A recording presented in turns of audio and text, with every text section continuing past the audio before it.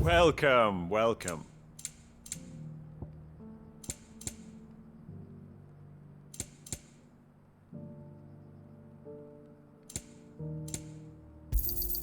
A fine choice.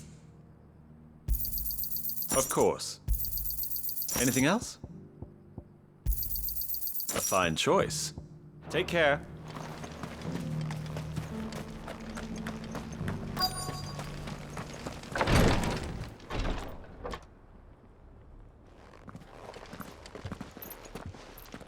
Your Grace, my lord, I trust your journey was not overly onerous. Cyril, you found a letter from Father? Yes, I have it here.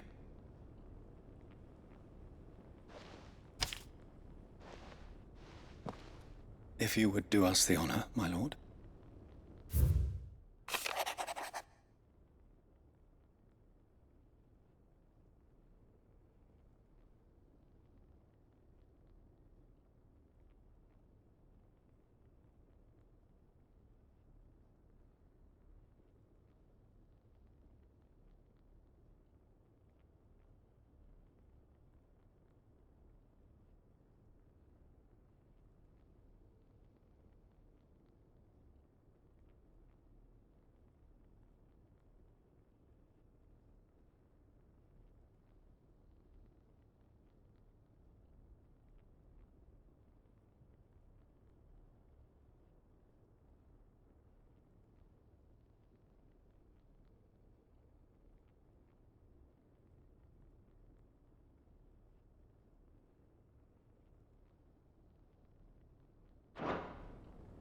An inheritance.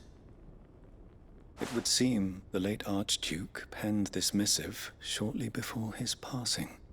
The day before we left for Phoenix Gate. What are these plans he spoke of? His plans for the duchy, Your Grace. Your father entrusted them to my predecessor, the former bearer of the Burning Quill, who entrusted them in turn to me. The complete emancipation of bearers is their stated aim. But your father's dream did not end there. His Grace also spoke of building hospices to care for those stricken by the curse, and the founding of a new university to further the development of non-magical technologies.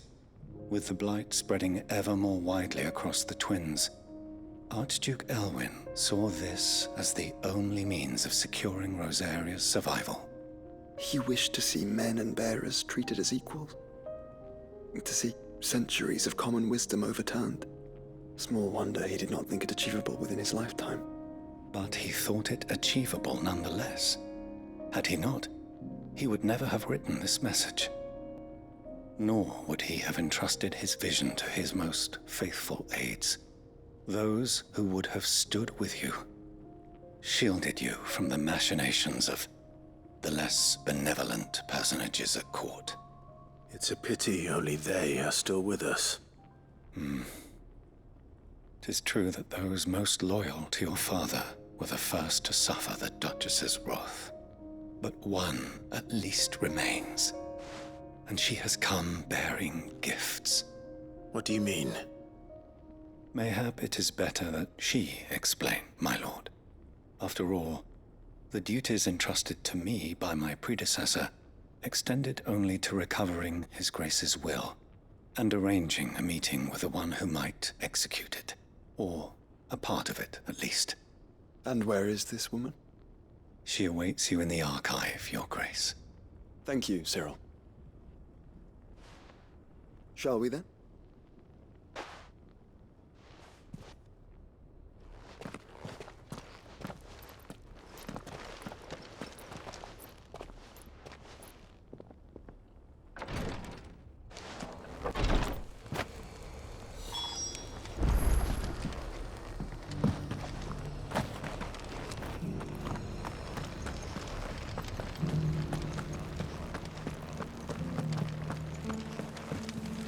This is the Requietry, an archive where we of the Undying collect and collate our findings. Fragments of Ultima's true nature surely lie buried within these pages. We have only to unearth them.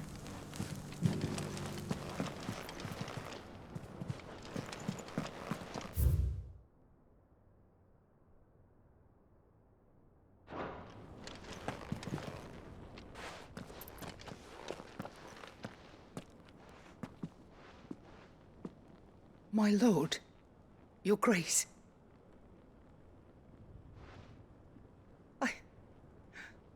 I hardly recognize you. I am Goditha, retainer of House Rosfield, loyal servant to the Phoenix and his shields. Your father, the Archduke Elwyn, entrusted me with the delivery of a gift. I only hope you can forgive my tardiness in bringing it to you. Lift up your head, Lady Goditha. You have our gratitude for your service to our house and to our father. I merely did my duty, as any proud Rosarian would. My lady, perhaps you could explain a little more? What exactly is the gift you bring? As I'm sure you know, it has long been the custom for the children of House Rosfield to be presented with certain keepsakes upon their coming of age. Indeed it has. Our father often spoke of the day when our turn would come. And had he lived to see it, he would have presented you with the treasures I bear. Matching armbands for you both. Alas, he did not live. Indeed, he was taken from us even before they could be completed. He had intended to claim the Heartstone with which each armband was to be finished himself, but it was not to be. And his gifts remain incomplete. I see. It saddens me to bring them before you, as they are. It was your father's wish that you be presented with the finished articles, not these works in progress, but with his grace long since gone, and the stone left unclaimed. I had little choice. You are grown men now, and his house is yours.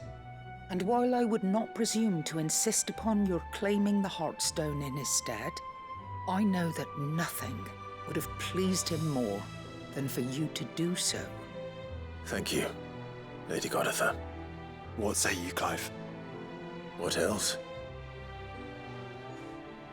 Of course, my lady. May our father's will be done. Oh, I am much obliged. Do you know where we might find this Heartstone, my lady?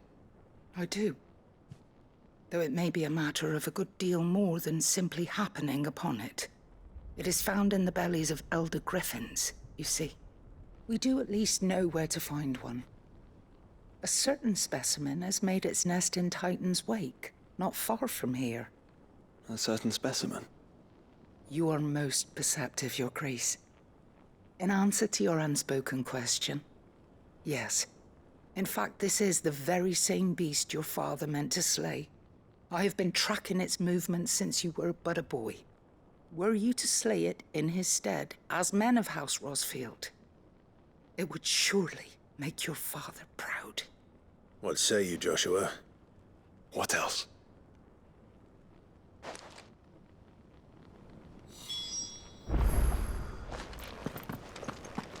Titan's Wake is to the south of here. But we must not be hasty. The good lady has been disappointed once already.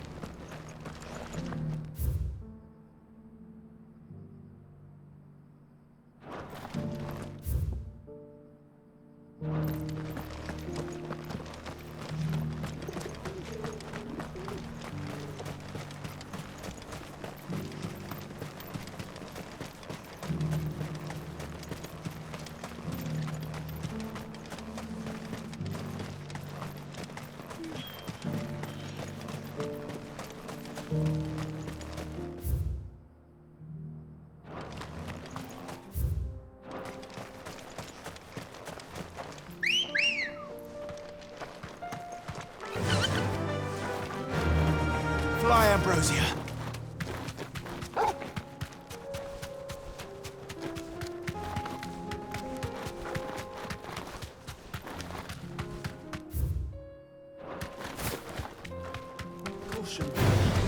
Time to fight.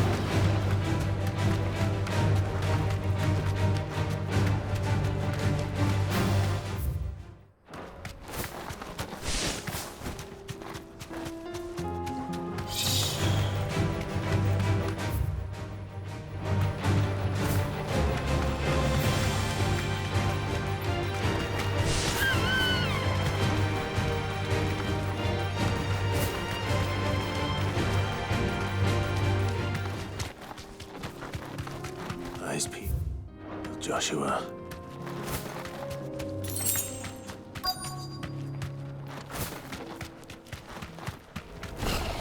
There it is.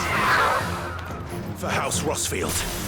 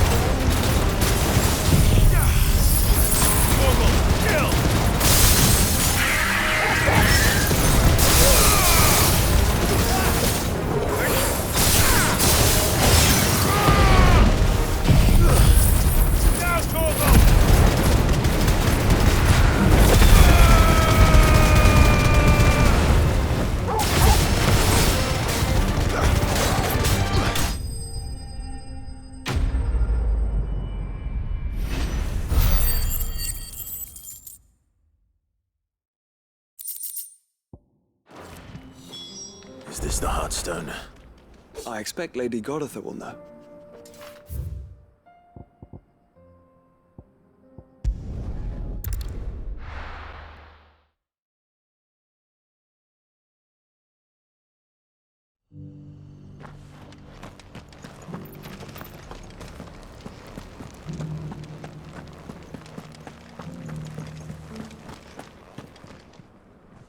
Oh, thank the Founder you were safe.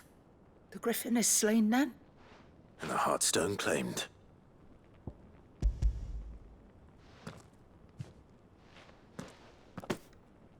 Yes. This radiant luster, like frozen flame. It is just as your father described it. Thank you, my lord. Your grace. Your father would be so proud. Lady Goditha, the lapidary is ready. Thank you, Cyril. I will be with him shortly. If you would excuse me, I shall have the stone cut and set forthwith.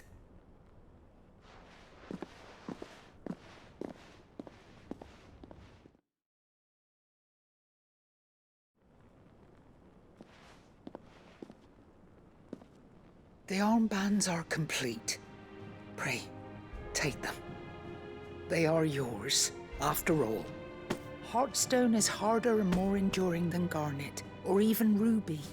It symbolizes unwavering will and devotion. And the graven vines encircling the stone represent the unbreakable bonds between you. It's a message.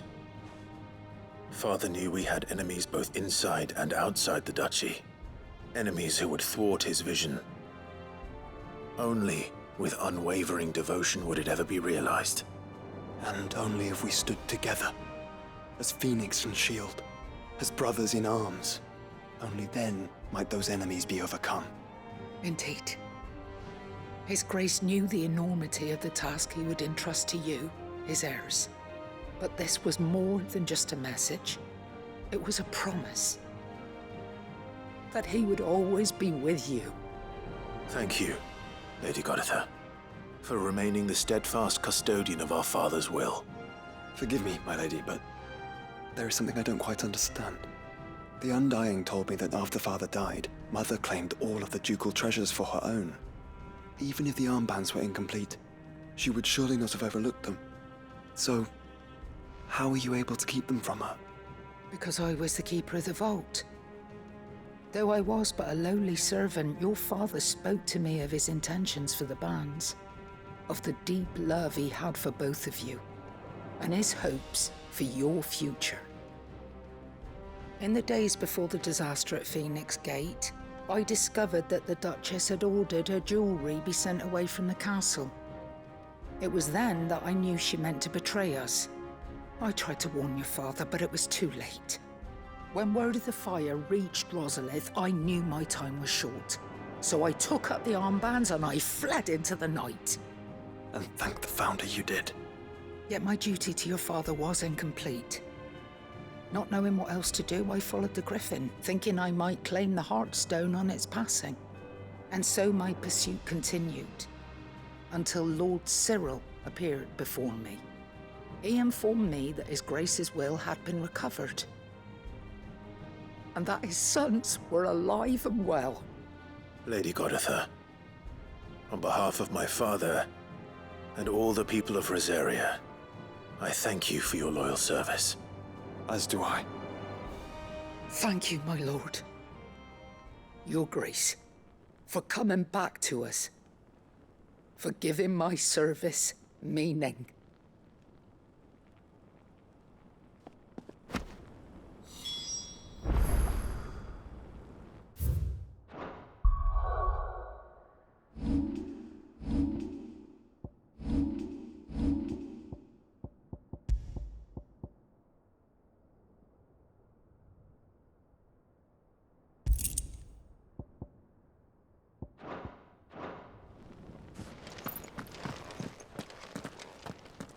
The bands suit you well. It must be gratifying to finally receive the inheritance that was denied you for so long. It is. And we thank you for the part you played, Cyril. If you would permit me to play my part a little longer, might I suggest that you make your way to your father's memorial atop Hawk's Cry Cliff? Let him see that you have received his blessing, and that his vision lives on in you. I suppose it would be churlish not to. What do you say, Clive? Should we pay Father a visit? I think we should.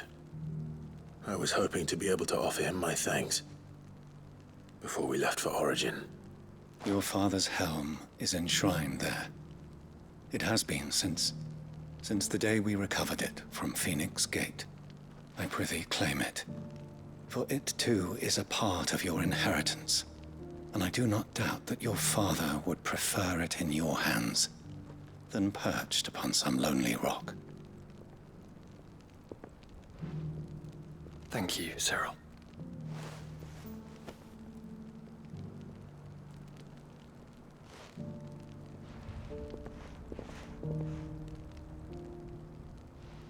Come on, Clive.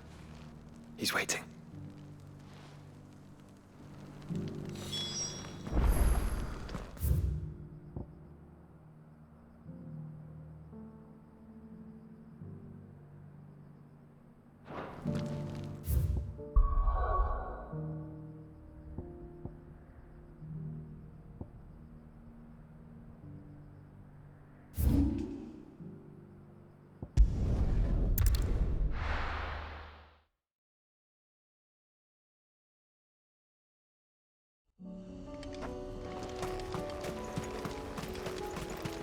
Unwavering will and an unbreakable bond.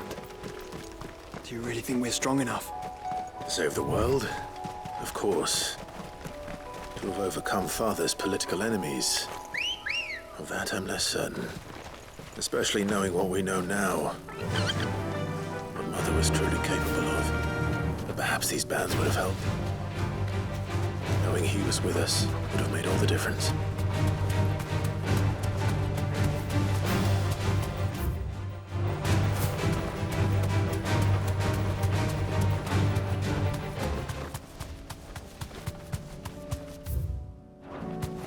It's just back there.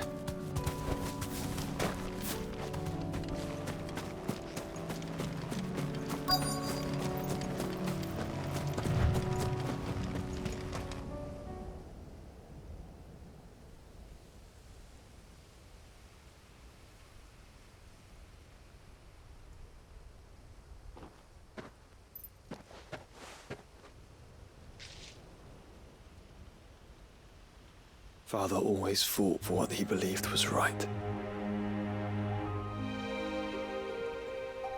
It wasn't until that night at Phoenix Gate that I realized I had never fought for anything.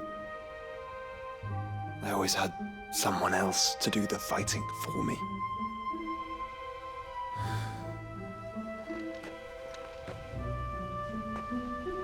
No matter how fate conspired against him, he never lost heart, never looked back, never stopped fighting.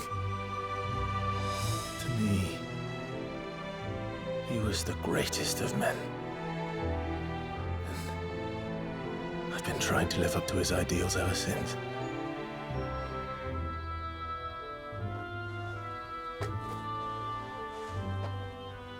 We all have, Clive. We all have. And we'll keep trying. Because that's what he would have wanted. What he would have done himself. Even if it meant standing against the very gods in the heavens. I shall be borrowing this, Father, if I may. That you might watch over us as we follow in your footsteps.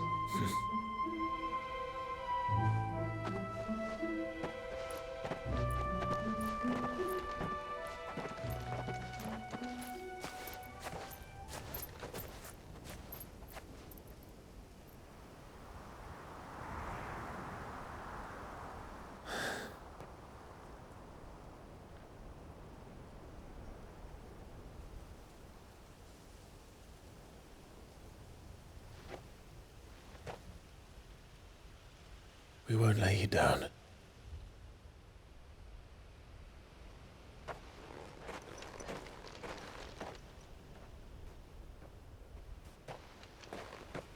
Onward then. Onward. To the end. And to a new beginning.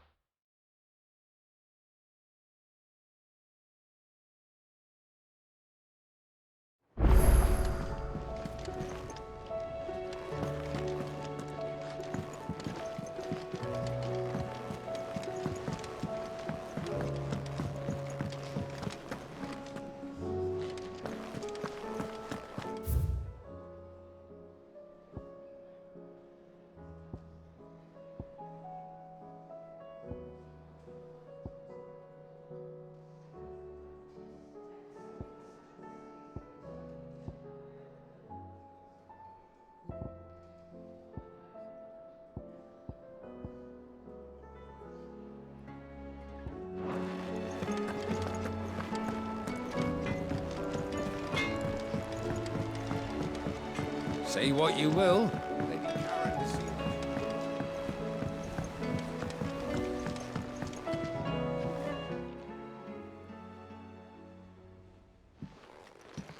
Pining for something, boy. What is it? What do you see out there?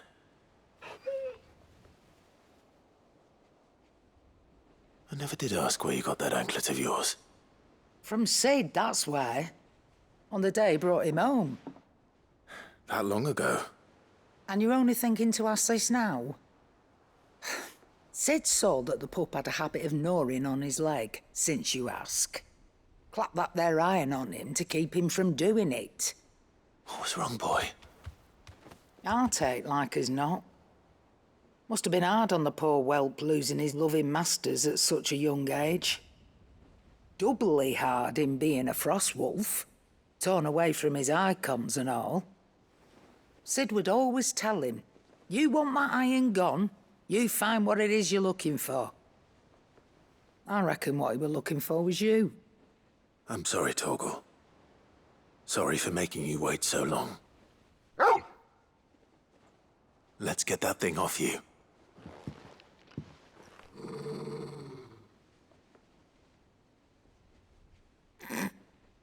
Doesn't sound like he wants it off. Indeed. You miss Sid as much as the rest of us, don't you?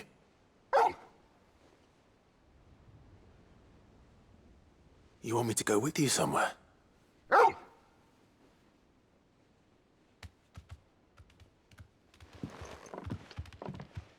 Quick, aren't you? Glad you've been paying attention. Not nearly as much as you have, Lady Karen. Aye, good thing and all. It's not like Gav would have kept him in nuts and rubbed his belly these past 10 summers. Your kindness is appreciated. You've been a good friend to him. Only because he doesn't talk back like the rest of you. Go on now.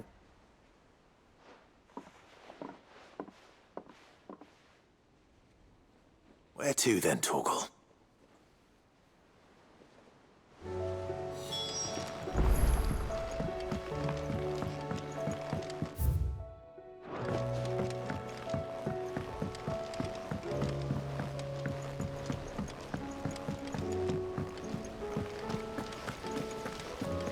What do you think happened to Miss Middledore? I heard she was...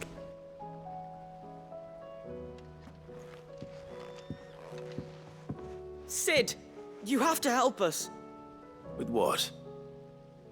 You didn't take apart another of Mid's contraptions, did you? No? Well, yes, but that's not what we want to talk to you about. It's Miss Middledore. She's been acting strange. Very strange. She's barely ever around. When she is, she acts like we aren't even there. Her head's in a crowd.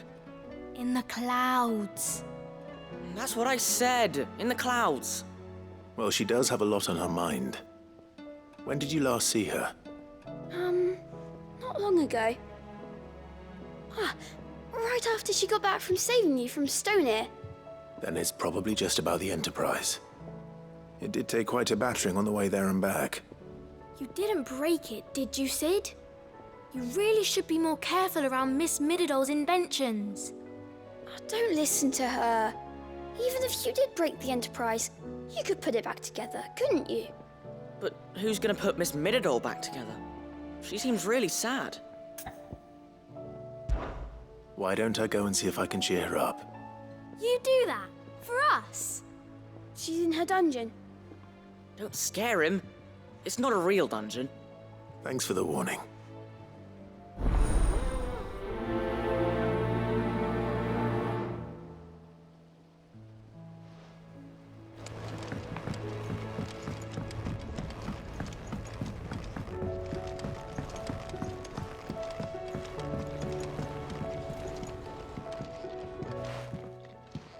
Mid, if you have a... That's it! I knew it! The answer was right here under my arse all along! If this doesn't steer to the skies, nothing will. To the skies? You aren't trying to give the Enterprise wings, are you? What else would I be doing? The children seem to think you're avoiding them. They're worried about you. Is this really so important that you need to shut yourself away from everyone? The Enterprise is already the fastest ship in the realm, and that's with the sea beneath her. But what if she weren't bound to the waves? What if she weren't bound to anything at all? It's not fair. The gods get the skies all to themselves, so I'm gonna do something about it. The Fallen had their chance, but they relied too much on magic. And see where that got them? But not me. I've discovered how to do it without. Well, almost. First, I need to make a prototype. And is that a one-woman job? Are you volunteering? I'll have you know the Enterprise is my baby. But if a godfather's offering to lend a hand, I'd be happy to take it. First, I'll need oil, and not just some old drippings from Miss Molly's spits in the tub and crown. Refined stuff, like they make in Ordil. Then I'll need some bone, or shell. Light, strong, preferably no longer attached to the beast it belongs to. If it's beast bones you're after, I'm sure the curse breakers will know where you might find some. No, they'll know where you might find some. You're the one who offered to help, remember? I should speak with one of the curse breakers before I set off for Old Hill. See if I can't find this bone while I'm there as well. Has Midadol mentioned a new project yet? Not exactly. She seems preoccupied, but then again, when isn't she?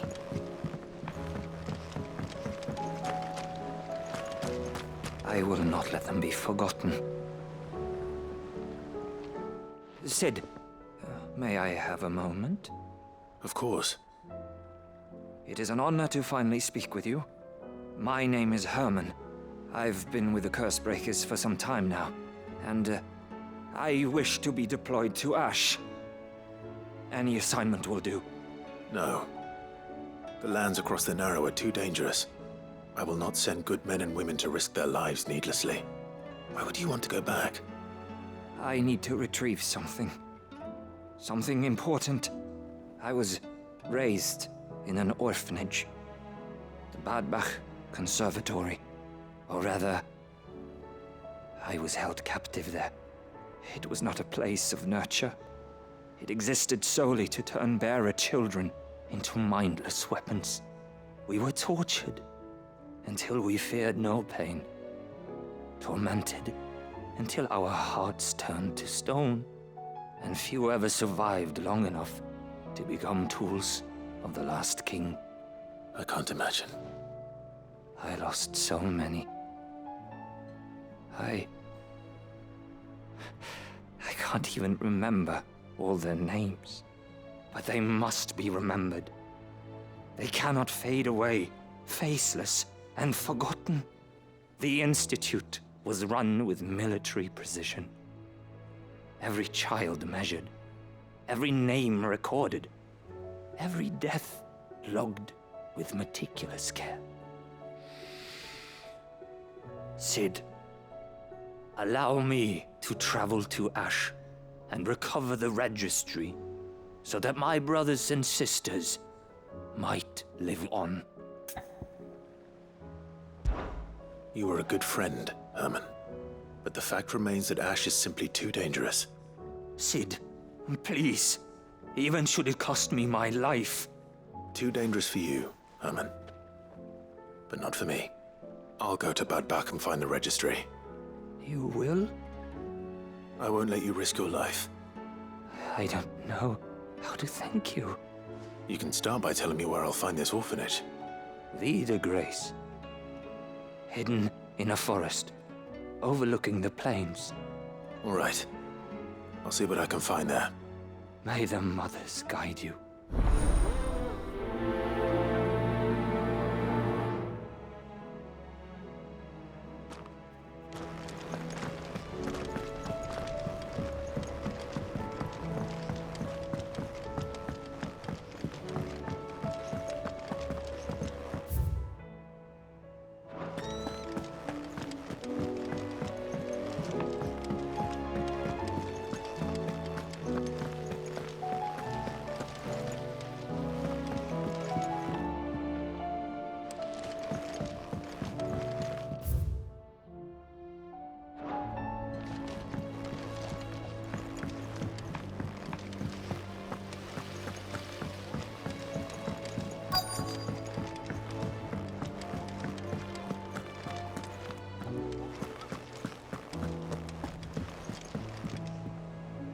Vivian, I read your note, and I'd be happy to help you find the book you're looking for. Thank you, Clive. But tracking it down will not be easy. Are you sure? Please. You have always granted me your wisdom and insight whenever I asked. It's only right that I return the favor. Or at least attempt to. You are too kind. Alas, what I ask of you is rather more trying than delivering the odd lecture. I spoke with Harpocrates to see if he had any inkling as to where another copy might be found, but... But perhaps it is best that you hear the details from him. If you say so. Forgive me, Clive, for asking this of you. But this book, it set me on the path to becoming who I am today. Its importance cannot be overstated.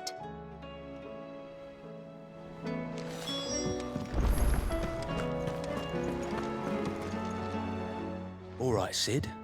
Come to buy us around, have you? Only if you earn it. Mid needs a piece of light but durable bone for her next project. You've encountered your share of beasts on your travels across the realm. Any ideas? Most bones are the same. Whack 'em hard enough and they'll break. If it's durability you're looking for, shell will serve you better.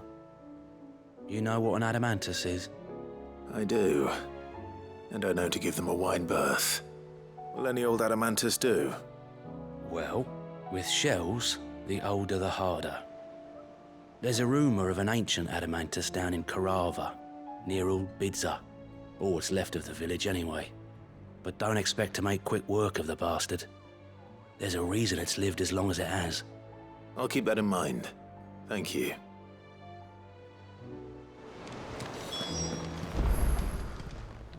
How may I help you today, Clive? Come to claim your just desserts? Here you are.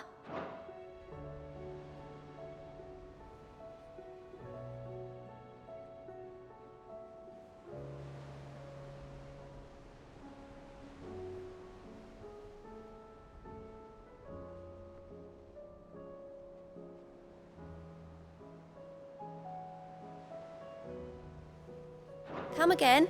I may have more for you.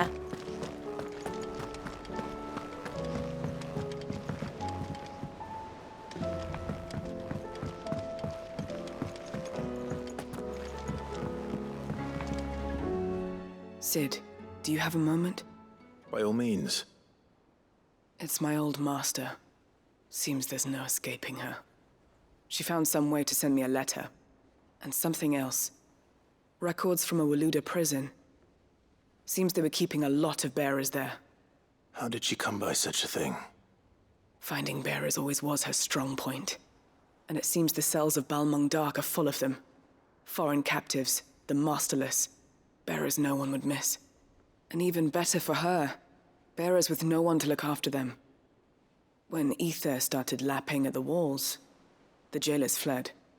Leaving the bearers to be liberated by whoever happened to come along next.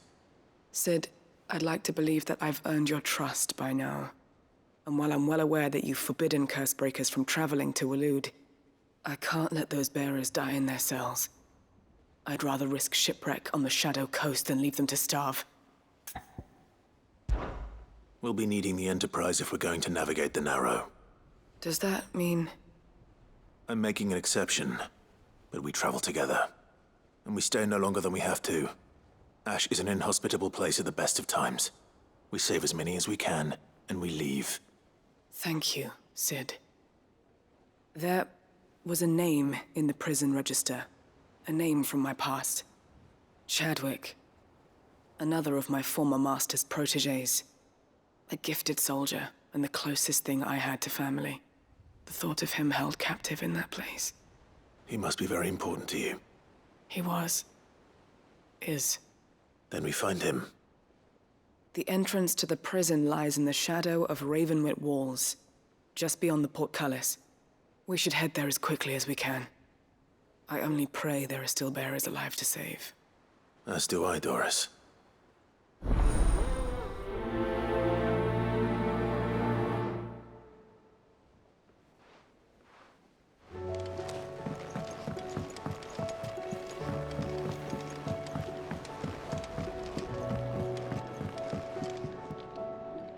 right, Torgal.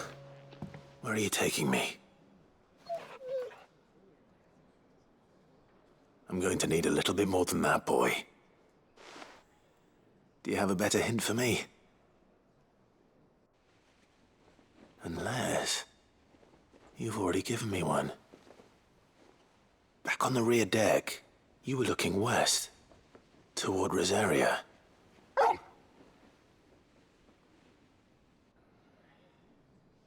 Why don't we try the rookery?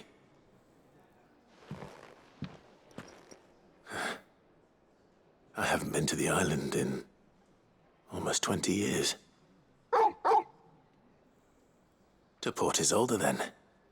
Fingers crossed the old mooring is still there.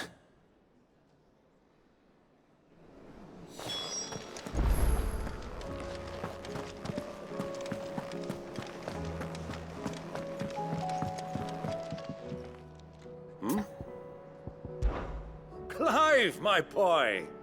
Rutherford informs me that we owe you our thanks. Hadn't intended for you to get involved, but such are the times we live in, huh? I would have done the same for anyone else. You're far too modest, Clive. You'd make a terrible nobleman. But tell me, is the realm truly in as dire a state as Rutherford suggests? From what little I saw, you were right to be worried. I suppose I should have expected the worst. But I was rather hoping the great and good of the realm might have things a little more under control. Alas, it seems that firm leadership is in short supply these days, and without it, the people are bound to lose their way. We must move quickly. But where do we start? True, the challenges that face us are many. But in my estimation, there are two key areas to be addressed before any other. The realm's armies and her larders. As you've seen firsthand, it's every man and woman for themselves out there. Certain cities have banded together to try and maintain some semblance of order, yes? But such cases are few and far between. And yet, the only remedy for the chaos that faces us is unity. A unity that transcends even the borders laid down by our ancestors. In short, if Storm does not stand together, she will fall apart. But how would one even begin to unite the realm? The armies, my boy. As I told you already, we begin by restoring order among the ranks of those sworn to maintain it. Sadly, I doubt I could convince even the lowliest gaggle of privates to dig a latrine together. But I do know someone the High Commanders have been known to listen to on occasion. Field Marshal Eugen Havel. I thought he was retired. He was, until an Akashic army tore through Randalar and killed most of the rank and file. There is no man alive more capable. Literally. And as luck would have it, I've already spoken with him on the matter. Of course you have. And he's agreed to help. On one condition. That he first speaks with you personally. Havel has always been a man of frustratingly rigid principle, and he has certain qualms about clasping arms with, well, with an outlaw. I extolled your many virtues as best I could, of course, but the old goat was adamant that he be allowed to appraise you in person. You don't mind, do you, my boy? Of course not. As long as chaos reigns, we will never build a better world. I'll do whatever it takes. And if the Field Marshal wishes to speak with me in person, then so be it. That's the spirit. I'll leave for Randalar at once. Would you send a Stolas? Of course. Rutherford is already in the Dalmekian capital. I'll have him tell Havel to expect you forthwith. Excellent. Thank you, Uncle. No, thank you, Clive.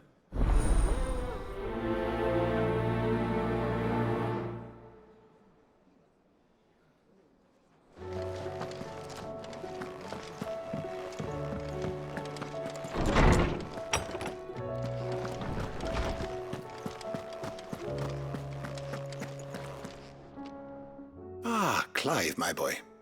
What a pleasure it is to see you. Harpocrates.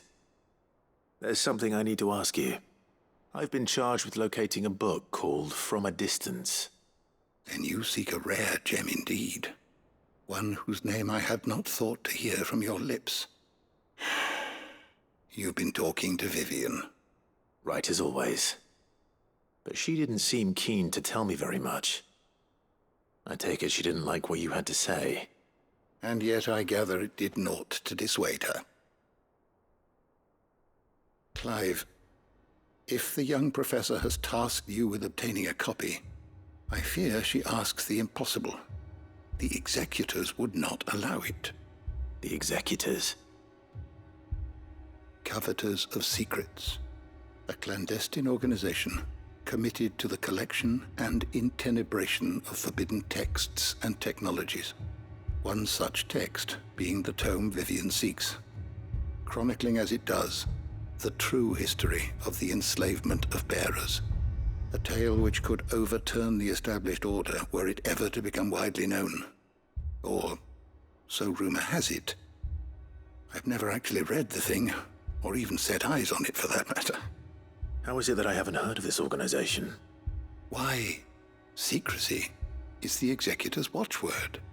They lurk in the shadows, emerging only to seize that which must be seized, be it books, inventions, or people, before disappearing again, leaving nary a trace.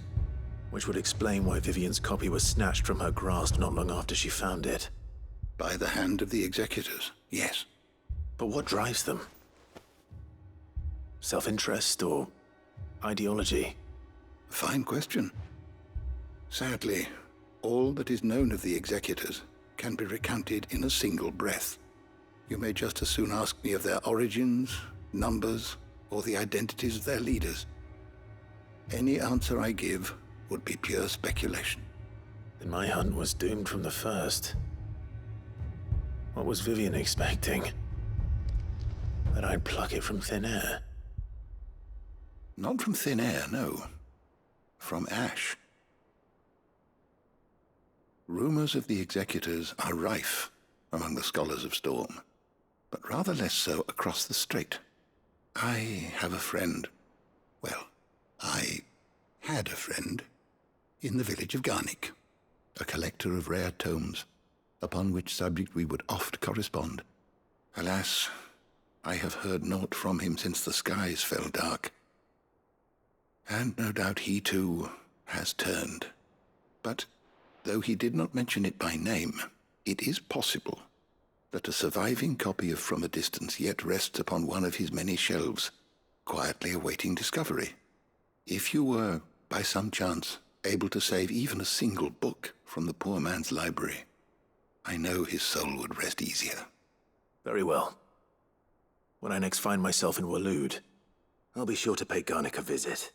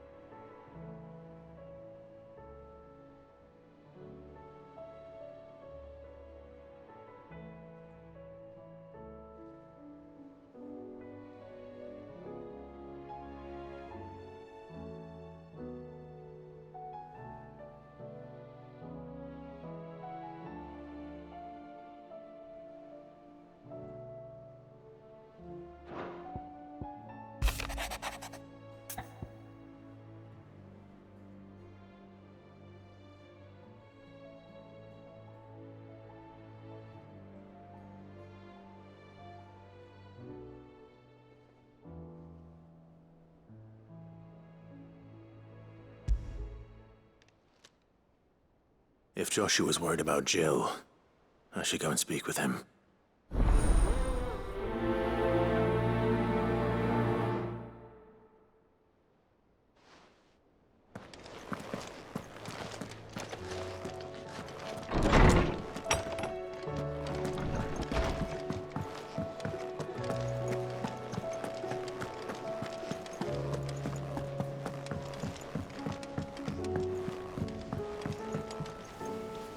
Joshua, I read your message.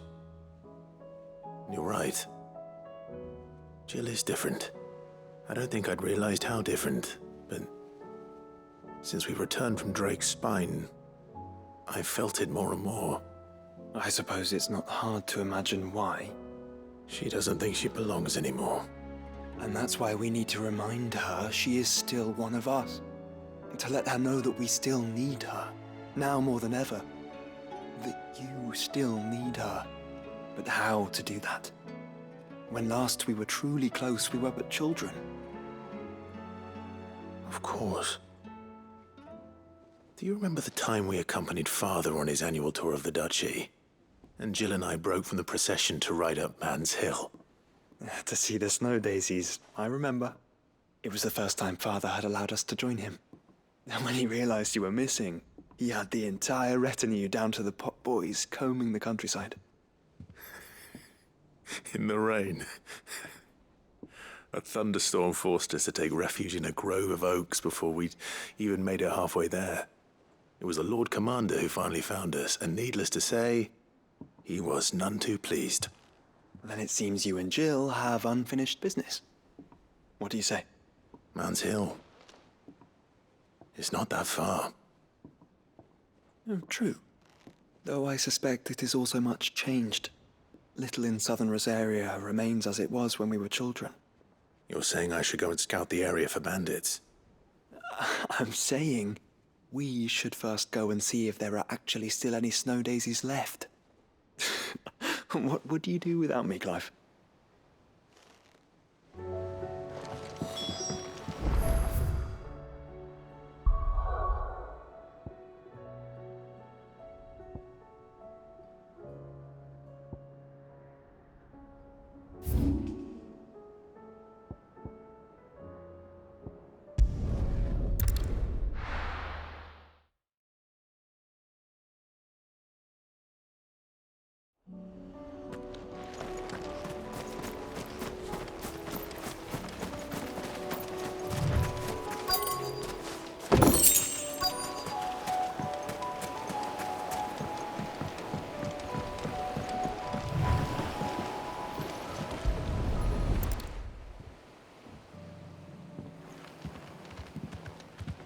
It's still here.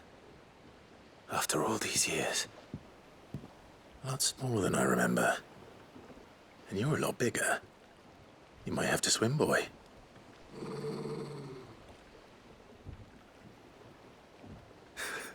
I wasn't being serious. You two go on without me. I doubt that boat will hold a third. If you're sure, we won't be long. Hop in, boy.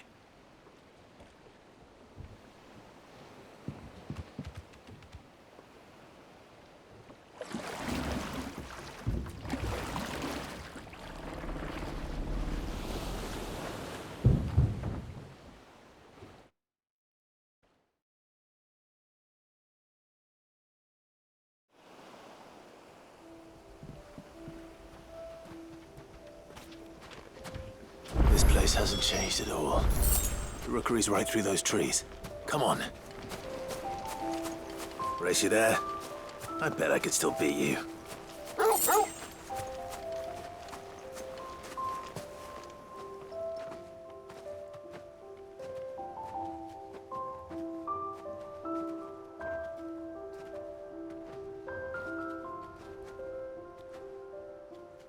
Here we are. This was our hideaway. Wasn't it, Torgal?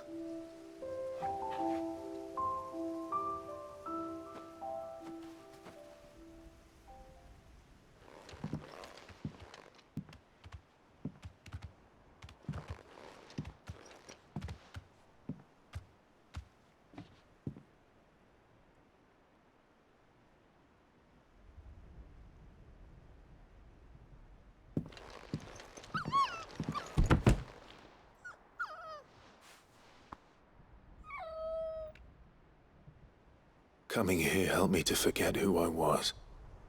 Or wasn't. Prince, shield. Son his mother could love. Had I been any one of those things? Perhaps.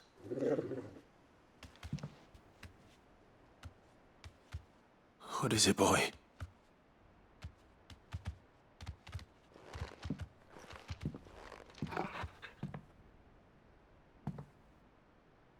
This is all from the castle. In Phoenix Gate. Did you bring these here?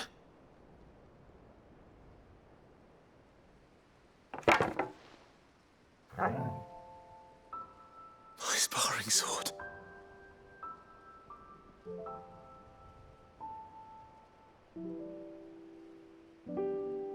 Well, well. You never stopped looking for me, did you, boy?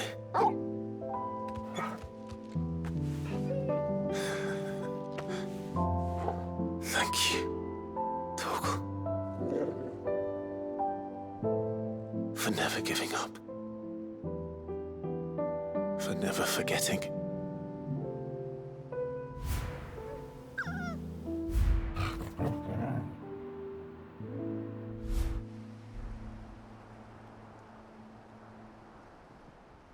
Let's take this with us, shall we?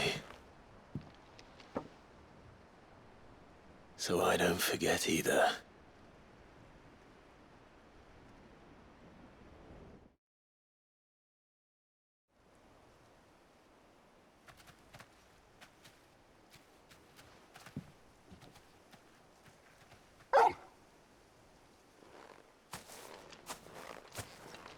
That's not the way back to the boat, Torgal. All right. I'm coming. I think I know where we're going.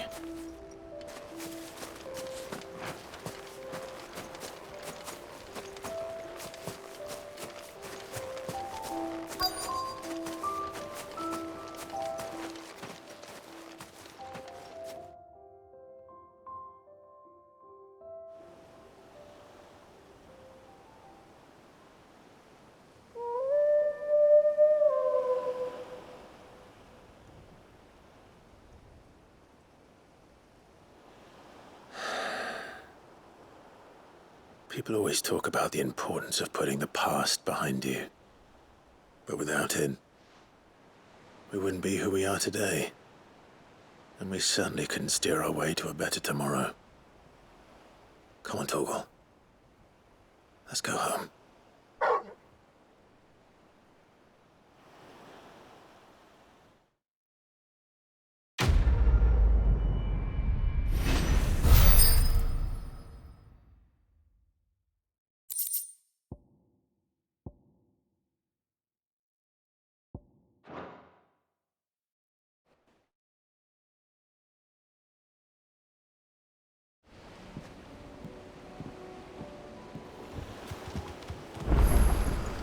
Sorry. Wait. We're ready.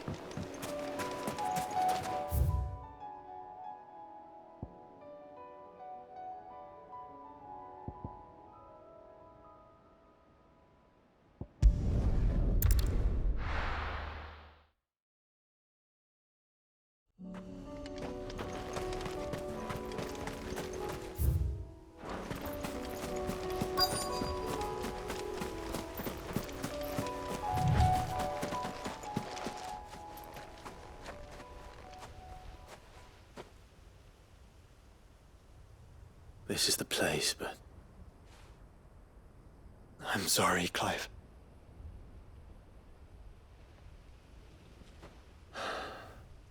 There's nowhere been spared. What do we do now?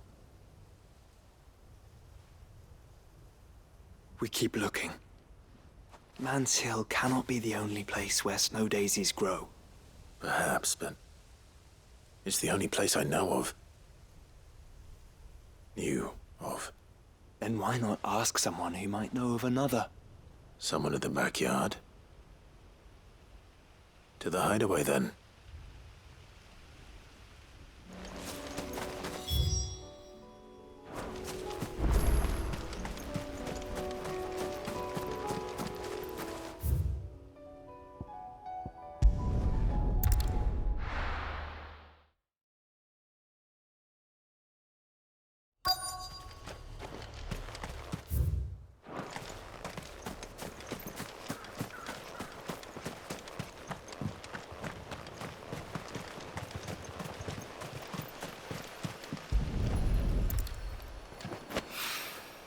It's well.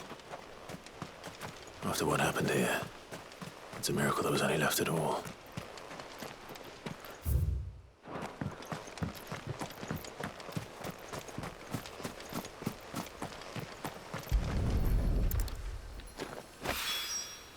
This should be enough.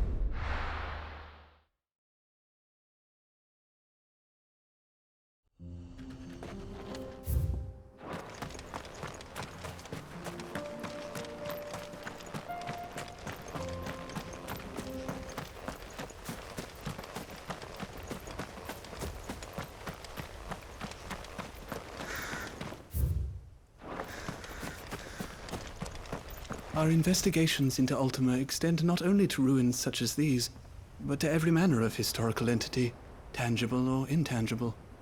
It is our honor and privilege to aid His Grace in this critical task.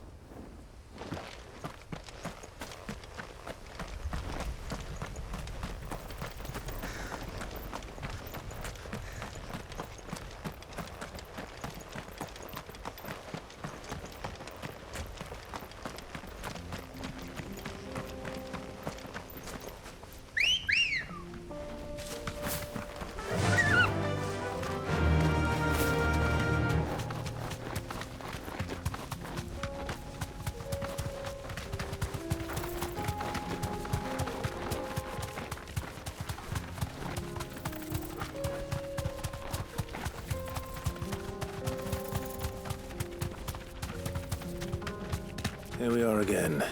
Carava. If you were a tortoise, Torgal, where would you hide? It looks like we found him.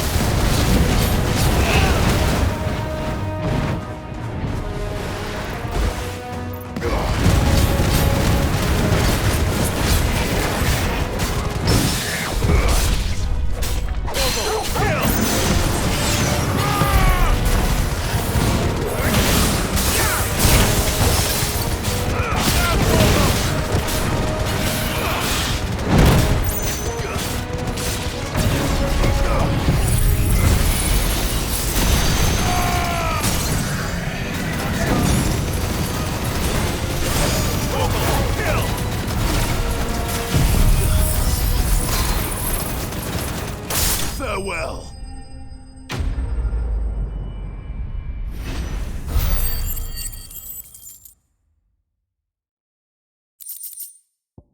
I better get these materials to Mid so she can finish her prototype.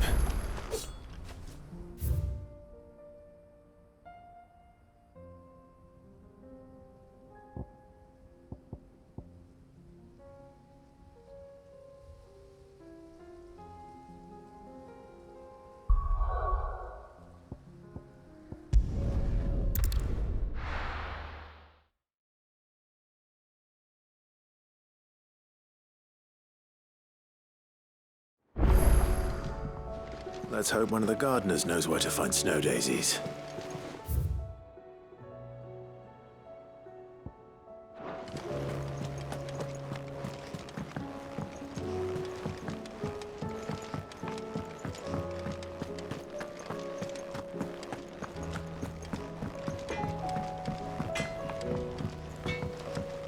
Say what you will.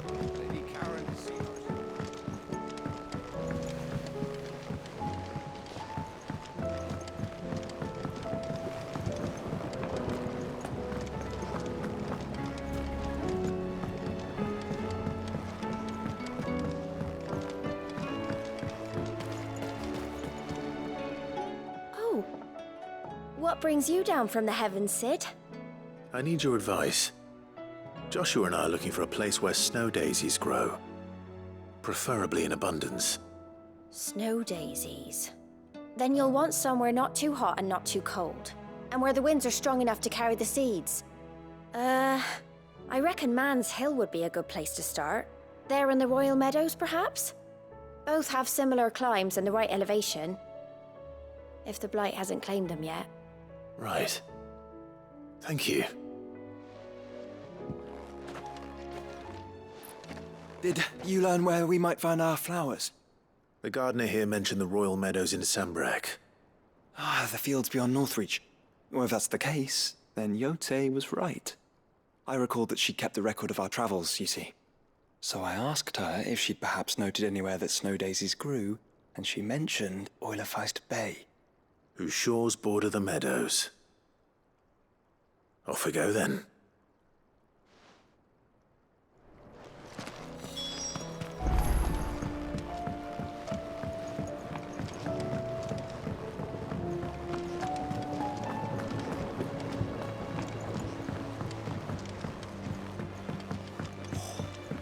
This should tide us over until the new moon.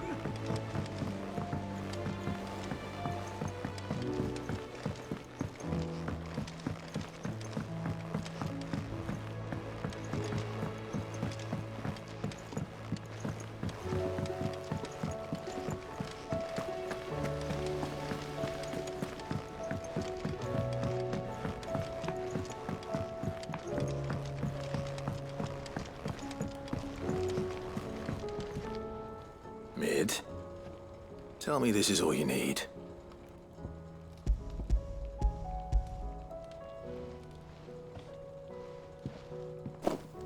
Aw, you make it sound like I asked you to save the world or something. Tell me this is all you need. It's most of what I need. After you left, I went over the figures again, and I realised I'd forgotten a 1 and a 0. And a cogwheel. Just a tiny one. Though, that's the problem.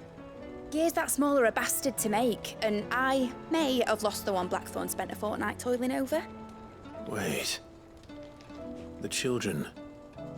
When they took apart your scales, there was a tiny brass gear.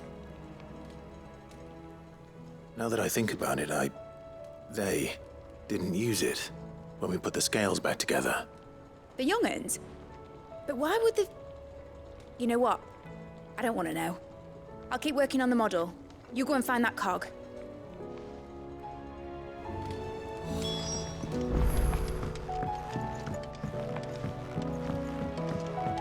Has Midadol mentioned a new project yet? Not exactly. Sid! Is Mid still hiding from us? She wasn't hiding. She's fine. She's just busy working on her next project. A new invention? What is it? What is it? Is it an airship? I bet it's an airship! Do you think she'll let us help? That just so happens to be why I'm here. She needs something special, something only you three can provide. A brass gear. A tiny one. One that might fit on, say, a set of scales? Oh, the one you forgot! We remember! We saved it, just in case. It's in the bag of bits. Since your lesson, we've been disassembling, then reassembling everything we can find. All the pieces that are left over, We keep under our beds, just in case. That's good to know. Look! I found it!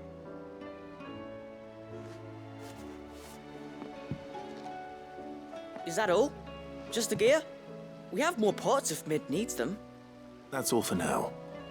But I'll let Mid know about your hoard. Just in case. Thanks, Sid.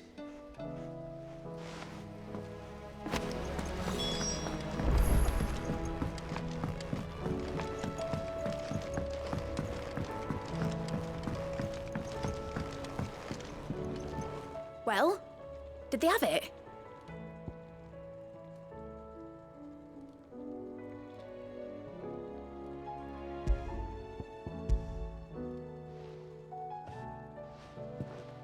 They did. And they kept it somewhere nice and safe. Will it work? Will it work? He's perfect! You're a genius, Clive. What exactly are you going to use it for? Only the most important job of all. The wings aren't going to move on their own. But with the right cog in the right place... Well, you just wait and see.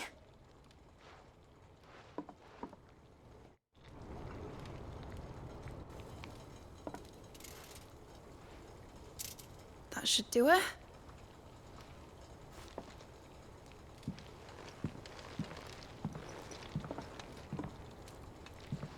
Here goes nothing.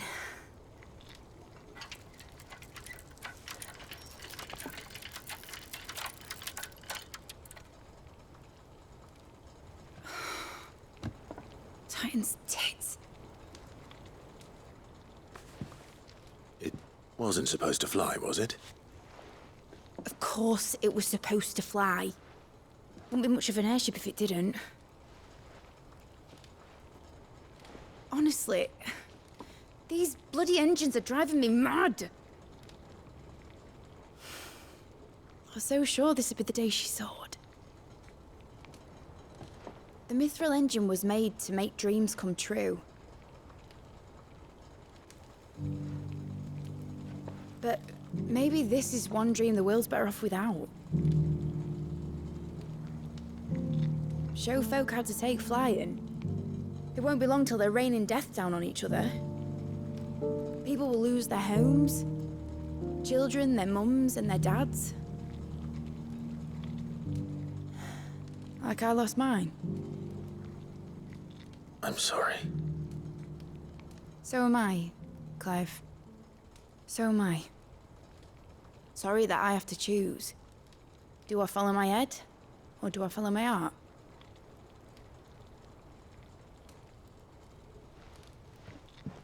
Good question. The first time I stood on the deck of your ship, felt the wind in my hair. It was like I was flying. But imagine how it would feel to actually do it. My dad always said there were two ways of living life. Chasing a dream or shuffling to your grave. And he were right. Right about a lot of things. Not that I like to admit it. People need dreams to chase.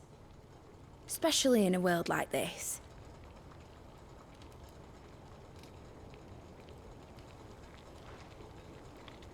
Right.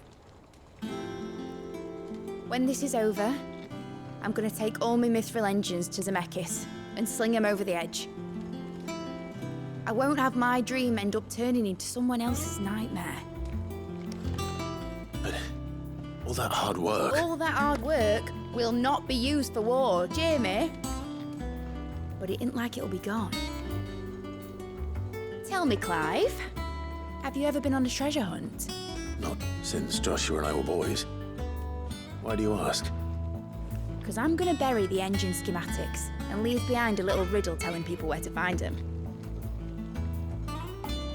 A really hard one, so that only the most dedicated dreamers will ever be able to work it out.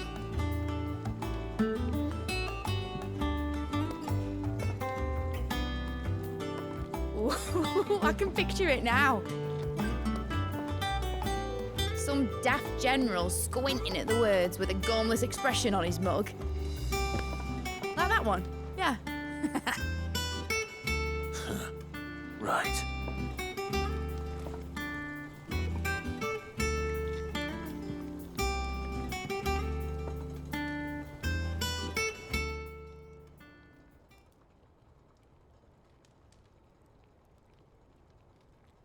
Of course, if I'm putting this engine at the end of a treasure hunt, I'll still need to make it a treasure worth hunting for.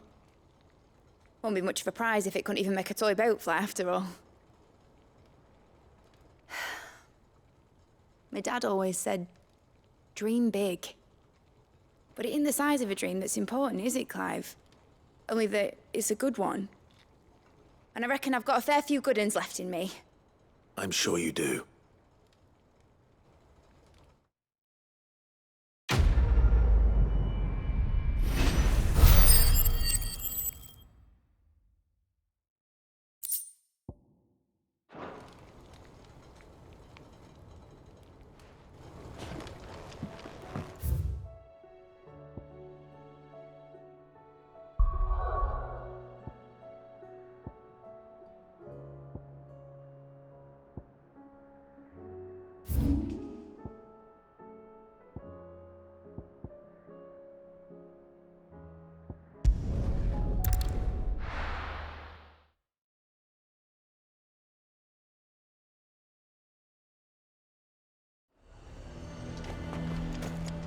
A fortress? The garrison is threatening to...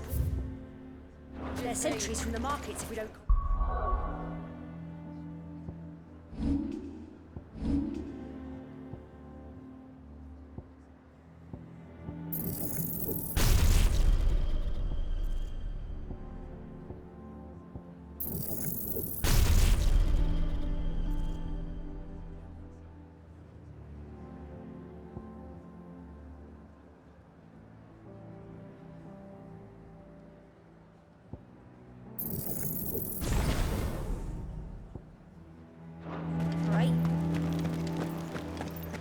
I would speak with this Duke. I saw the captain just now. Hang the Duke and his The bastards know better. What's... Say you then? Will you stand with me against my If father? Philippe is gone, who's our new captain? One of the Duke's guard, most likely.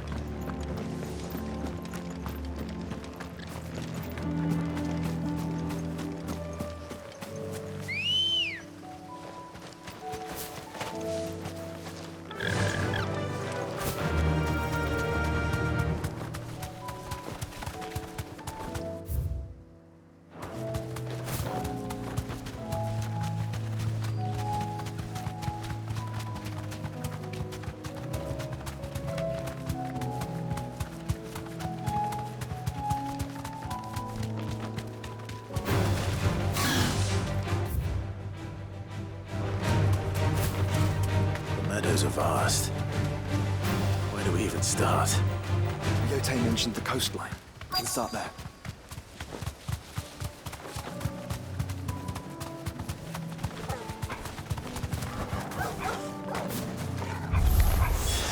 Look, brother. Do you see that?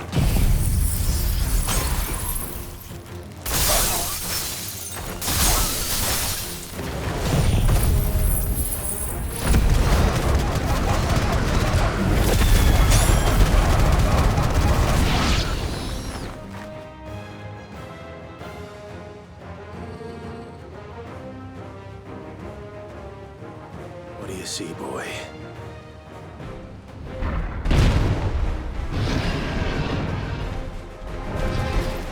Let's hope this is the last one.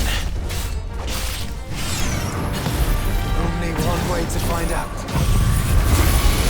All yours, Cromwell.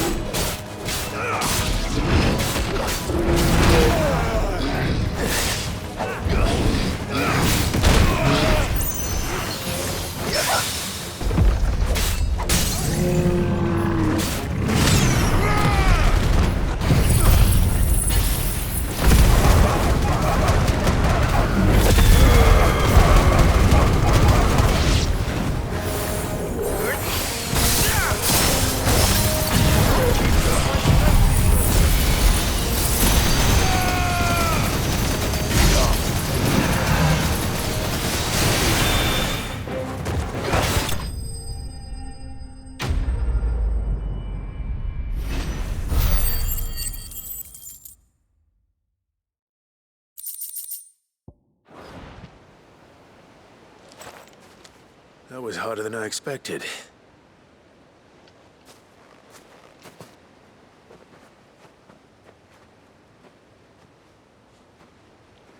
But found her. It was worth it. They're beautiful. Do you think Jill will like them? She'll love them. Come on. Let's go.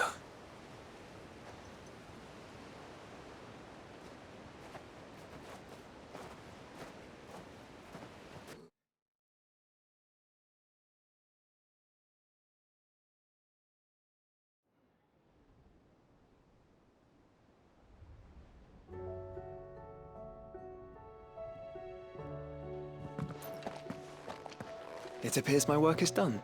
The rest, as they say, is up to you. Well, you and the skies. We wouldn't want another thunderstorm now, would we?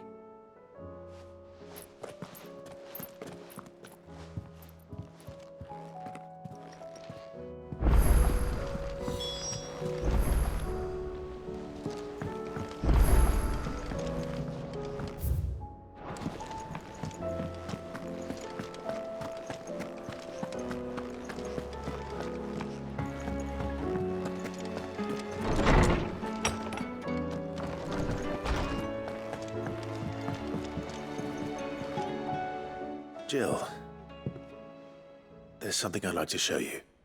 There is? And where might this something be? It's, not here. Now, I know this is sudden, but how would you fancy a trip to Oriflamme?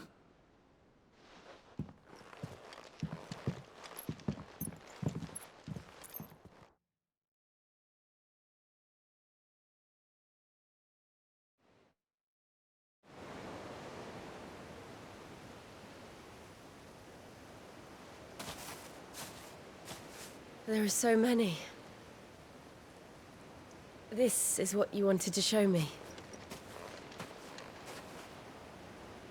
Yeah, I don't know what to say. You don't need to say anything. The smile on your face is enough. We've been worried about you. Joshua and I. Do you remember when I took you to Man's Hill? Or tried to? How could I forget? You saw me crying and thought a change of scenery might lift my spirits. In the end, it earned me a nasty cough and a stern scolding from your mother. But I felt wonderful nonetheless. I'm sorry. I had no idea what I was getting us both into. But I couldn't bear to see you like that. Before we left, my chambermaid told me she'd overheard your mother talking about my marriage prospects with some of the noblewomen at court. They were debating whether it would be more profitable to marry me off to one of the high houses instead of saving me for the ducal line. No one thought to ask me what I wanted. I was nothing to them. A pawn at best. I felt so trapped, so lonely. I didn't know. But I wasn't alone. You were there. Your hand in mine as we ran for those oaks. And I knew then, no matter what happened, I would be all right. I'll never forget that feeling.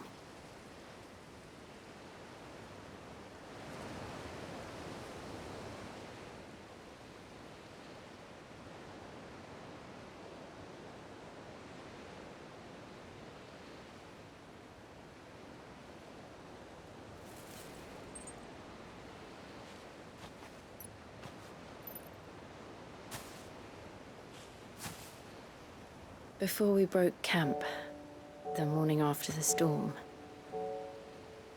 do you know what I did? No? What? I slipped away from my governess to climb the tor. And from there I saw a sea of petals, all reaching for the sun. And I realized No matter how terrible the night, dawn would always come.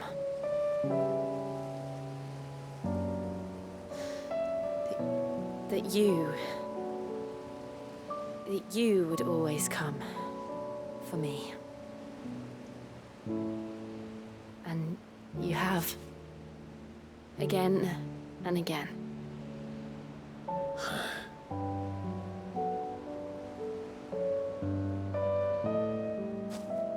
Where do you see us? When all this is over?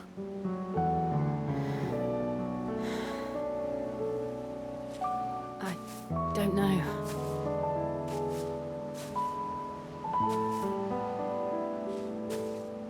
Not here, though. I think I've outgrown the twins. After everything we've been through, the realm just seems so small. I'll need some space to spread my wings. Then that's what you'll have. And I'll stop at nothing to see that you do.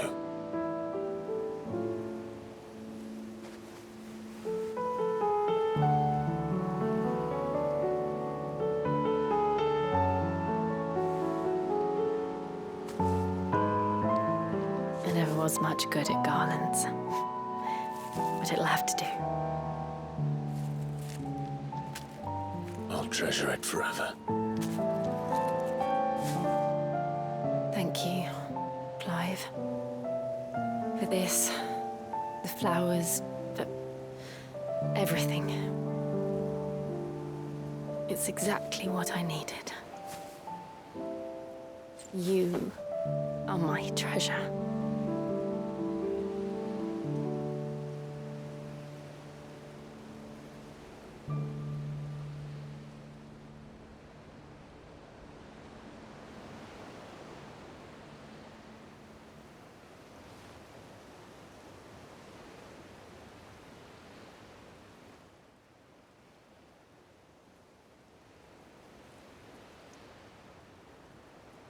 We should probably be getting back. I expect the others are wondering where we are. You're right. There's still much to do. And we'll do it together.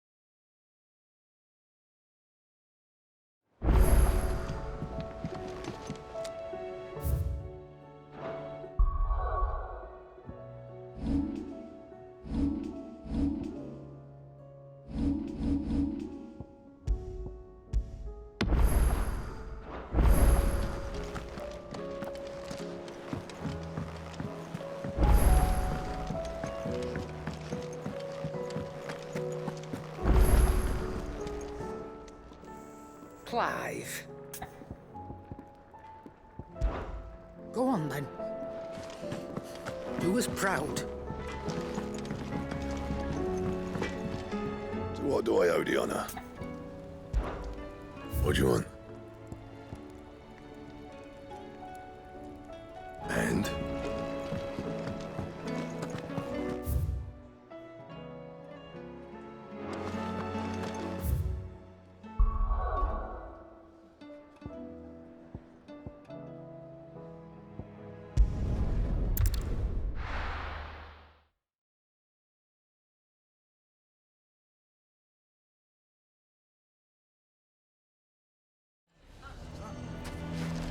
Why the hell would Victor take the...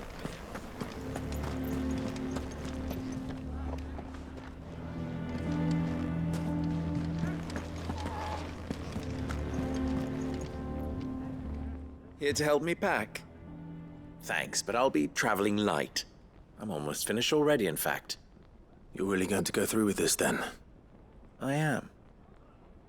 But before I go, there is one small issue I'd like your assistance with. Well, two, in fact. If it's within my power to help you, I will.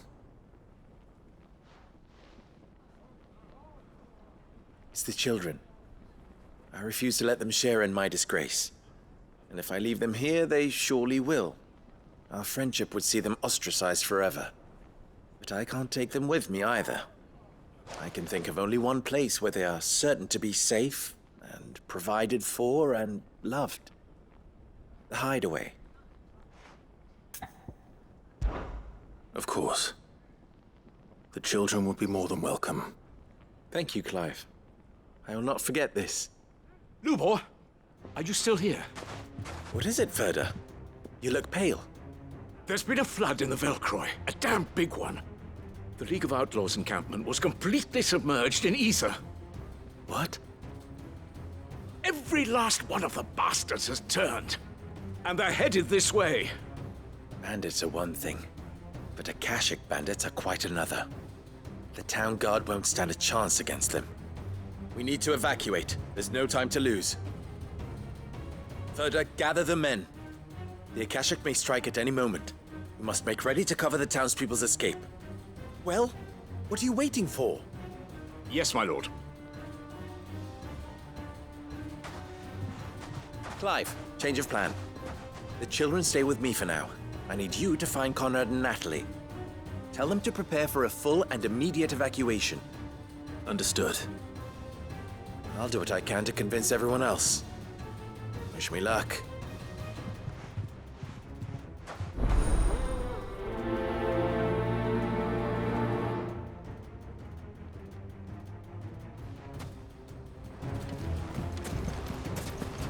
What's an You have to listen. Me. They're coming. You need to evacuate. Why do they always have to make such a fuss outside? Ah, it's you. What do you want, Lord Underhill? To pass on an important message. There's been an ether flood out in the Velcroy. The camp where the so-called League of Outlaws were gathering has been swallowed. They're no longer just bandits. They're Akashic now, and they could be here at any moment. You need to begin preparing for a full-scale evacuation right away. Oh, do we? And who was it who gave you this disturbing news, might I ask? Lubor, perhaps? The man spreading the same poison out in the square as we speak. You may believe his lies, my lord, but we know better. But why would he lie about something like this?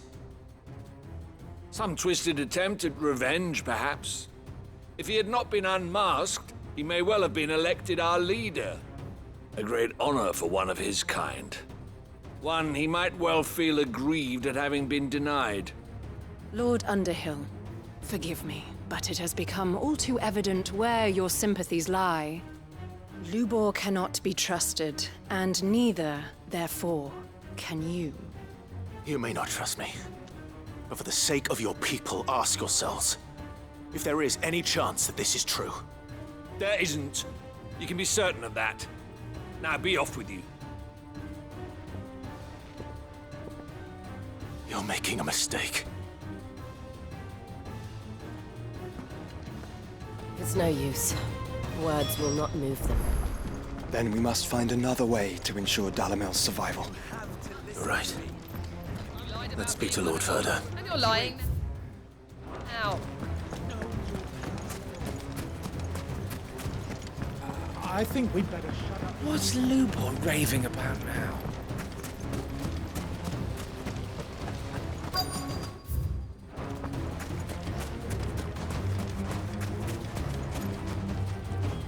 Lord Furder.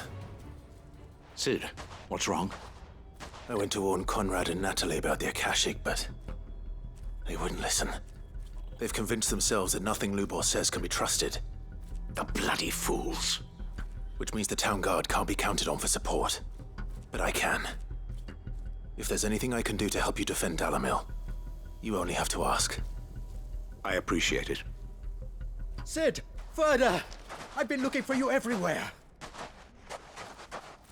Victor? I thought you'd left. I couldn't abandon a friend in need. And Lubor is in need at this very moment. Come quickly.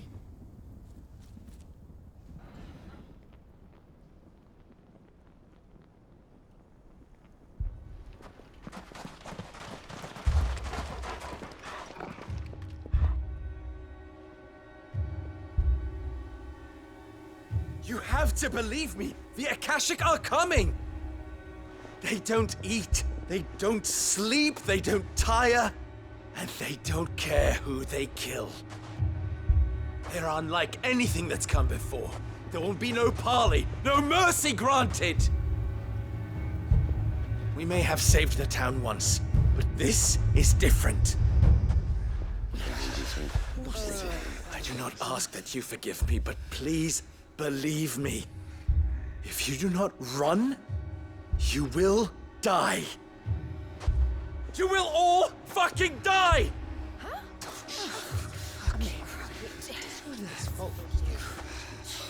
You'd like that, wouldn't you, bearer?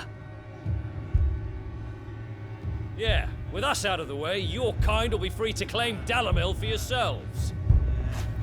You should run! Run, bearer! Yeah, run! Run! Far, far away! Run! Just go! Yeah. Yeah. Yes! Go! Come on, then. Go on! Go! Just go. Just go. Lubor. Wait. Someone's coming. Go. Come on! Stop! You're hurting him!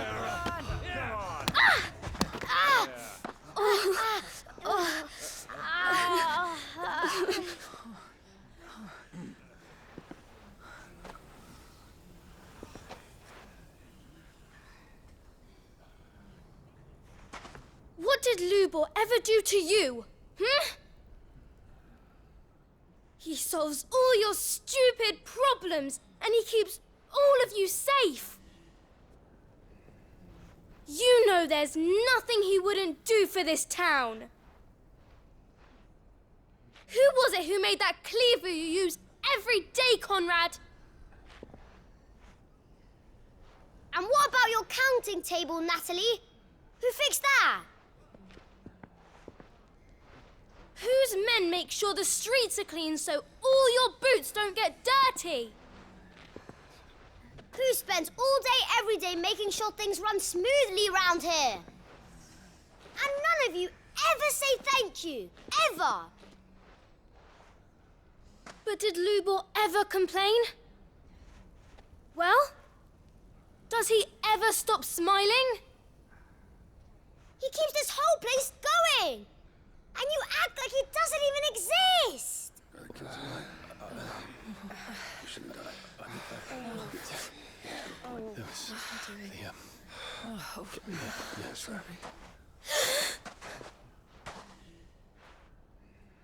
Lubor, we've heard enough.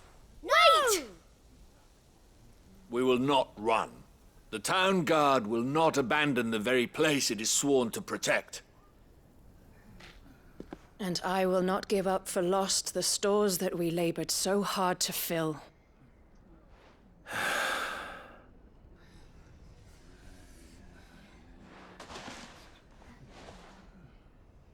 So tell us, how do you propose we deal with these Akashic of yours?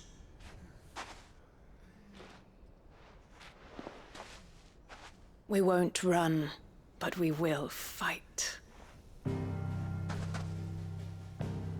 All right, then.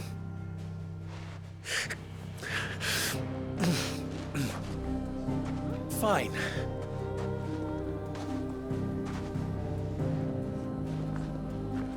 Gather around if you don't want to die.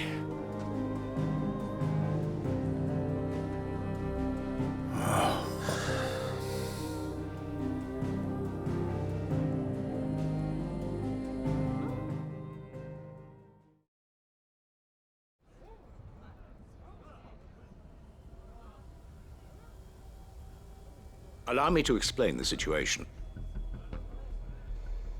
The ether flood occurred near the village of Cheratina, deep in the Velcroy. The place had been abandoned for years, until the League of Outlaws decided to make it their base of operations. Now they're all turned, and if the scouts' reports are correct, heading in this direction. They are mindless monsters, driven only by hate and rage, and they are utterly unpredictable. With the bandits, we at least knew how and where they were likely to attack. When these creatures come, Dalamil will have the bitterest fight it has ever faced on its hands. The town guard will muster at the north gate. The rest of us will take the south. Both forces will provide men to serve as scouts and messengers, ready to spread word of the size and nature of the Akashic force as soon as it is spotted. And as soon as it has been, we will converge on its position and see that it is driven back from Dalamil at all costs. Conrad, can I count on the support of the town guard?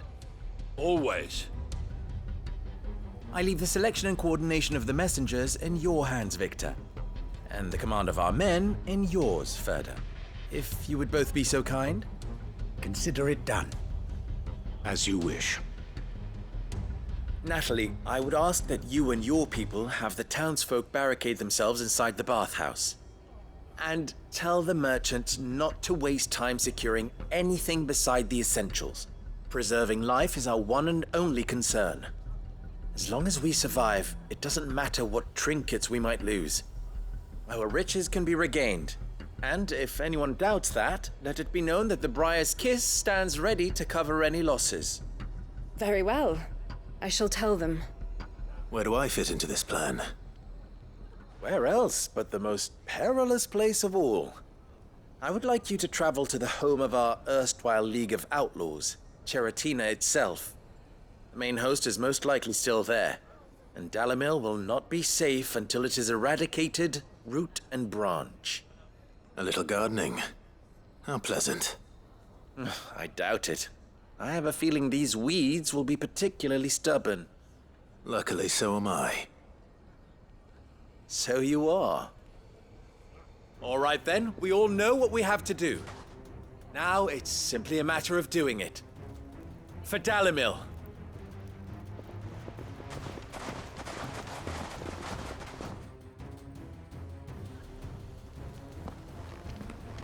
Looks like everyone's ready. I'd better not keep them waiting.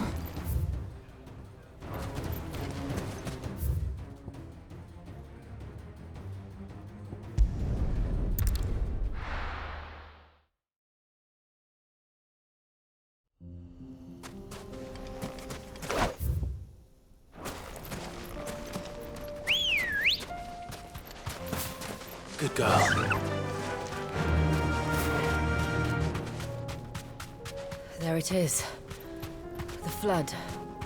But what's waiting for us inside?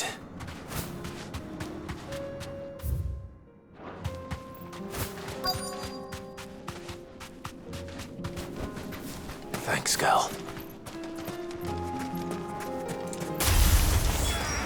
We can't leave a single one alive.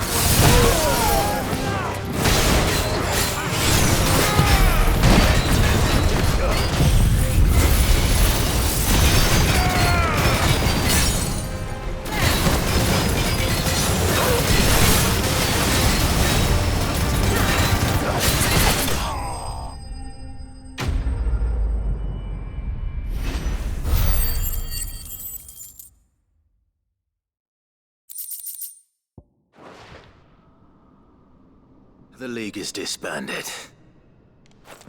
I should get back to Dalimil and see how the others fared.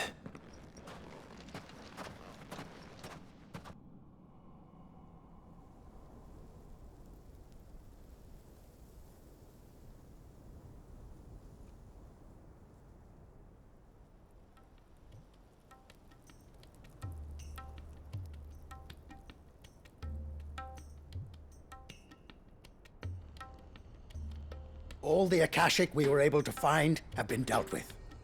Seems that might be the last of them. Last of them here, perhaps. Lubo, Sir Clive has returned. Clive! What news from Charatina? It's done. Root and branch. I knew you wouldn't let me down. Thank you, my lord. Friends, the Horde has been driven back. The Akashic have been defeated. And we need not fear the arrival of any more, thanks to Clive. Victory is ours. We bloody did it! We saved Dalimil. Lubor, allow me to apologize. After all you have done for this town, we should never have doubted you. But we did. And for that we are truly sorry. We only hope that you can forgive us. We need you, Lubor. Dalimil needs you. So, if you would still like to be considered for the position of mayor, you have our backing. You do remember that I'm a bearer, don't you? We do. But that is not a stain on your character. It is a stain on ours. We thought only of what we perceived bearers to be, not what you truly are. The man who saved Dalimil twice over. I see. But I will only accept your proposal on 2 conditions. Name them. Firstly, that you will both do everything in your power to rally your people to my cause. If the Town Guard and the Merchants League do not accept my leadership, it will be doomed from the start. Unity is the key to defending Dalimil, and I do not doubt that we shall need to call on our combined strength again. When that time comes, I will expect us all to pull together, just as we did today. Of course. You have our word. And secondly, you will accept that if I am to lead you, the mistreatment of bearers must end here in Dalimil.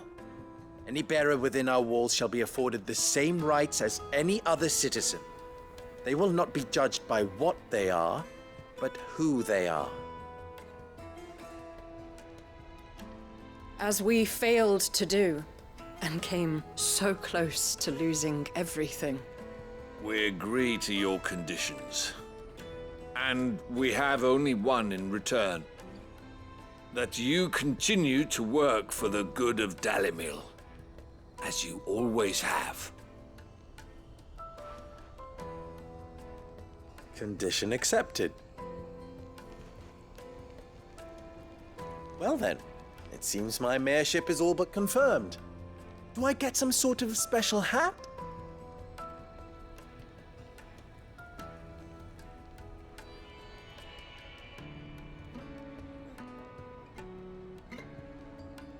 How fickle fate can be. Not so long ago, I had resigned myself to leaving Dalimil in disgrace. And now, I find myself her leader. Here. For everything.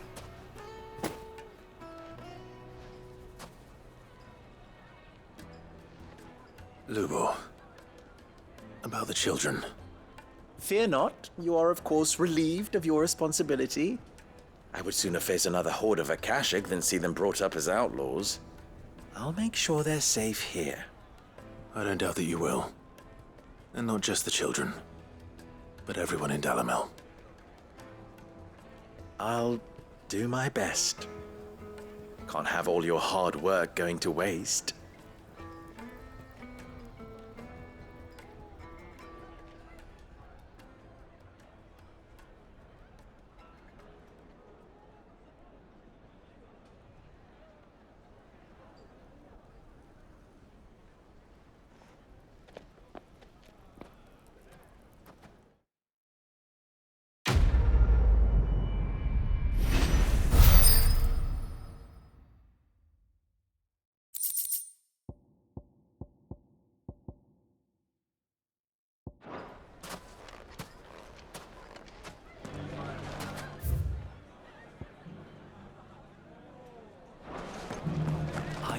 I was right not to give up on Lubo. Ginger and ginseng. How about a few spicy sausages to put in your So, you're going to join the watch after all, then?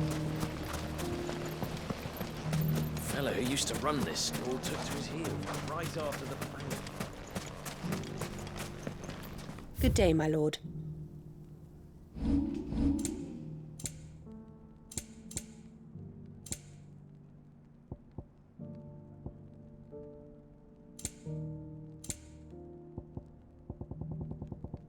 Fare you well.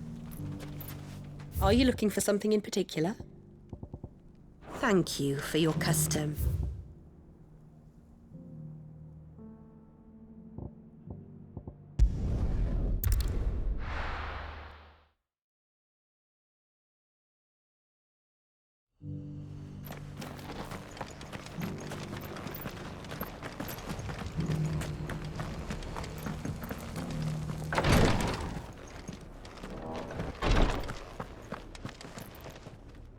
Lord Marquis, if you have a moment. What is it, Cyril? One of our brethren lately journeyed across the strait in order to pursue a new avenue of inquiry in our ongoing investigation. He sent an owl some while ago, but we have heard naught from him since. Was he surveying another fallen ruin? No. The object of his study was a savior cult that has arisen in Ash in recent years. We believe it may have some connection to the Circle of Malleus, an ancient religion that worshipped Ultima as its god. By gaining an understanding of this new faith, we hoped to learn more of the Circle's original beliefs. And so you sent one of your brothers to Ash? A continent teeming with orcs and Akashic? Fully cognizant of the risks, yes. I entrusted the mission to one of the most able of our order, the Third Chair, a master of the arts of combat and survival both. Though he has been silent for some days now, I have thus far refrained from sending any others in search of him, lest they be lost in turn. Yet, it seemed only right to inform you of the situation, given your unique experience of the perils of Ash. For as you so earnestly advised me, it would not do to abandon a man to his fate, when he might yet be saved. It would not. But Ash is a big place. Can you be any more specific? Perhaps. The last owl I received from him mentioned a village where he had heard the cult were wont to assemble. Mickleburg was its name. It lies in the southern reaches of Waloed. If aught ill befell him, I expect it did so there. Right. I'll see what I can do. You are much too kind, my lord. Go then, with my hopes, and may the firebird's flame ever burn in your heart.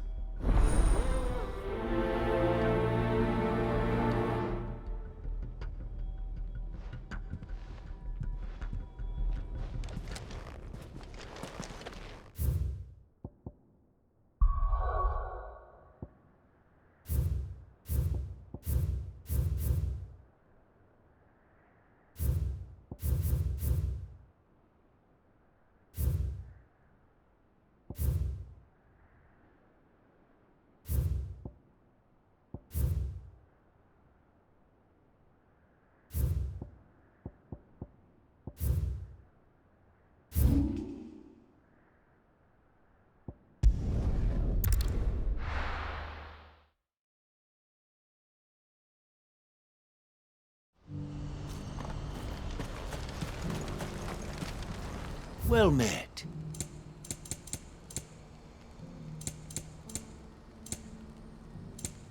You're welcome anytime.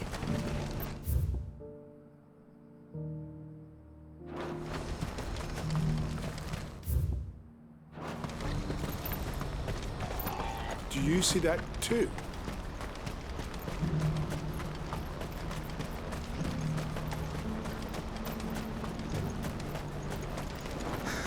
What is it? Oh, please. Just make it stop. I'm scared. Nothing good's gonna come of this, I'm telling you. Just looking at it's enough to send a shiver down your spine.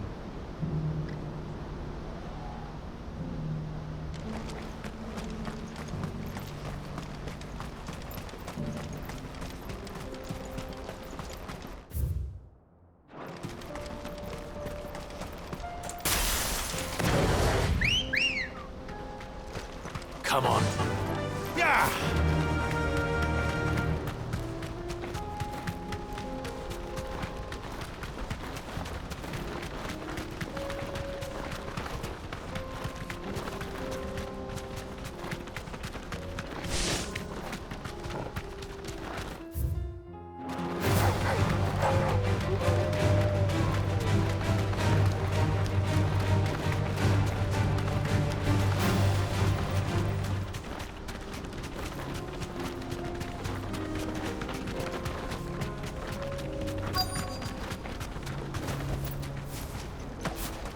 Can't be Rutherford, can it?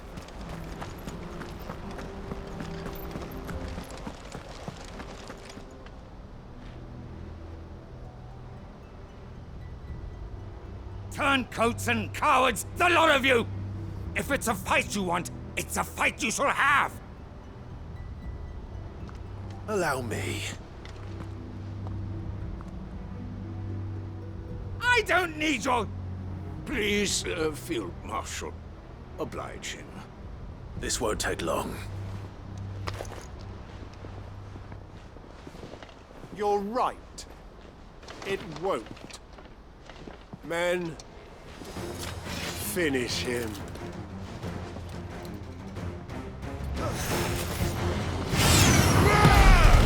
Too slow.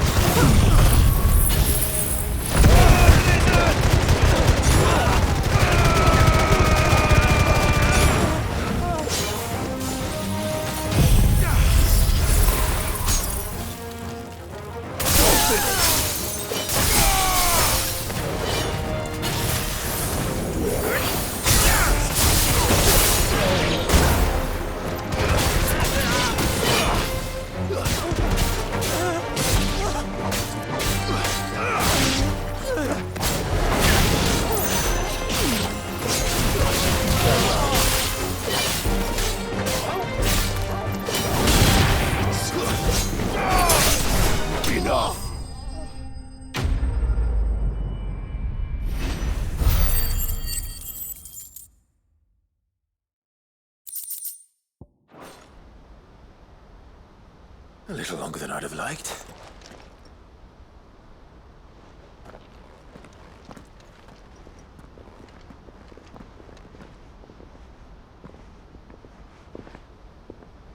Field Marshal Havel, I presume. Are either of you injured? No, my lord. You arrived just as our escort turned on us. Fucking traitors. I'd heard reports of soldiers in the outlying regions abandoning the oaths they swore. But I hadn't thought the corruption had reached so close to the heart of the Republic. It's a fucking disgrace. Your interfering old bastard of an uncle tried to warn me, of course. My lord Marquis. Or is Sid the Outlaw more to your liking? Call me what you want. It doesn't change who I am, or the urgency of the message I bring. My uncle has a plan to right the realm, and he needs your help to see it through. Before I agree to anything, I'd have you answer one question. What do you stand to gain from all this? I won't deny that I might benefit from further chaos. But I seek a new beginning for all of us. And while the choices I've made may not always have been the right ones, I know I made them for the right reasons. For so long, so many of us have been told how we could live, how we could die, when it should have been our decision all along. Now we have a chance to put things right. But in order to take it, we must stand together. Even if it be beside those with whom we don't see eye to eye.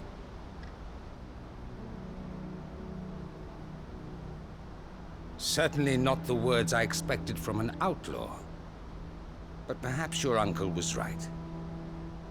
You are no ordinary outlaw. I'll never hear the end of this. All right. I'll start by ordering my most trusted guard to bring the Dalmekian fringes under control. Next, I'll make contact with my counterparts in the Imperial Army and see if I can't convince them to try and restore order in their own territory. Thank you, Field Marshal. But they are not the only ones we will need to convince. What do you mean? I don't doubt that I can bully some sense into a few generals. But those they answer to require a different kind of persuasion. And when it comes to honeyed words, well, we will need an envoy. One who can court even the most stubborn of statesmen. You, perhaps. I'm flattered. But I'm no diplomat either. And I have other problems to attend to. What we need is a skilled arbitrator. And I may know just the person. Is that so? And would he happen to be an outlaw too? Of a different kind, perhaps. Well, beggars can't be choosers. I suppose we'll all have to find a little of the outlaw in ourselves if we're to make it through this. Very well. Send your man to me right away. I shall.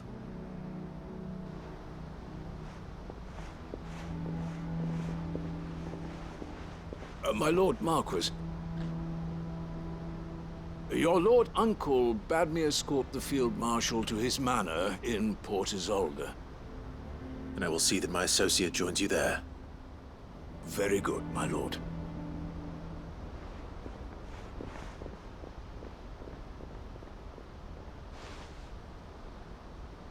Huh.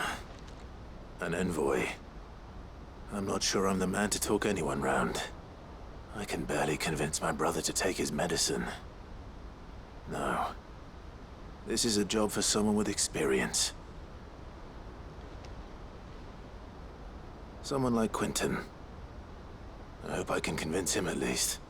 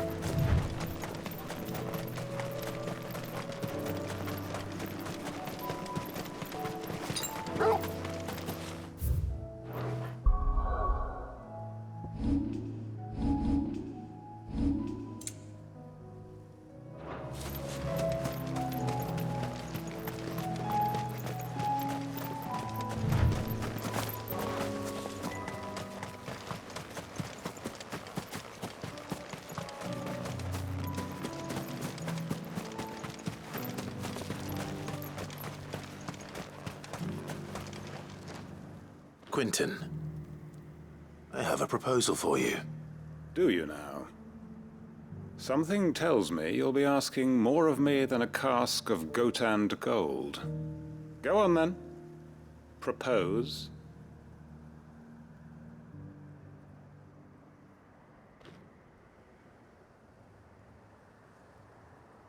You'd have me convince the chiefs and chamberlains of the realm that they should simply swallow their pride and do the one thing that has proved impossible for thousands of years. Was there anything else? Perhaps I can fetch you a meat pie as well. I know it's a lot to ask, but I can think of none better suited to the role. And you'd have me give up what little I have left to do it. I told you, Clive. The people of Lostwing are my family, and I cannot abandon them. You'll have to find someone else. I'm sorry to hear that. So am I. And why might that be? What he's asking. How's it any different to what you've done so far?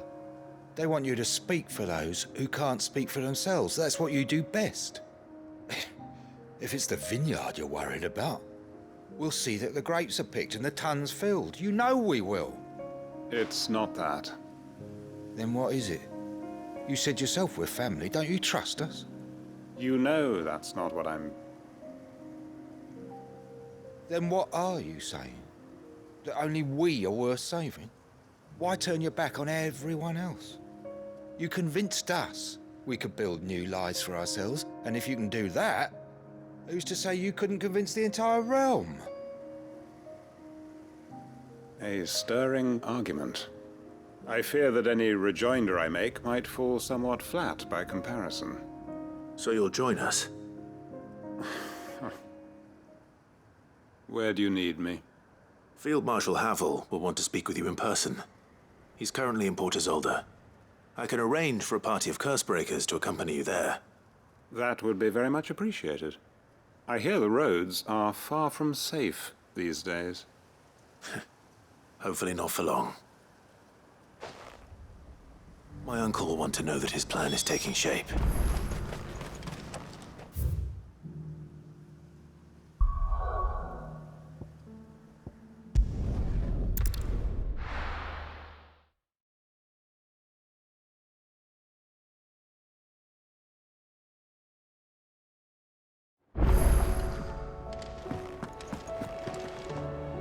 Uncle, I bring good news. The Field Marshal has agreed to your plan. Ha! Of course he has. I didn't doubt you for a moment, dear boy.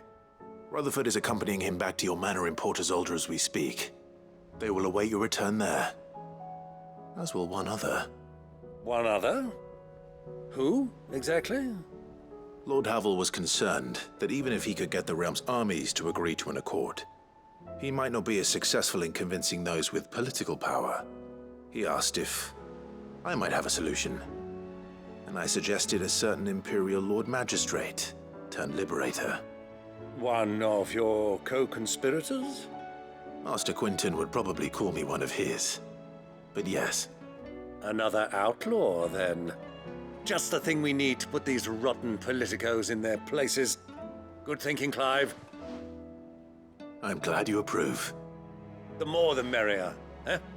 Uncle, assuming Havel and Quinton can solve our problem with the armies, you still haven't mentioned how we might manage the grain shortages. Oh, don't you worry, my boy. The 7 high houses will be seeing to that. They have all agreed to make the most generous of donations. Oh, of course, it did take a little persuasion, but luckily I had some unexpected help. From who? Why, you, my boy. Rumor has it that you rescued the Lady Ariane's head steward Rockford from a horde of bloodthirsty bandits. It was more of a handful. Well, the old battle axe was so pleased. She had a shipload of talents delivered to my private docks by the next new moon. And when the other houses saw the parsimonious old crone's purse strings finally loosen, they as good as tripped over themselves in the rush to follow suit. I'm happy to hear it. Now, I must be getting back to the manor. Join us there at your earliest convenience, would you? Of course, Uncle.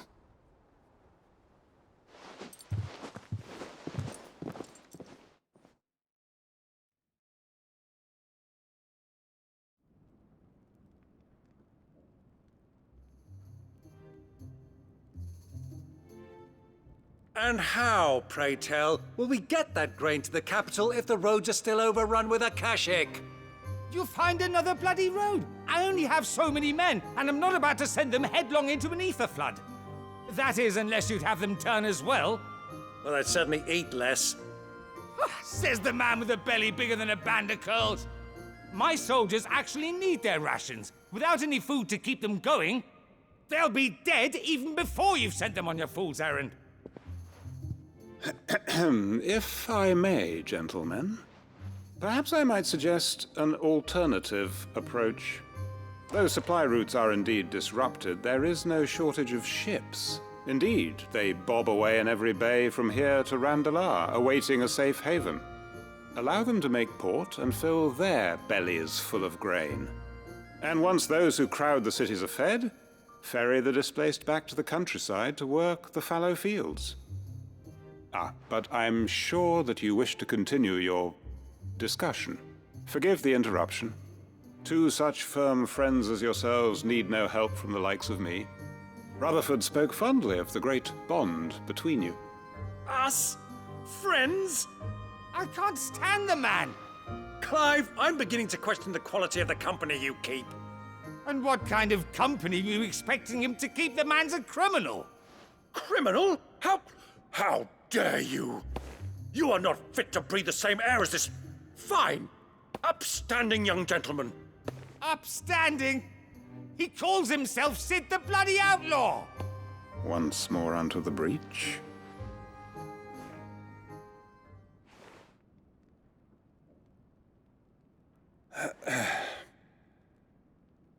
Shall we begin again? What we seek here is not to create a new nation, nor to claim the thrones of those that already exist. We wish simply to bring stability to the realm that mankind might weather the current storm. And to do that, we must convince those in power, the generals, the statesmen, the nobles, that our cause is just. There will be disagreements, yes, and I imagine some resistance, much resistance. But we cannot let that deter us. If we show them the path, show them that we walk it ourselves, then I am confident they will follow. The fate of the world lies in my nephew's hands, but the well-being of her people lies in ours. And we must not squander the chance that Clive has given us. Uncle Byron, Now, with that settled, let's move on to the signing of the Accord. For what great moment in history hasn't been accompanied by a little ceremony?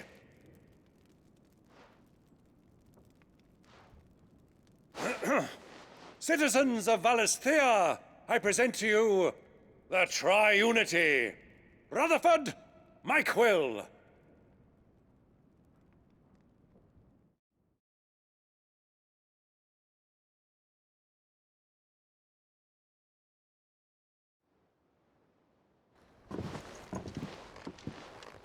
Well, my boy, the stage is set.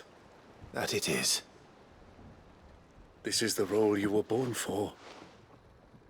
Now I ask only that you trust in the talents of your supporting cast. We shall play our parts to the best of our abilities, that you might have the opportunity to shine. The realm needs its Sir Crandall, and there is no better Crandall than you, Clive. I want you to keep this signed accord as proof of our faith in you. I will. Thank you, Uncle.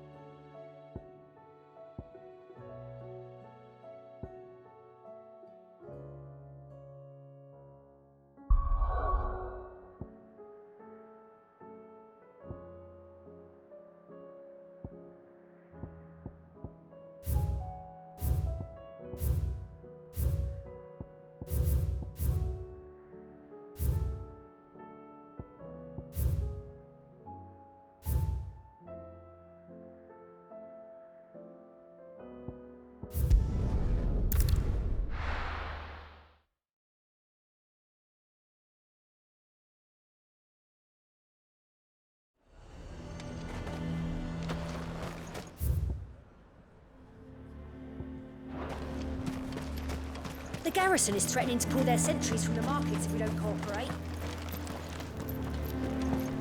I would speak with this duke. Saw the captain just now. Your town needs you. I need you.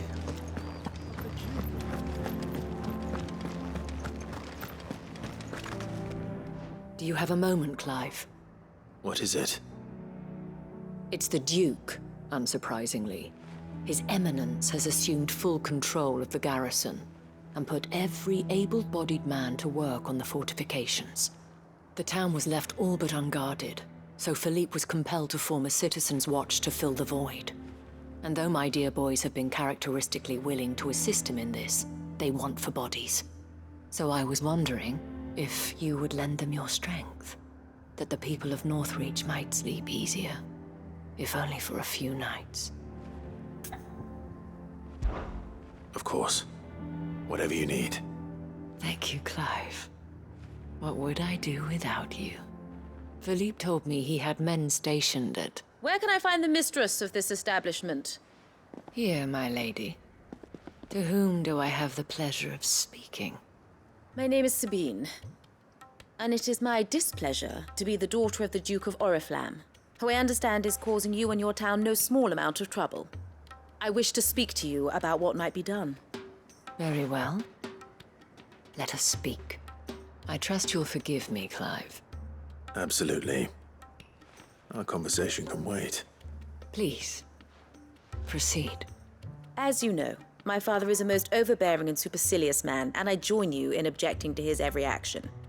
Indeed, I owe you my thanks for continuing to argue against his reckless plans. Yet I fear he is not one to be swayed by reason. No.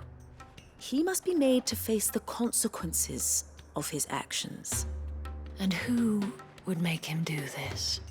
I would. Myself and several other like-minded individuals. Were you to join us, we would surely have the strength to drive him from Northreach for good. Does that not seem a trifle... drastic? Drastic action is precisely what is called for. Unless you are content to see your people downtrodden and dispossessed. My father would have it that citizens exist only to serve the Empire. That they should be forced to make every sacrifice to ensure her revival. But he is wrong. It is not the people who must serve the Empire, but the Empire who must serve her people. He's always been like this. Scornful of the opinions of anyone he judged beneath him. But he cannot be allowed to ride roughshod over the common folk any longer. We must fight him by all possible means. Fight him? No. My purpose is to quell the tension in Northreach, not to stoke it. Respectfully, my lady. Our only chance of saving this town depends upon every one of us uniting against our common enemy. Your father and his followers included. While I understand your frustrations, I cling to the hope that he may yet be won round. False hope, I assure you. But I see that your mind is made up. I shall bother you no longer. If you will extend me the same courtesy, I bid you good day. She certainly has spirit. Indeed. But unfortunately for us, that spirit is only likely to harden the Duke's resolve, which may be enough to seal the fate of this town. Not that she cares. This is all about her and her father. Families. I'm sorry, where were we? Ah, yes. I was about to tell you of Philippe's plans for the town watch, but perhaps it's better that you heard them from him. I believe he's in the market, if you'd be so kind as to seek him out. Right away. It's just a pity I cannot join you. I'd like to see the two of you in action together.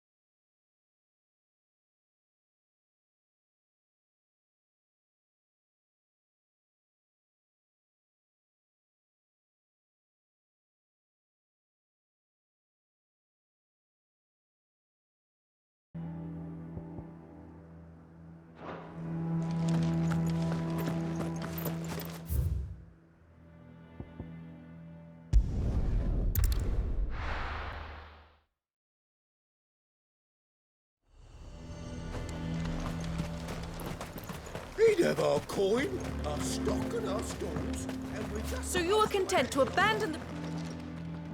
Please, I beseech you. If you are a true son of Northreach, you must fight to defend your home. That's exactly what I am doing, milady. Or trying to, at least. The land is crawling with fiends, and someone has to keep watch. Even when our true enemy is hiding in the garrison? Fine. You're not the only able-bodied man in Northreach. Thank you so much for your help.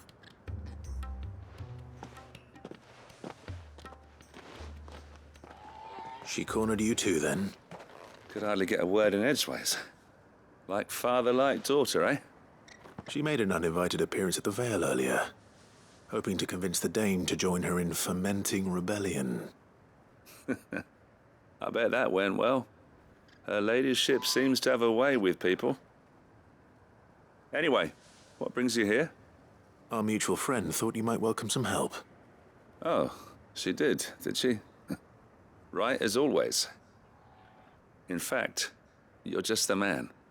We've had some reports, you see. Sightings of, you know what. They're back. Seems that way. All over, too. We haven't been able to confirm anything yet, but if you're willing, you could go and see what's what. Right. Where should I look? You know Grieger's Weep? One of the sightings places them somewhere on its shores. I'm on my way. Thank you, Clive. I'll look into one of the other sightings. Let's rendezvous back here later.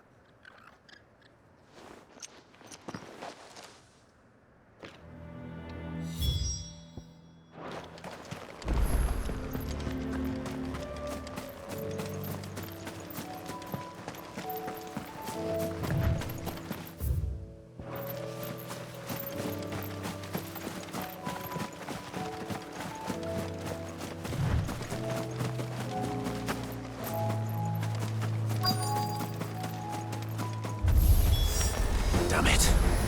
The reports were true. I need to stop them before they get to the town.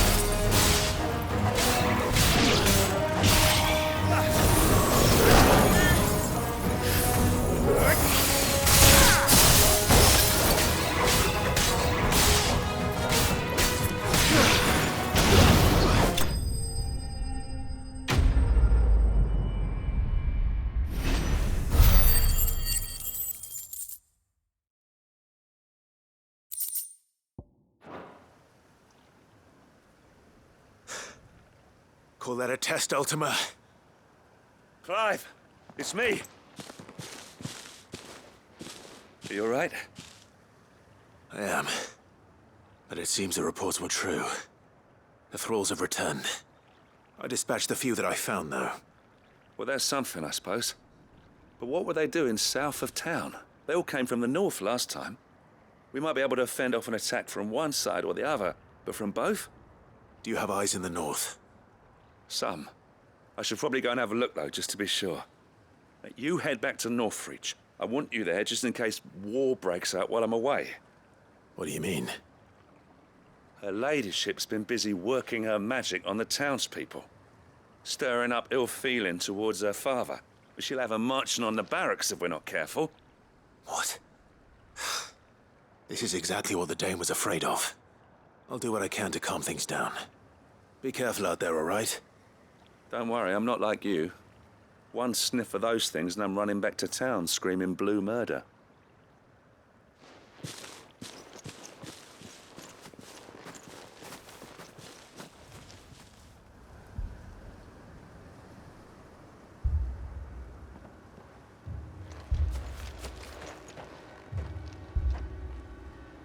Do you not see, Father?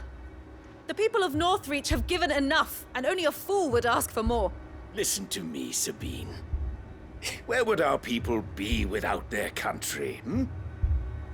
The Empire is their sword and their shield. It is she that ensures they can live without fear. And now she teeters on the brink. Without their sword, how will the people fight? Without their shield, how will they protect their kin? Can the unarmed stand against the advancing hordes? No. But there is yet hope.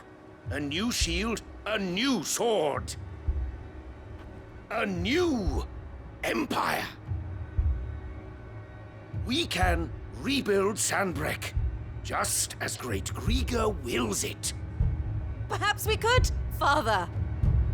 But we don't want to. Not if it is built on the broken backs of the people. Please, let us not quarrel in the street. You must see that no good will come of this. Our fight is not with each other, but with the threat that draws ever closer to our gates. A threat that your sword has yet to rid us of, Your Eminence. You will hold your tongue, whore! You may have filled my daughter's head with your heresy, but I will not be corrupted. Corrupted? Your daughter's opinions are her own, as you would know if you had ever deigned to listen to her. At least I hope they are your opinions, and not posturing born of a family feud. Northreach deserves better than that. Northreach deserves better than you, Carla. Yes, I know who you are.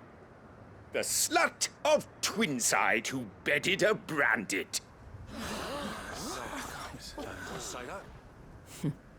Jealous, are you? That a woman might choose a bearer over a pious man of Grieger. Clive! I met a swarm of thralls coming south from Oriflamme. Hundreds of them. Too many to count. No. Work on the fortifications has scarcely begun. We will retreat to Caer Norvent and there make our stand. Did you hear me? That was an order! While this is but a heartfelt plea, let us make our stand here and protect our homes. Protect those that we love. Together, for Northreach!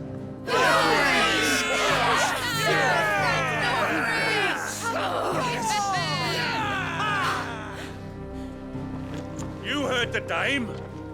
What are we waiting for? Pikemen to the gates. Archers to the roofs. Quickly, come on!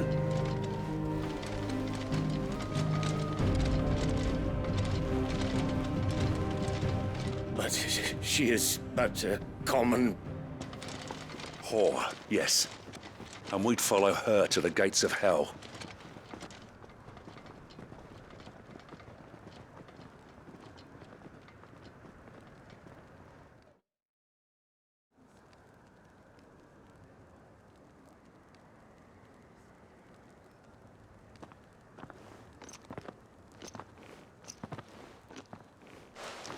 The men have their orders, and they look like following them.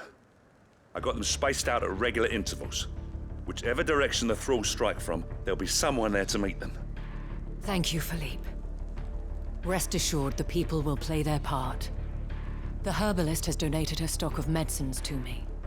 Should any of your men be injured, take them to the Vale. We'll see to them there. Thank you, milady. I will. I'll play my part too. You still want for numbers. Unlike the enemy. I only hope I can go some way to evening the odds. Philippe, can I leave the south in your hands? I doubt the thralls by the lake were the last of their number. Of course. I'll lead a party down that way so we don't get taken by surprise. What about you? I'll make my way up the road to Oriflamme. I fought a few of these things. And while I can't promise to hold them all back, I should be able to thin the herd. All right, but take care. Thank you, both of you. You can thank us when it's over. Till then, madame.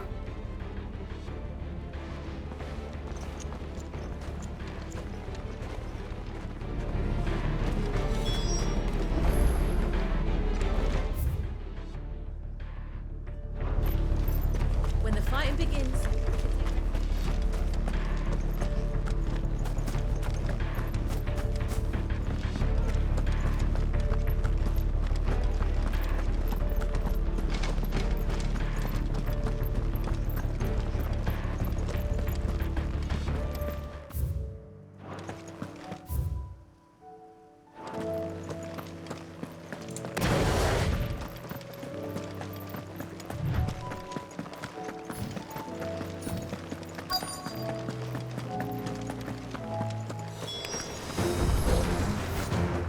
There are so many of them.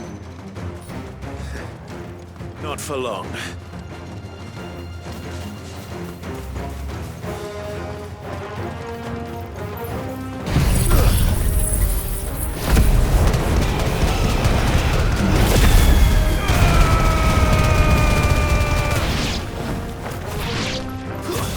Stay down!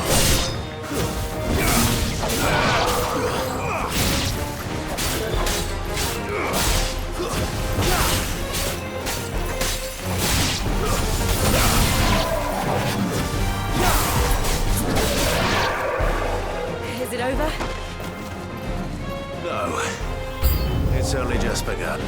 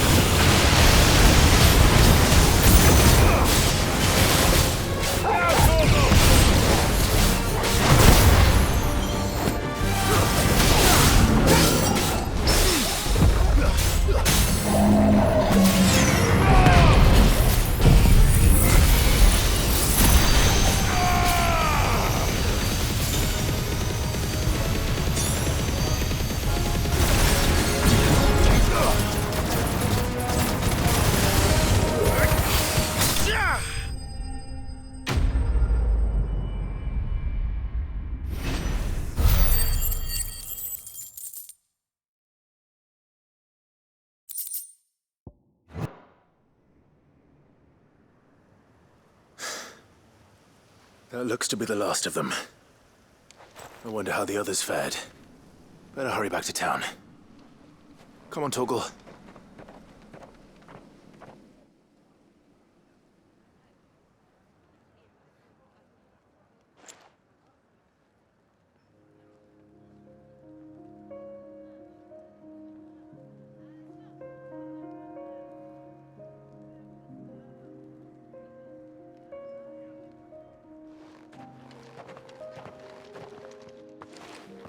Clive, good to see you. And you. The road to Oriflamme is clear. How did you and your men fare? Well, we ended up fighting for our lives down by the lake. Took a few nicks, but nothing the girls of the Vale can't put right. Glad to hear it. Well, it seems we've survived. For the time being, at least. I thank you both for answering the call. You were right. And I was wrong. About everything. I had thought that the only way to unite the people was under the banner of Empire. That without a strong hand to guide them, they would drift apart. To be borne hither and yon by the eddying currents of fate. But you brought them together. Not by force, nor by the exercise of goddess-given authority, but by simply being one of them. By knowing what they feel, because you feel it yourself. Our purpose was ever the same, Your Eminence. You were merely distracted by a loftier vision of empire and glory, while our eyes beheld matters closer to home. You have the right of it again. As did you, Sabine. His Radiance said it himself. Sanbreque is naught without her citizens. I forgot that, and I am sorry. I'm sorry too, Father. I should never have taken things so far. I only wanted you to understand how the people felt. How I felt. But my anger got the better of me. Do not blame yourself, my dear. This was my doing. I should have listened to you. To all of you. Your Eminence, your Ladyship, I do not doubt that you came here with the best of intentions. But I believe the same could be said of us all. We all want safety, security, prosperity. Not just for Northreach, but for the entire realm. And we may yet achieve it. If only we work together. Will you join us in this? Yes. We shall. Thank you, Your Eminence. Now that that is settled, I must go and see to the wounded. The Vale's doors are always open to any soldier in need of relief. And today there are more than ever before.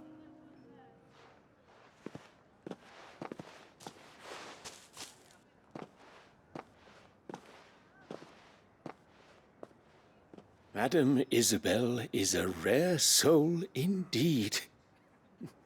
In these dark times, I see that it is not men like me who should lead the realm, but women like her. You're right. If only I'd listened to her when I had the chance. Forgive me for saying so, milady, but you still do. The Dame said it herself. We can turn things around. We just have to work together. And that goes for you, too. You're one of us now. One of you. Well said, Captain. Let this be a new beginning. Not only for Sanbreque, but for us. Well, since there's nothing more to be done here, I should see if Isabel needs any help moving the wounded.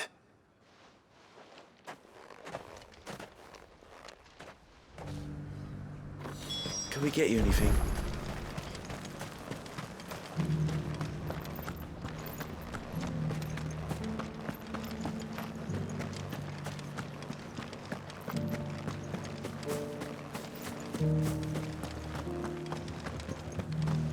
Just a little further. This the last one?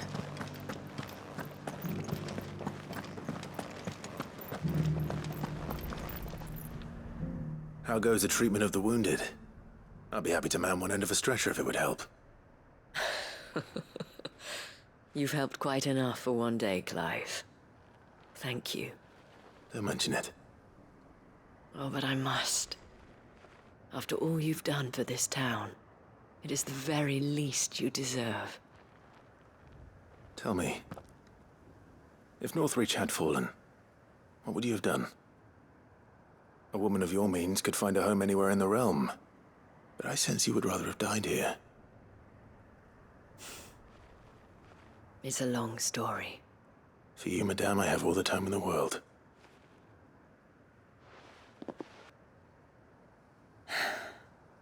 Very well.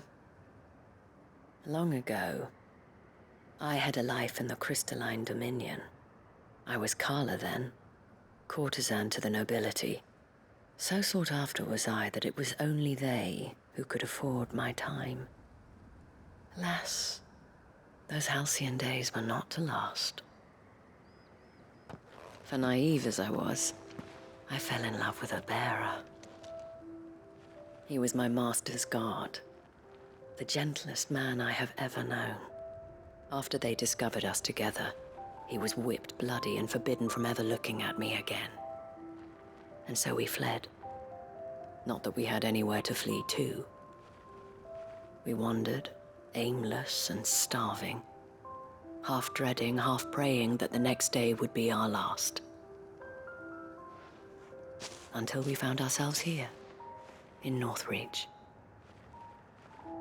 It was the Veil that took us in, that fed us, clothed us, and healed our hurts. Those that could be healed, at least. My love was already too far gone. He passed away. He did.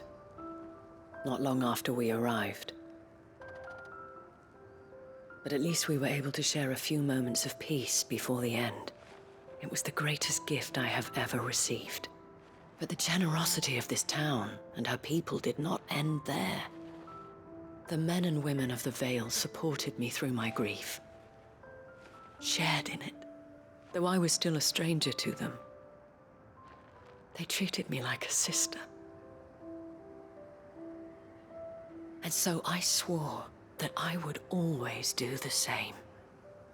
That I would return the kindness that Northreach showed me. That I would repay my debt to the Vale.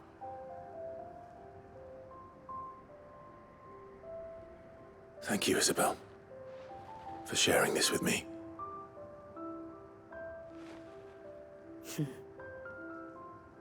You're a lot like him, you know. Perhaps that is why I have such a soft spot for you. Never stop fighting, Clive. And I shan't either. I know that it will not be easy to keep Northreach together. But our efforts will be rewarded. Just look at us now. The people, the soldiers, even the Duke of Oriflamme and his daughter, all united in defense of this town that we have come to call our home. And what of you? Can we count on your support too? Always.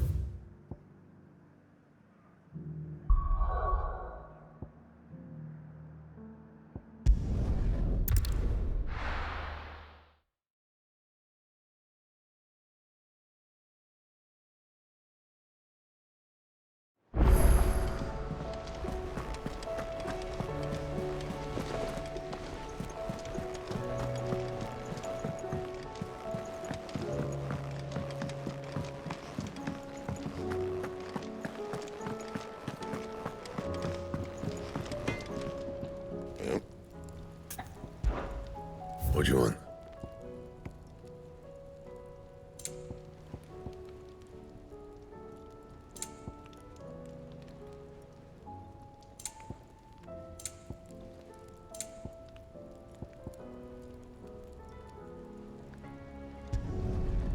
last you a good while.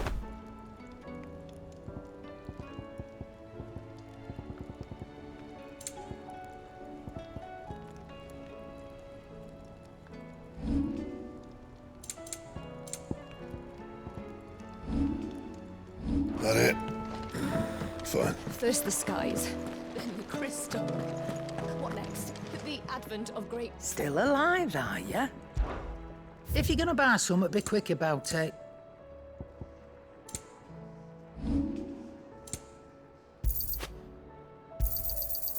I reckon I can find a buyer. And be thankful you got that much.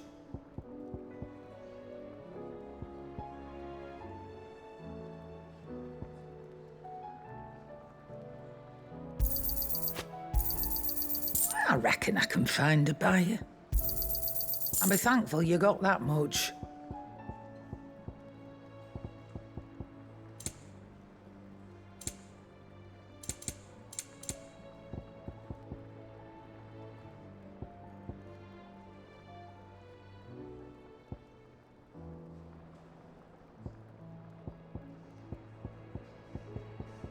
Is that all?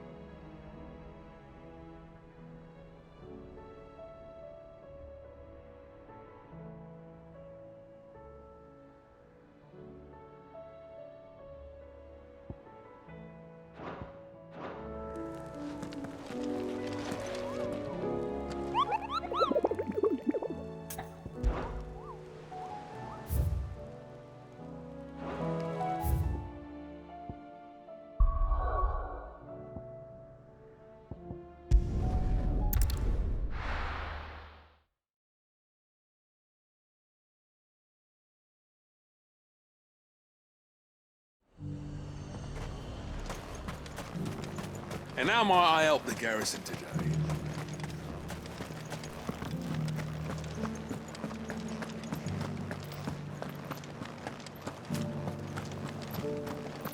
Looks like you've got first.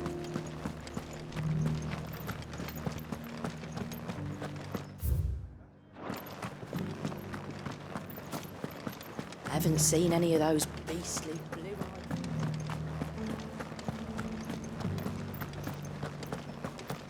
Do be careful. I will.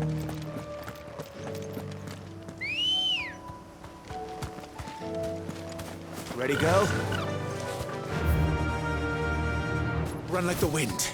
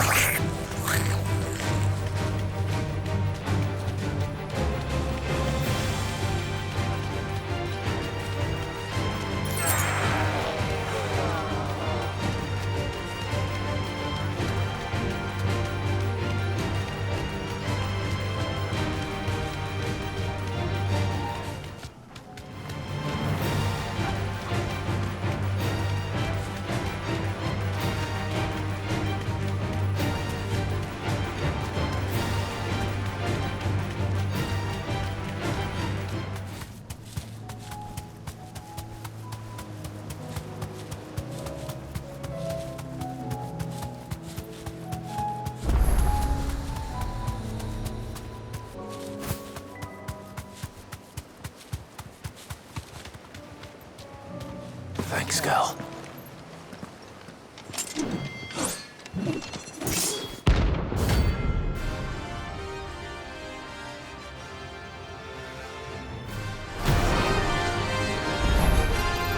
You're the outlaw! The one who drove His Highness to madness! On your knees! What?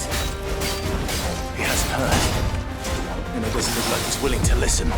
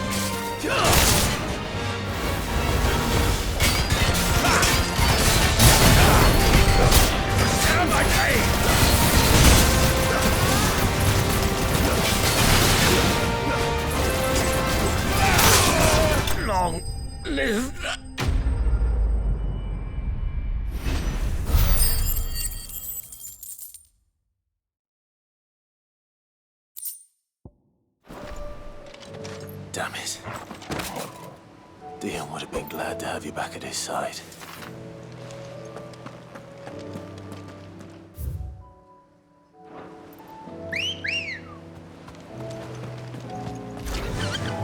Faster!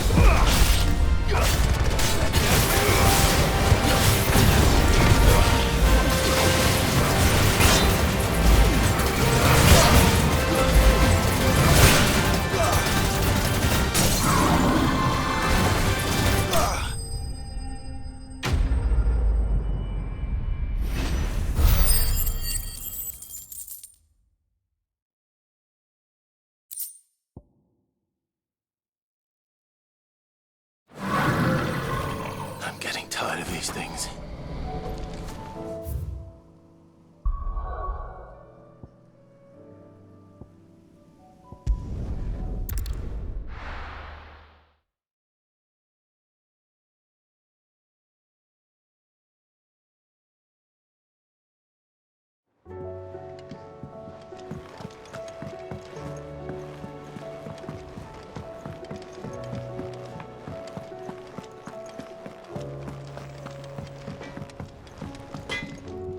So what do I owe the honor? Not saying fortune, do you? No scratches, all right?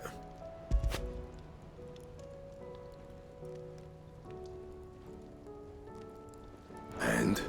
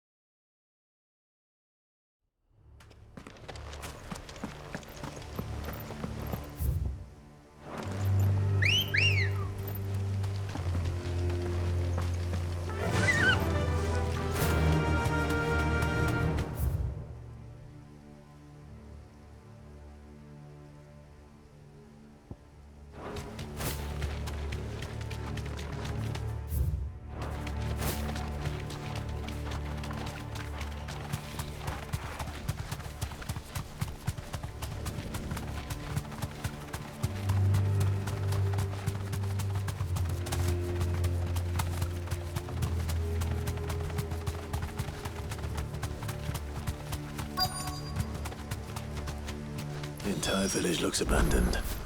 Now, which house would a bookworm live in?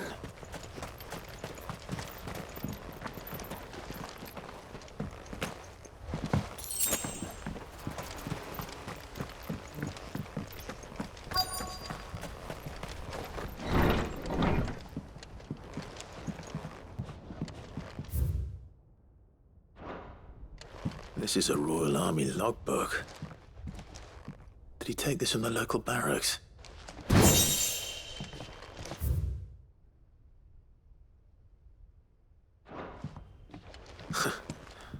His interests were certainly varied.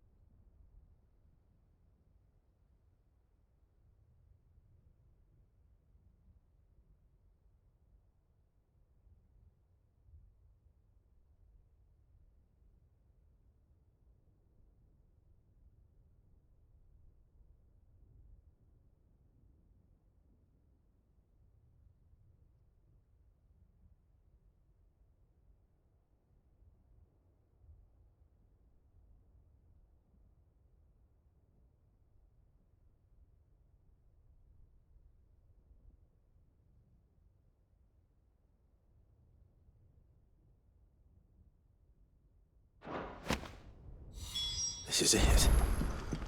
But if what it says is true, I need to get this back to the hideaway.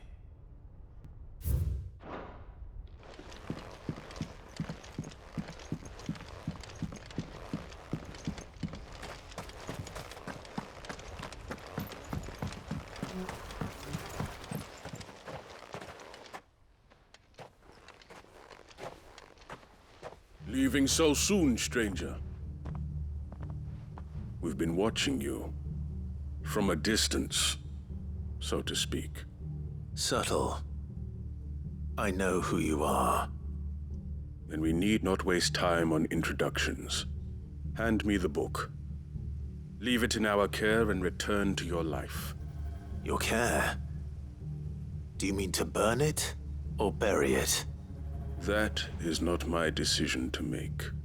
But by one means or another, its contents shall be removed from the common record. Then I'll have to politely refuse. I won't let you erase our history. Then we find ourselves at an impasse. Very well. The book can just as easily be pried from your dead hand.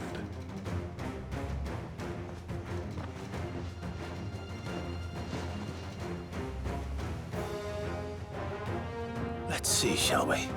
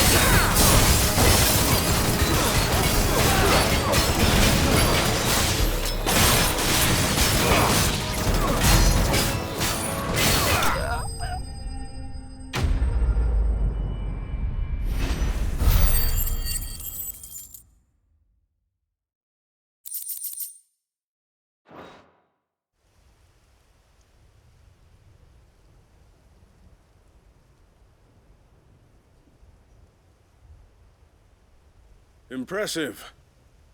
But we have other means. We shall claim the book yet. Why do you want it so badly anyway? It lays out in no uncertain terms the vanity and avarice of mankind. It tells the shameful history of the persecution and oppression of a gifted few by a giftless many. Would you say that this interpretation was correct? I don't know. You don't know. Your sword may be sharp, but your wits are dull. So let me answer for you. There is no correct interpretation of history. That a series of events took place may be proved beyond a doubt.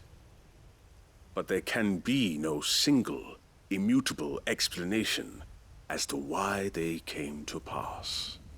It is a question of numbers and of belief. If enough people believe that a set of events occurred for a reason, that belief becomes the truth. So you're trying to control the truth? We are trying to protect people from themselves, from knowledge that would bring them naught but pain. That is all. You may keep the book, for now. The world is small. We shall meet again. Until then. Wait! Damn it. Let's get this back to Vivian. Perhaps she can explain what that was all about.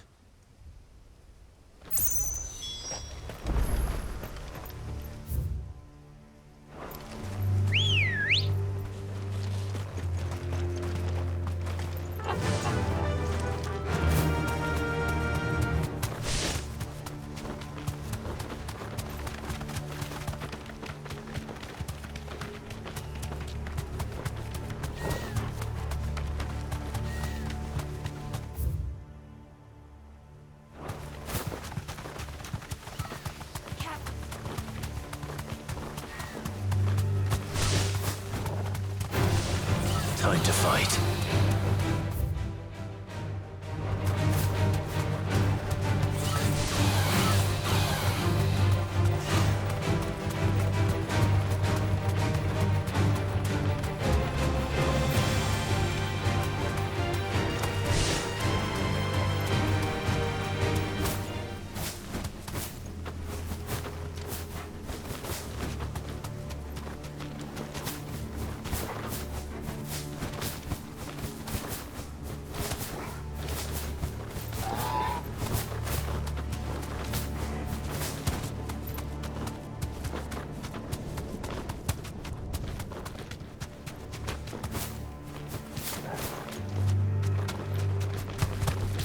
This must be the orphanage. Hopefully the registry is still here.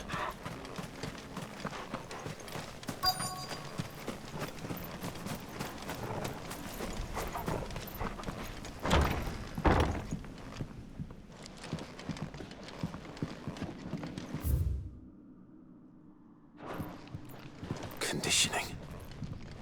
This is nothing short of torture. Disposed of.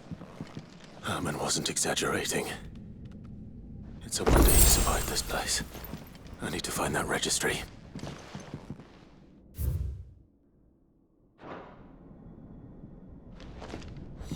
This reads like a suicide note. Did the director go through with his plan? There's only one way to find out.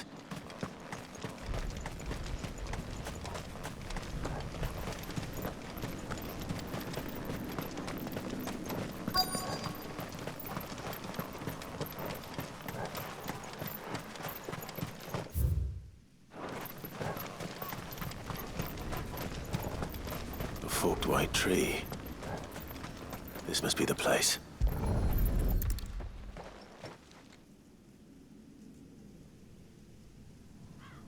Could he really be buried here?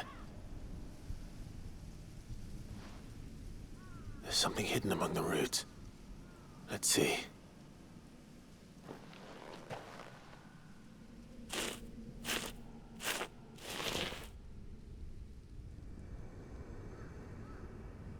This must be the registry.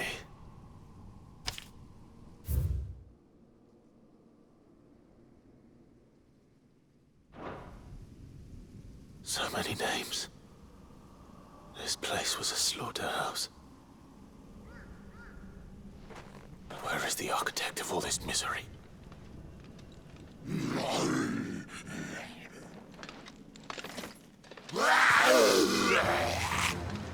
It was only a matter of time, I suppose. This place is cursed.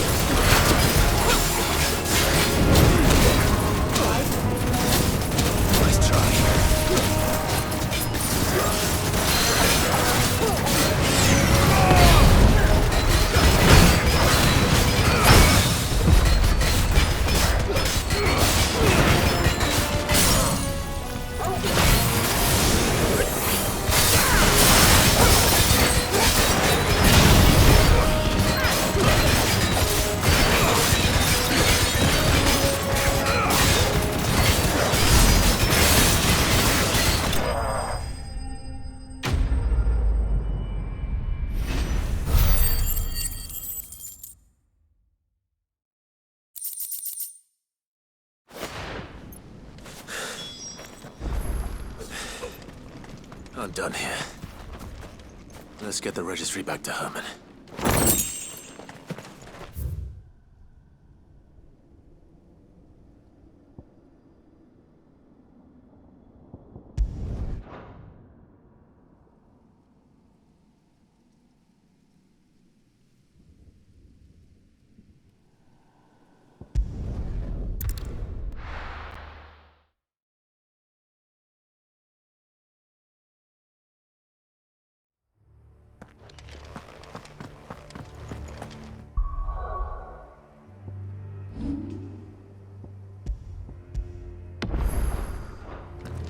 Doris is waiting for me near Balmung Dark.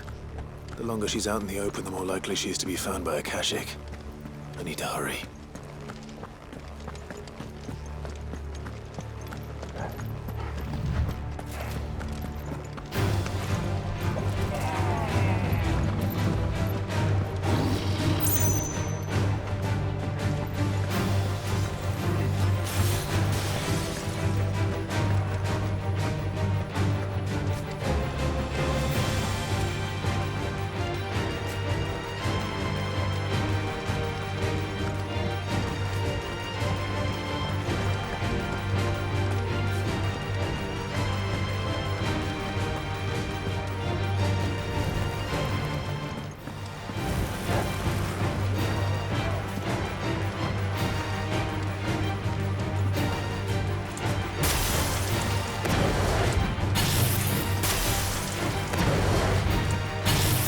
Flames!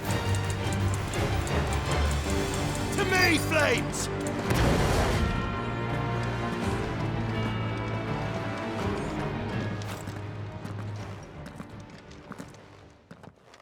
There were no guards, I take it. None manning the gates, no. It's a different story inside, though. The corridors are crawling with Akashic. Most likely guards left behind when the wardens ran. If Chadwick was being held here, I worry that he may already be. Don't give up hope just yet, but let's move quickly. Let me check the ground floor. The ether's thickest there. Then I'll search the upper level. Good luck, Sid. Stay safe.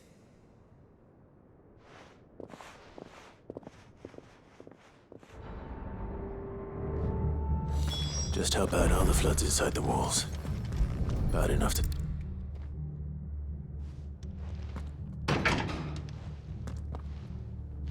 Locked up tight.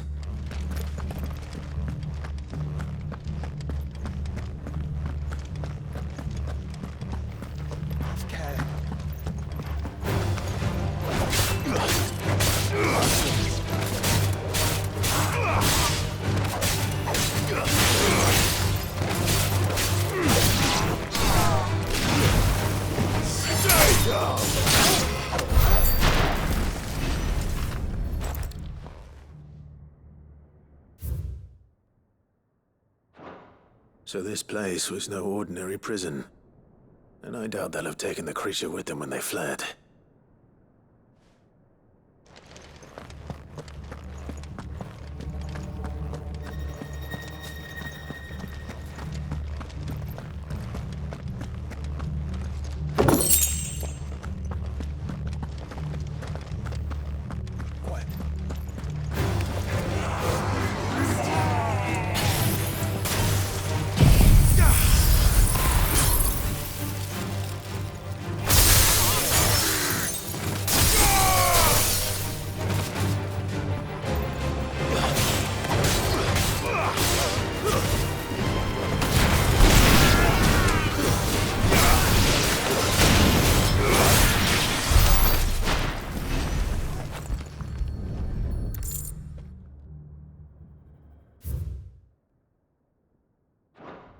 Minimal loss of Waluda lives. And what happens when they run out of bearers? Even the Imperials take better care of their branded than that.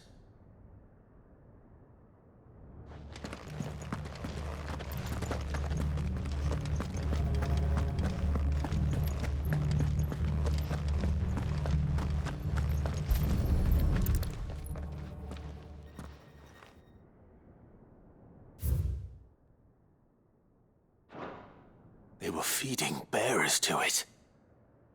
This is even worse than I'd feared. Nothing but a caching down here. Hopefully things are looking better upstairs. I should go and see how Doris is getting on.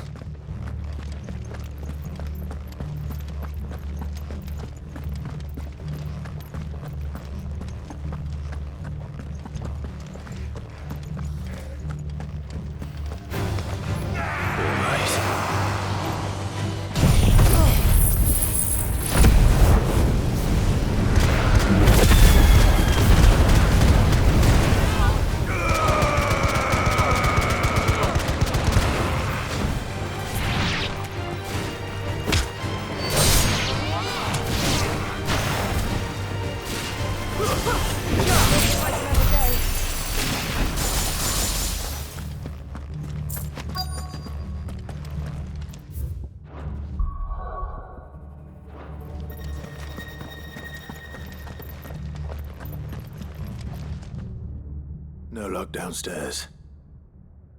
But I did find out that this place was more than just a prison. Something far more sinister was happening here. I know. I've been reading some of these documents and... it can't be true, can it?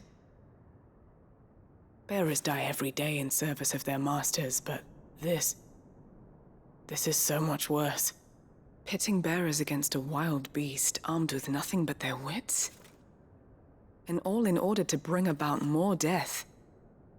And not just those who could fight, but the elderly, children even. And those who wouldn't or couldn't were disposed of. Whatever that means. I'm afraid it means they were fed to the monstrosity they kept here. Then we're too late. And I was a fool to bring you here. Don't say that. Did you find anything else? A key. But it doesn't fit any of the locks on this floor. Perhaps it will fit one of the doors downstairs. There's a corridor I haven't searched yet. Finish up here, then come and find me when you're ready. All right. I'll be there in a moment.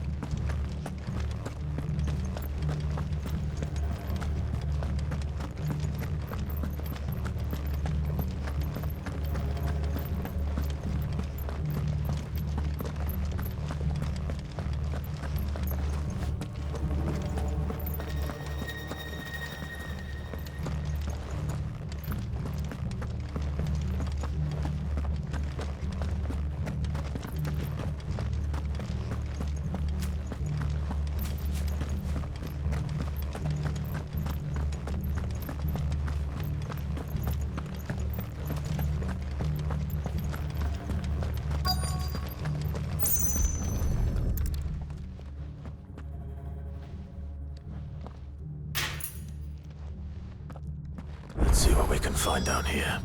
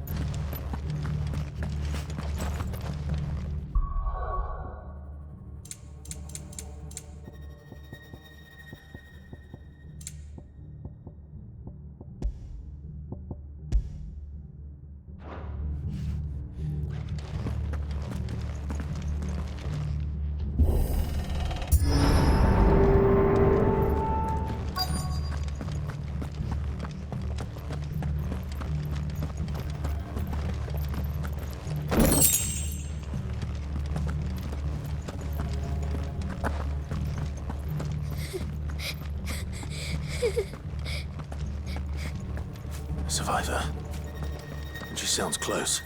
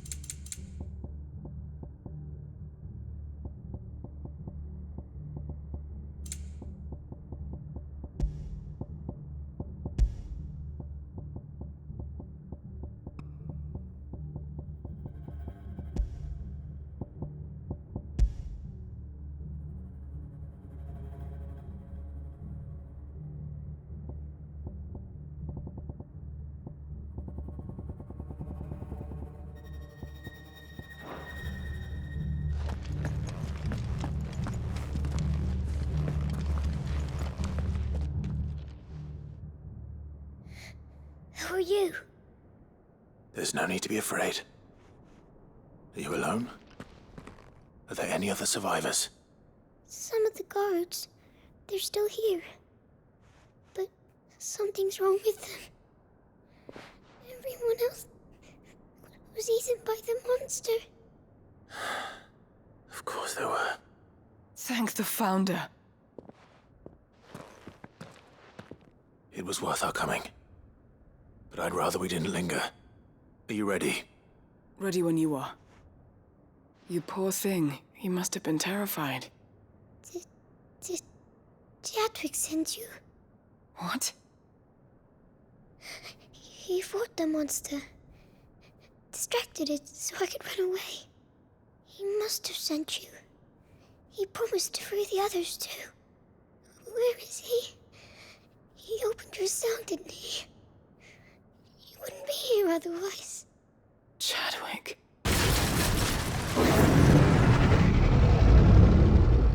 Was that?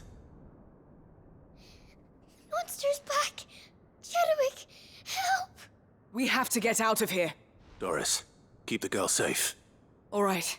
You put that bearer-eating bastard in the ground.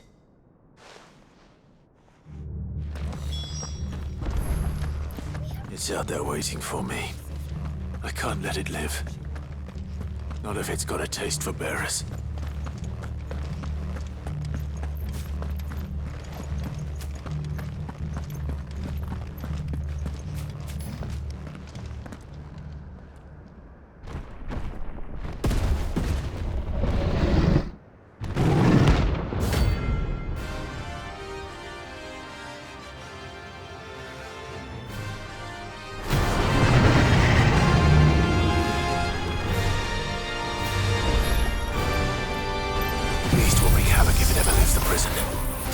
I can't let that happen.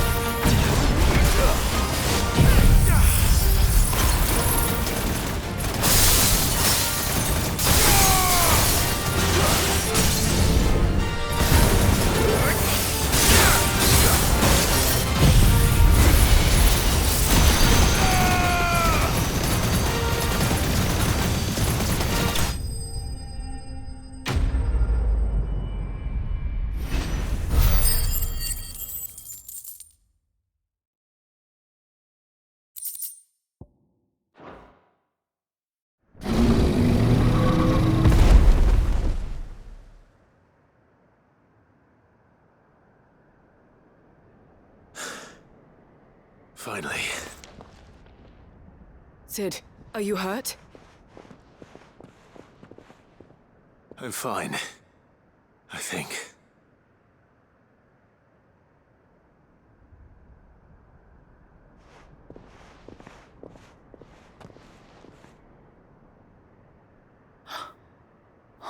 No. What is it? A diary. I gave it to Chadwick before we went our separate ways. He was here. Do you think that creature? I'm sure he fought bravely to the last. The girl is safe thanks to him. Chadwick. You fool. Come on. We have to get her back to the hideaway. We don't want his sacrifice to have been in vain. No. Of course not. I'll see that she's looked after from now on. It's the least I can do.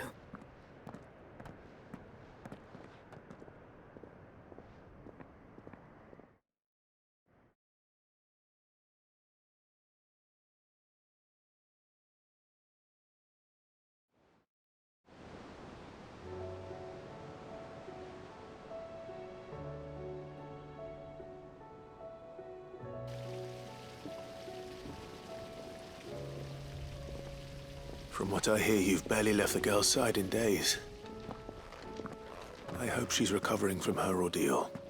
She is. Slowly but surely. She's far tougher than she looks. I thank the flames we found her. If we hadn't... I know. But we did. I'm sorry we weren't able to save Chadwick. There's no need to apologize. Without your help, I would never have found out what happened to him. How he fought to the bitter end to save her. To save Haida Marie. That's the man I remember. The man I thought of as a brother. I wish I could have met him. I'd like to hear more about your past. If you don't mind, that is. Of course. You already met my former master. She trained Chadwick and I to do two things. Kill and obey. We were supposed to be sold to the highest bidder when the time came. But no bid was ever high enough to convince her to part with us. For years, we were her daggers in the shadows. But we could never quite shake our doubts about the things she made us do. And then, one day, we just couldn't do them anymore. So we escaped. But staying together was out of the question. They would have found us too easily. After so many years of training, the pull to serve was always strong. It scared me to think he might have taken another master, become a dagger in someone else's hand. But even in captivity, the battles he fought were his own. And he died not as someone's tool, but as a hero. Haida Marie is proof of that. Bearers can cast off their shackles. And the Cursebreakers will show them how. I'll fight until my dying breath to see it done. For Chadwick, and for all of us. Thank you, Doris. We'll be counting on you.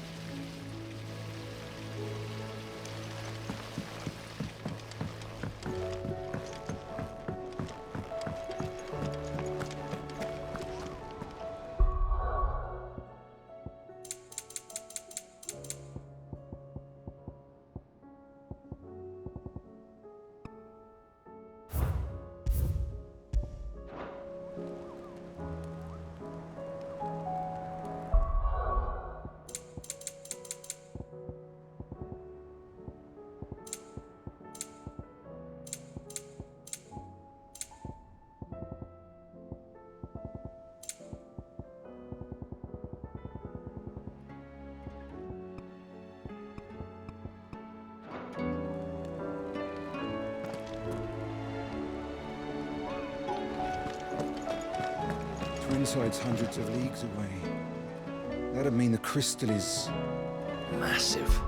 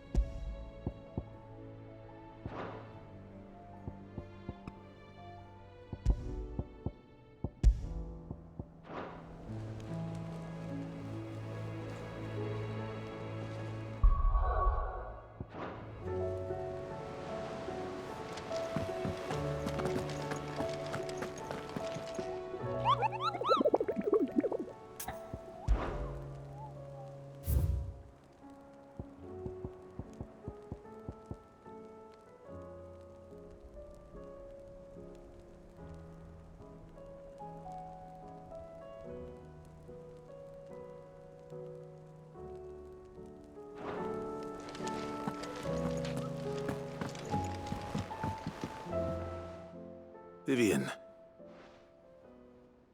I found it. The book you lost.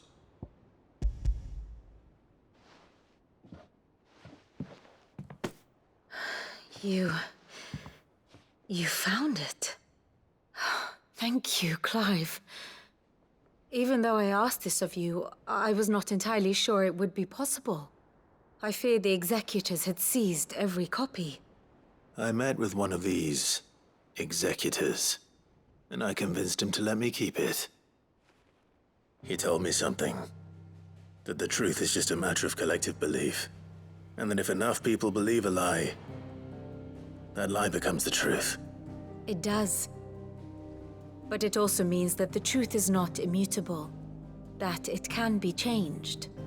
Provided that those who wish to change it can convince enough people that their perspective is the correct one. As the sad history of the bearers proves. You said that the book inspired you to become a scholar. It did. Or its author, rather. She was a heretic, you see. A firebrand and a dissenter. A gallows stood ready for her in every corner of the realm.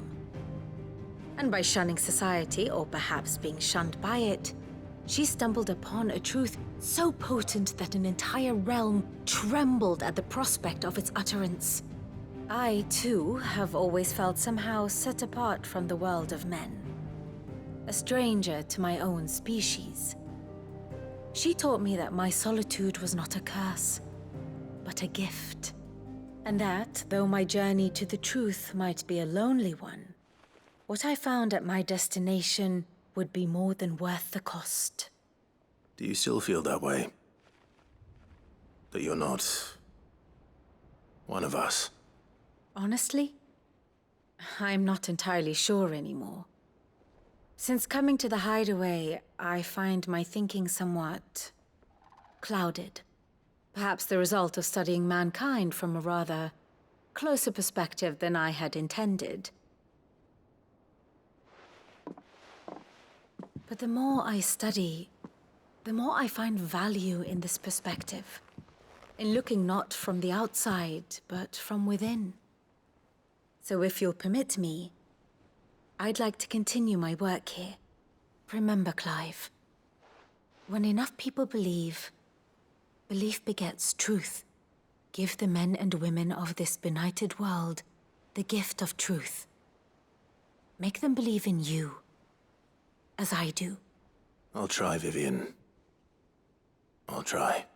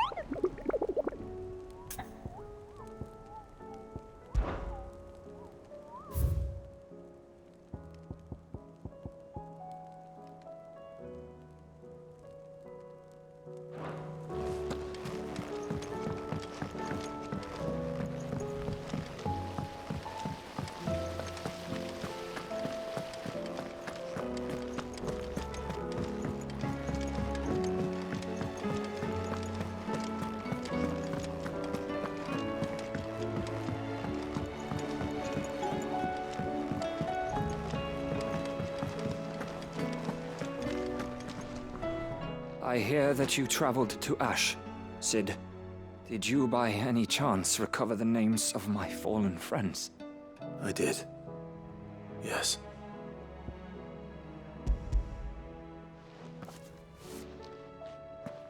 If I may, the bearer registry.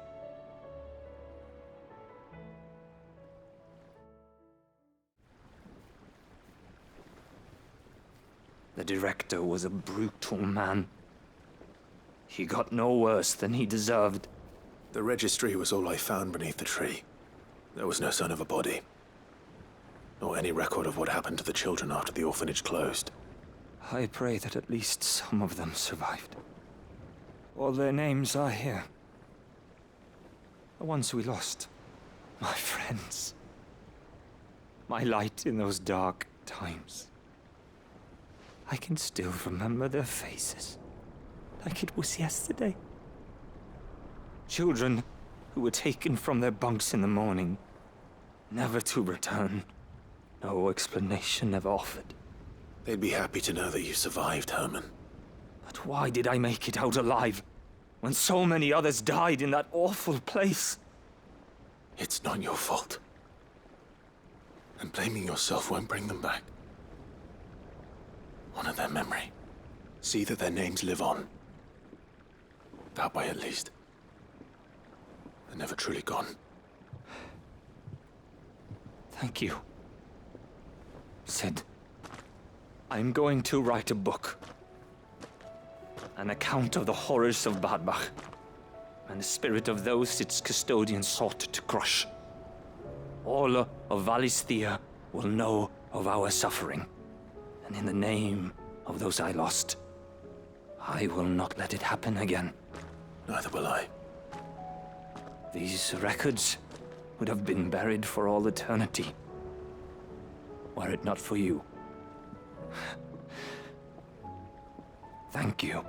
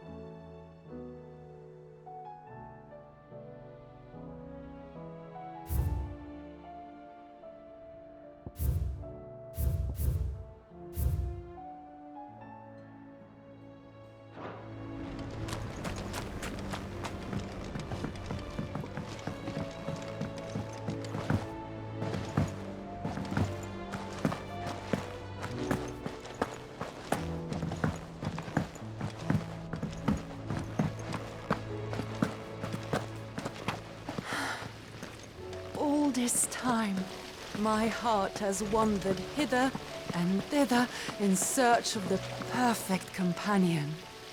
When all along he was here, standing right beside me.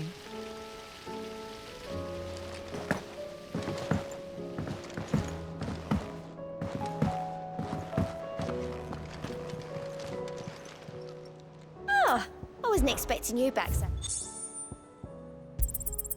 All yours.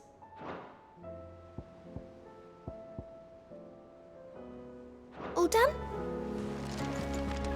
Twinside's hundreds of leagues away. That'd mean the crystal is massive.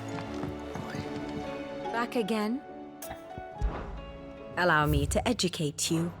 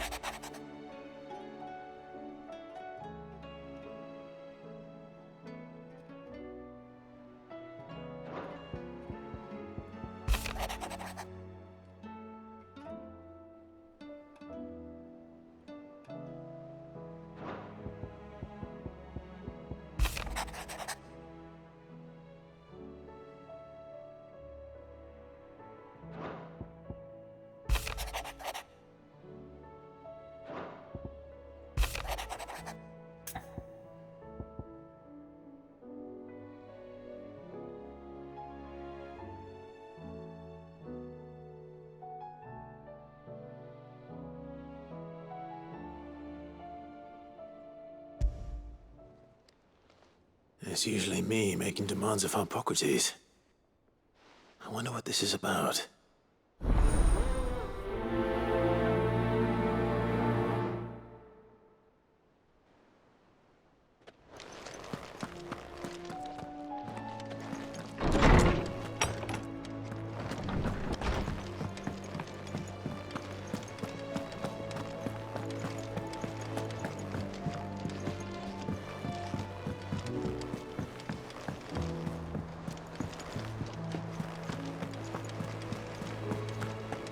There's something about it. I feel like it's... Sid, I was wondering if you could help me. It depends what with. A bearer, but recently freed from his bonds, is keen to join the Curse Breakers. As you know, the work we do is not easy, which is why we test every volunteer's suitability. I was hoping you could oversee this one's evaluation. I don't mind, but why this one? Because he wants to be a scout. Our ranks are filled with men and women capable of breaking chains and putting slavers to the sword. But scouting, we're few with the nose for that, which is why we still rely so heavily on Gav. And since he accompanies you on so many of your missions, I thought you might be better placed to recognize the traits in him that we should look for in those who'd fill his boots. Sounds reasonable. So you're happy to oversee the boys' test, then? One can never have too many scouts. Truer words, Sid. I'll let the initiate know that you'll be attending his trial, and that he is to proceed directly to Northreach in readiness. No time like the present, eh? No time like the present. I'll await you there.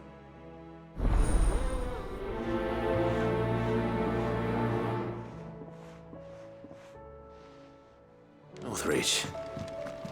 I don't suppose they could have chosen somewhere closer.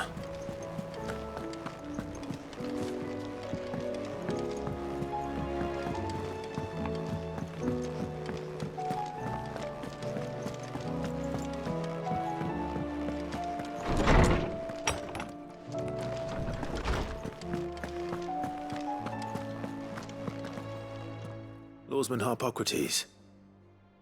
I received your note. Ah, yes. I expect you're wondering what this is all about. You spoke of making amends with Dion, but I can't imagine what for. Then I should begin by telling you that I was once his tutor. This was some years ago, of course, before I joined Sid in his hideaway. At that time, I was counted among the foremost scholars of Oriflamme, and was accordingly invited to the palace to supervise the young prince's education, all to ensure that the future emperor had a firm grounding in, well, everything an emperor should.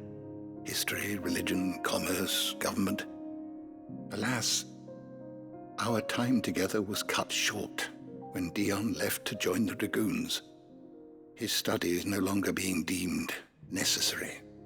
I had not expected to meet with him again, least of all here. Have you spoken with him? No, I have yet to find the right moment. His Highness always seems so preoccupied, especially when alone. I would not wish to disturb his ruminations with idle words of greeting, not when I know he dwells upon the evil Ultima had him commit in the Dominion. The guilt weighs heavily on him, I know. But as you say, that was Ultima's doing. Surely you can't blame yourself. When I first met him, it was not guilt, but his people's expectations that weighed heavily upon him. And I did nothing to ease that burden. He bore it alone, until the day he could not bear it any longer. It is one of my greatest regrets that I only ever offered him my wisdom, when what he truly needed was friendship. The blame for Dion's transgressions lies not only on his shoulders, but on mine. I see. I'm ready to help you in any way that I can. Then I beg that you bring me a wild wyvern tail. Apothecaries across the ages agree that even to glimpse such a flower is to be granted inner solace. Fabulists and fraudsters all, of course. But there is oft a seed of truth to be found where even the most outlandish opinions align. Well, it can't hurt to try. Where can I find this flower? And how will I know it? You have seen cultivated wyvern tails before, I trust. The lily-white blossoms from whose roots the poisonous ink for the brand is distilled. Well, those which grow in the wild differ only in their purple hue. The harsher the environment in which they are raised, the deeper the color. There is a waterfall in Rickmal's roost across the strait, where the flowers once grew in abundance. Whether they still survive there, I know not. But try as I might, I can find no likelier location. It's all right. I'll find you a wyvern tail one way or another. Thank you, Clive. And please, be safe.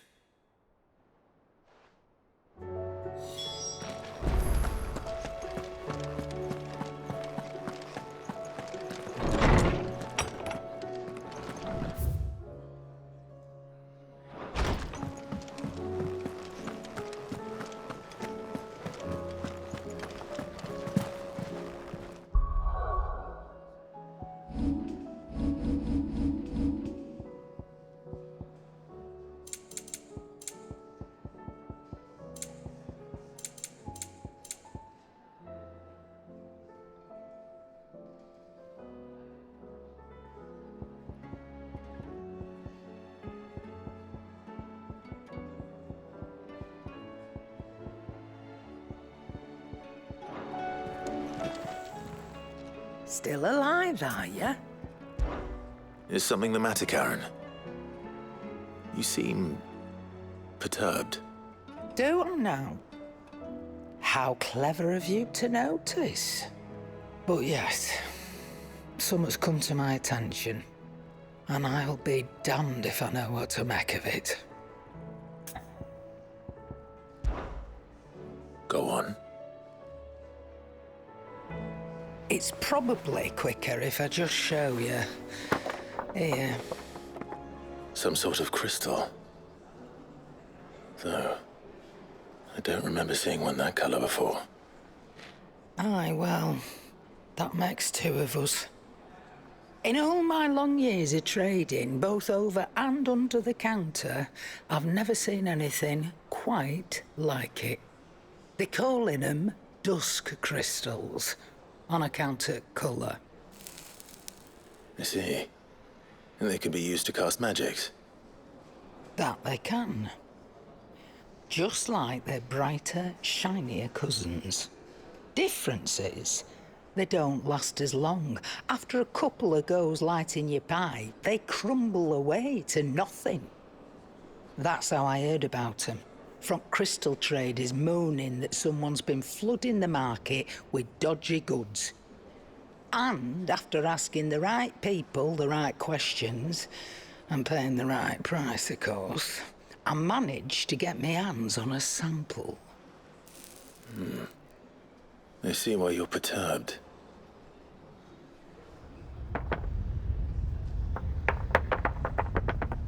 I hope. Do you feel that, Clive? Yes.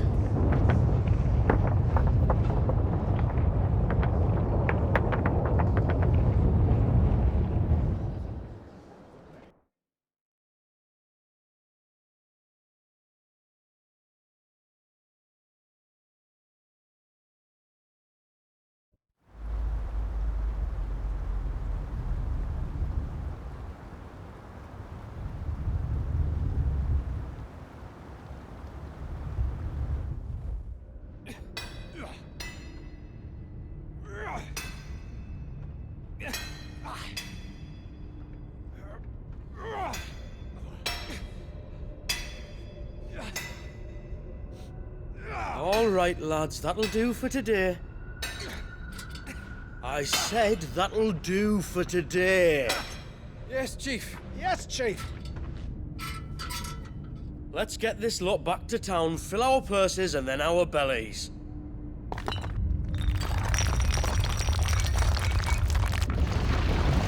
What did you two do now?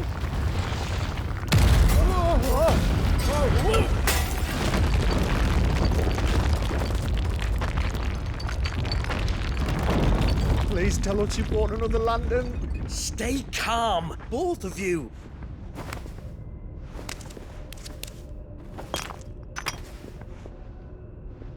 Who needs a lantern when you've got one of these?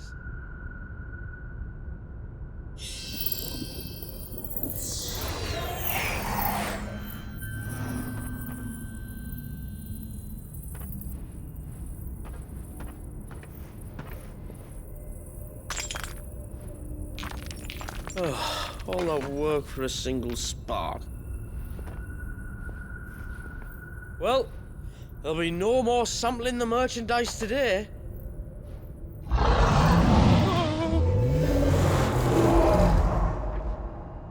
That sounded close, Chief. Really close. Really, really close. Now, lads, what am I always telling you? Good things come to those who run! Wait for us, Chief!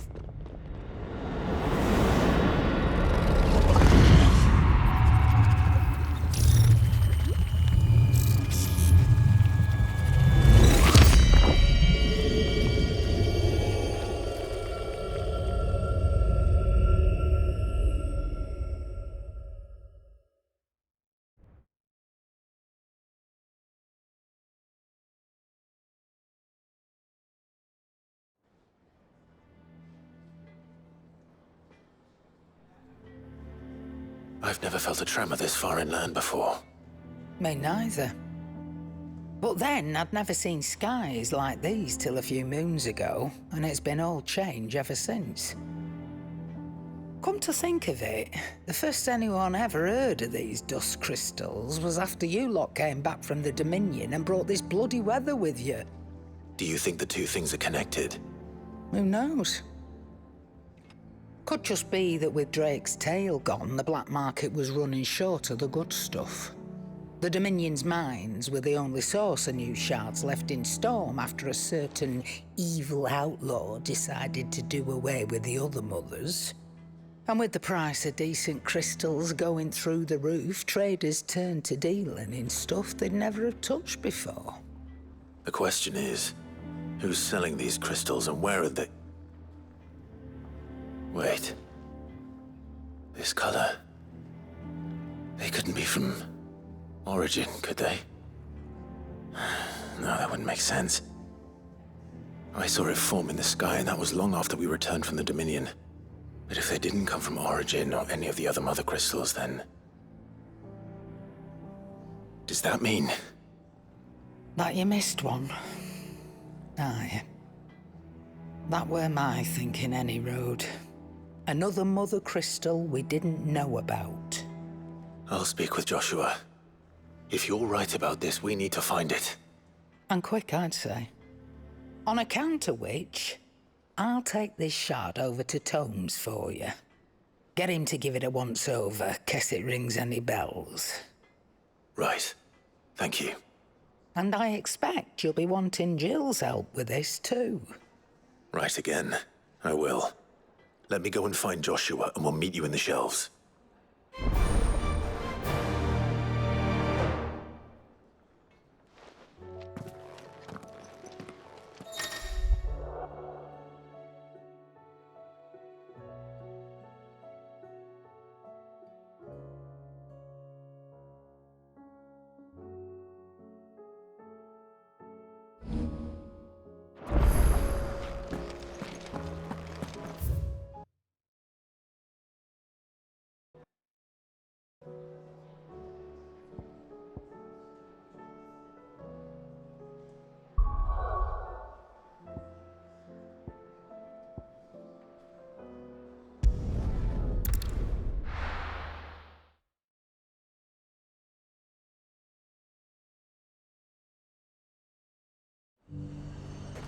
Rezair might at least have mentioned where in Northreach he'd be testing this recruit.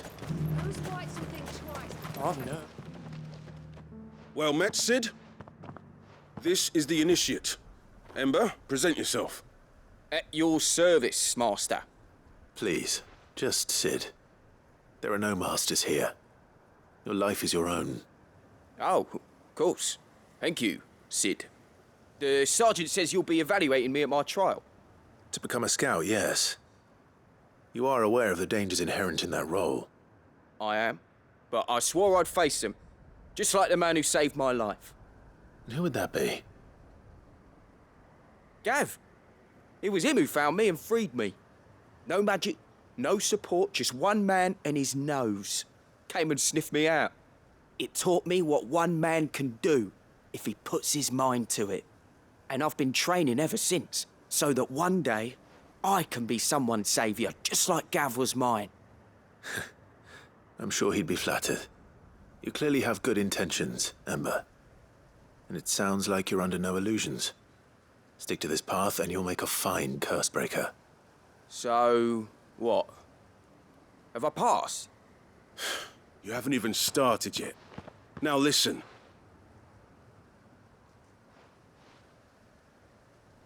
Not far from here is an Imperial lookout, Eastwatch. The guards there record all their sightings in a logbook. You are to find it and bring it here. And bring it here, right. Anything else? No. Sneaking into a heavily guarded Imperial outpost and stealing the logbook would be quite sufficient. You'll need to assess the situation, determine a point of entry, create a distraction and effect an escape, all without being discovered and thrown into an Imperial oubliette. Ember, Gav isn't our best scout because he can do everything. It's essential that you know your limits. Know my limits, right. I won't let you down.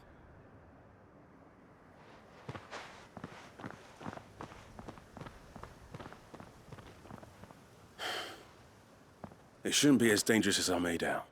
But keep a weather eye on him all the same, would you? On my way. All right, Ember. Impress me.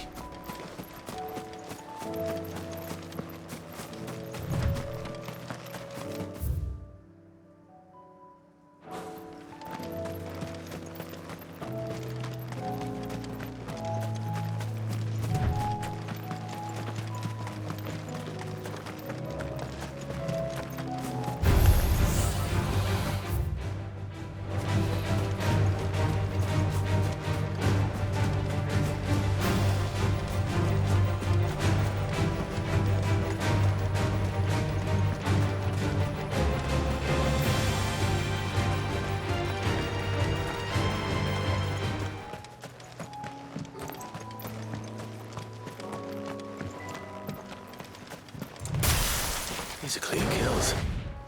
Perhaps young Ember really is ready.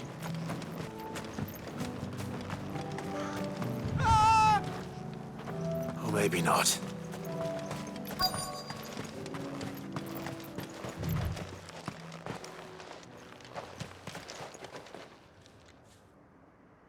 Damn it. Ember, draw your sword! Oh, God! Then run! If you want him, you'll have to go through me.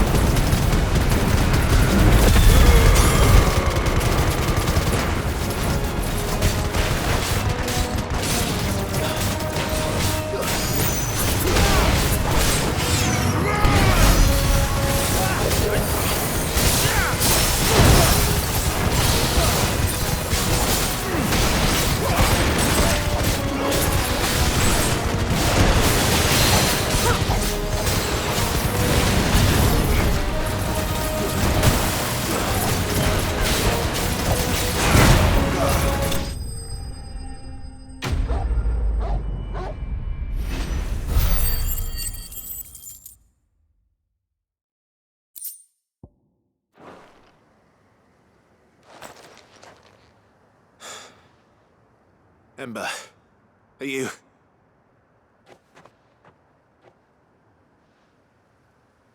Gone. Of course. Scouts really are a rare breed. Back to Northreach it is, then.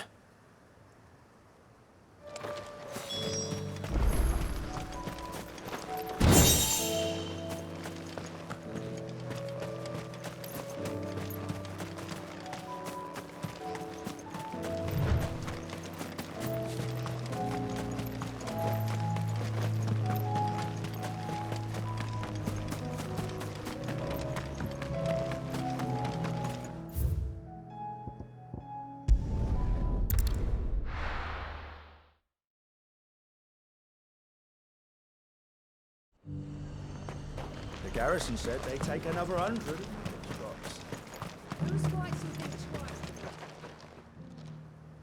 I didn't expect you back so soon. Where is Ember? How did he fare? I thought I'd find him with you. He must have fled. I followed him to Eastwatch, where I found him being set upon by a wild Avis. He was just standing there. Didn't even draw his sword. I had to step in and take care of things. But by the time I had, he was nowhere to be seen. I assumed he'd set off in your direction, but apparently not. I'm sorry, Sid. I knew the boy had a nervous streak, but he seemed like... The right man for the job? I believe this is the logbook you tasked me with retrieving. Eh? How did you...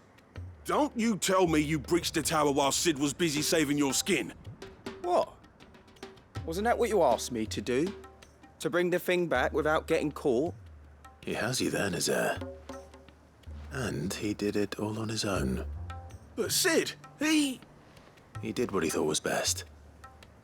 And now I have to decide whether I agree. Of course. We'll await your evaluation back at the hideaway. Don't you leave my sight.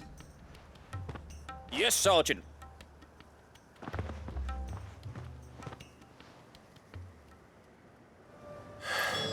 This won't be an easy decision.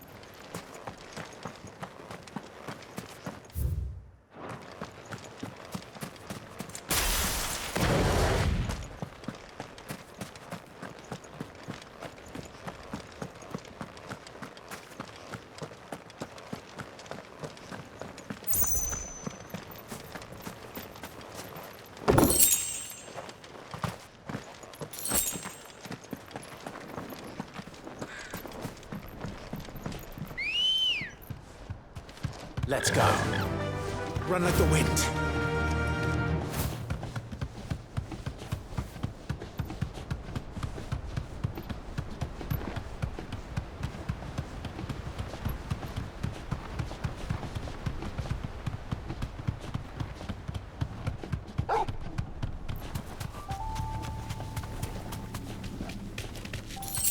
Caution, brother.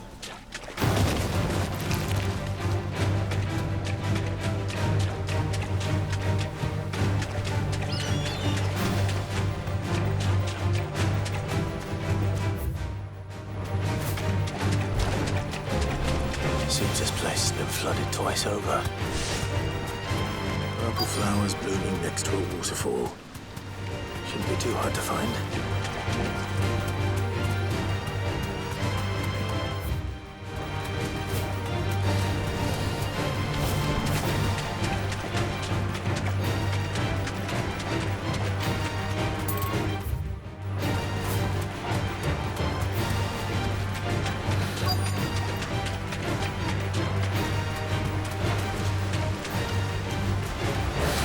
Chief.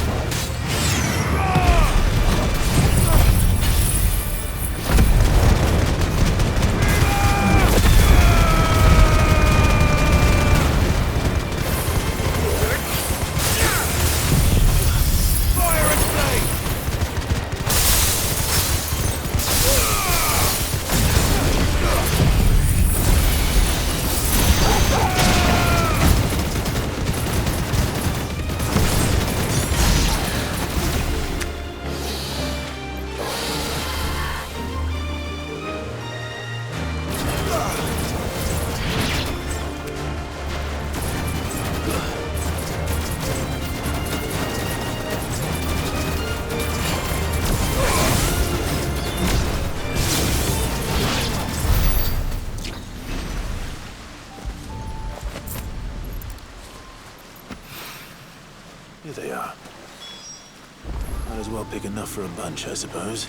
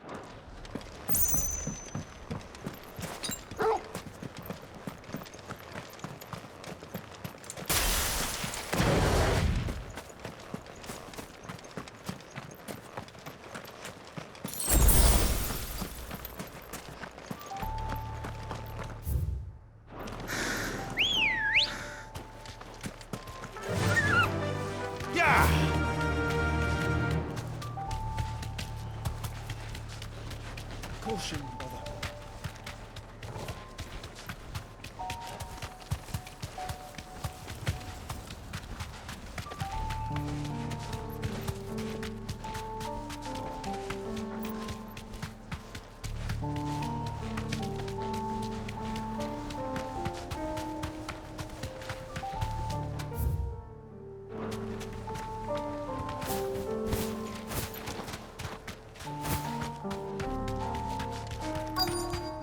This be Mickelberg.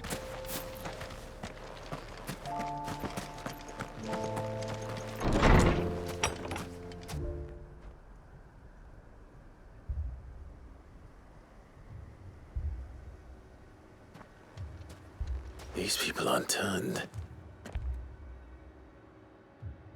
And the village seems safe enough at least.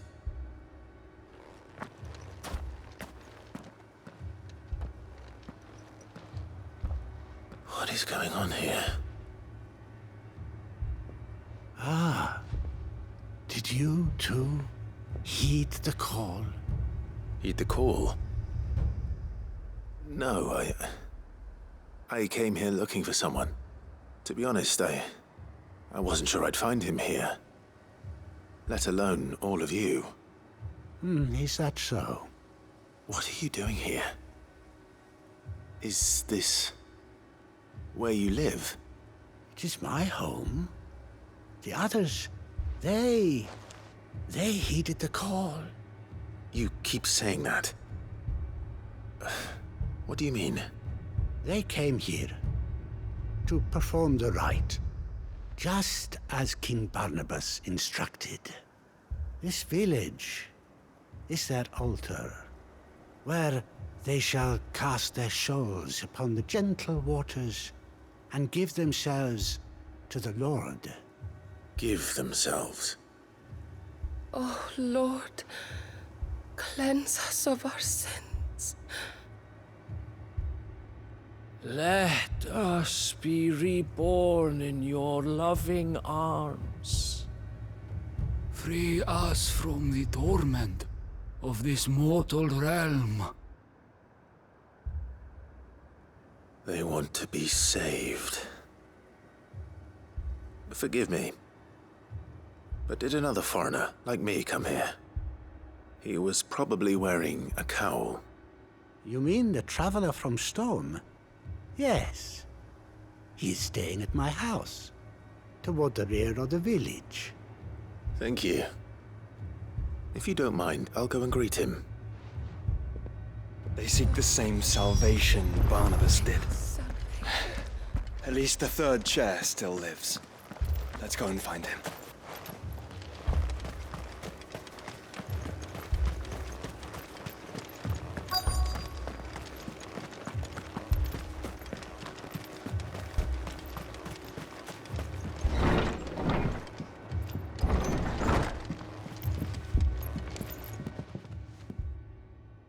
Excuse me. Are you with the Undying? I am. And so it would appear, are you? Lord Rosfield, if I am not mistaken. That's right. And you must be the third chair. I am. Cyril was worried for your safety. He sent me to find you. Then I must apologize. I did not mean to trouble the bearer of the burning quill.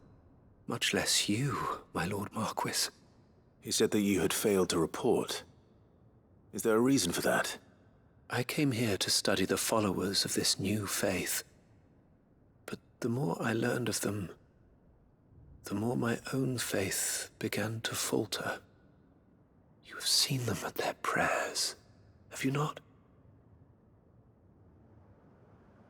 They devote themselves to the veneration of their Lord with a fervor I have never seen before. Praying night and day that they might be rid of their wicked wills and reborn in their Saviour's light. Not that they might be granted respite from their worldly woes, but so that they might continue to serve him. Serve him with all of their beings. I, too, swore to devote my life to the service of my Lord and Master, but this... 'tis different. It is more. And so I would see it through to the end. See these people safe, that they might achieve their dream. That they might do their duty to their Lord. Even if it should keep me from doing my duty to mine. You do understand what their dream is, don't you? I do, my lord. They would cast aside their wills and become Akashic. I know that it may be hard to believe, but to these people, that is the very essence of salvation. Forgive me, my lord, but I must remain here. If you are to return to Master Cyril, I would consider it a great... Did you hear that, my lord? Something is happening. I'll go and find out what. Stay here.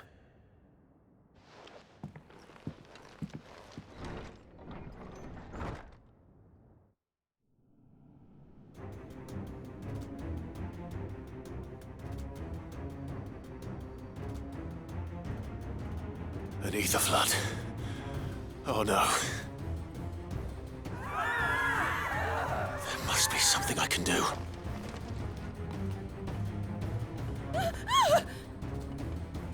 Echoes as well. Found her. Ready, brother?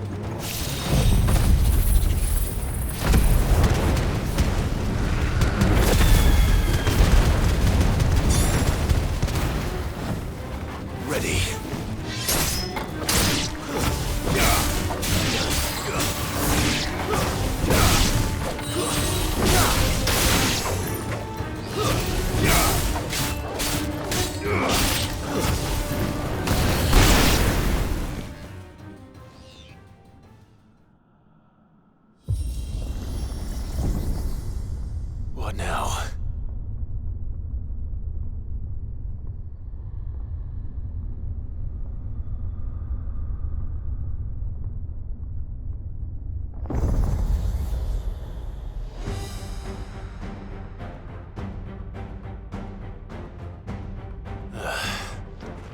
We meet again. I've killed your kind before.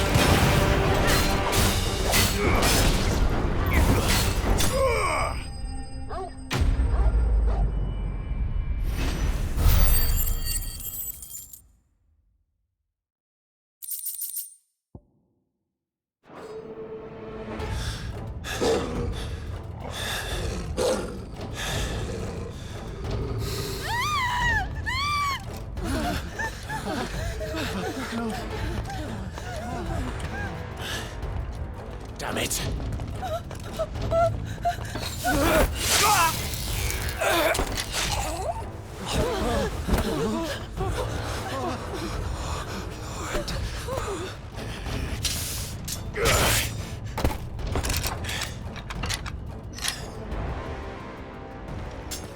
Don't you die. Come on, speak to me. I had to save them, that they might have a chance to find true salvation by devoting themselves to the service of their Lord. Just as I did when the Undying plucked me from the gutter and gave me a cause to believe in. A duty to serve was everything to me, and I would not deny them that fulfillment, even if they must become a Kashik in order to achieve it. Forgive me, my Lord Marquis. I did not mean to trouble you with this. My findings. Could you deliver them to Master Cyril for me? Of course. Your duty will be done.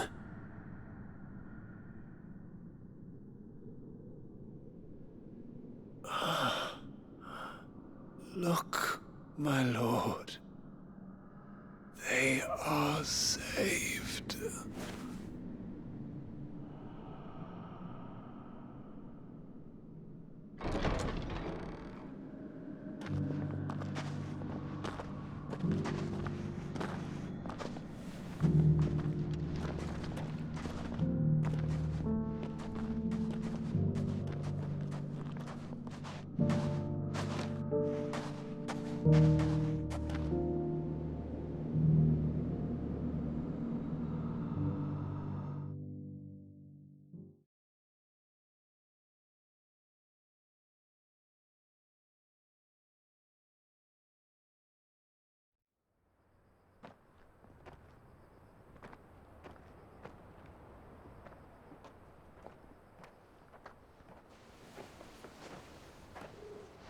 They are saved.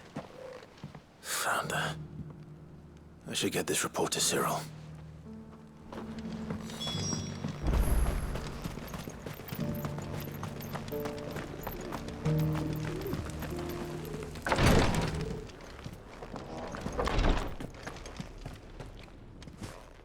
My Lord Marquis, welcome back. I am glad to see you hale and whole. I met with your third chair, Cyril. He bade me deliver his findings to you.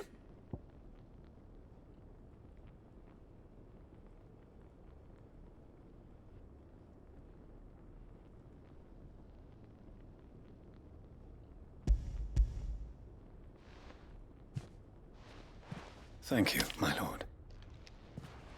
He remained in Ash? He died protecting the villagers from an echo. I buried him in Mickelberg. I'm sorry that I couldn't save him. If you could not save him, no one could. The villagers, they were believers in this savior cult. They prayed to their god that they might be unburdened of their wills. Then an ether flood came, and their wish was granted. Your brother sacrificed himself that they might live, even knowing that that life was death by another name.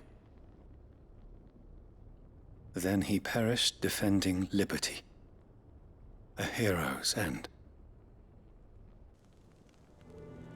For the right to choose how one dies is no less sacred than the right to choose how one lives.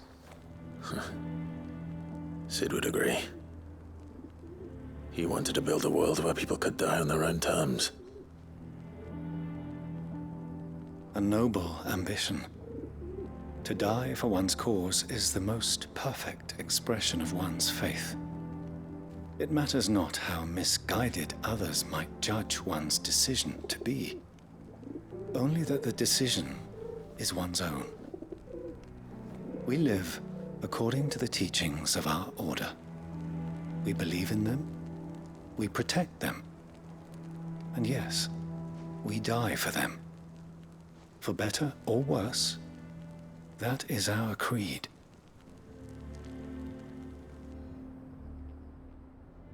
But he didn't die for your creed. He died to save them, and you still believe that what he did was right. I believe that he believed it was. We of the Undying are not slaves, but willing servants. And this was his will, the ultimate expression of it. All right. I'd like to know this man's name, Cyril. To know the names of all the Undying who've fallen in the line of duty. They died serving my house. It's only right that I remember them. That is my duty. Of course. I shall fetch the Book of Martyrs at once. My lord, it has been, and shall ever be, the greatest honor of my life to serve House Rosfield. Though our duties may differ, yours is no less important. I pray with all my heart for your success. And were they here, I have no doubt but that every one of my fallen brothers and sisters would feel the same.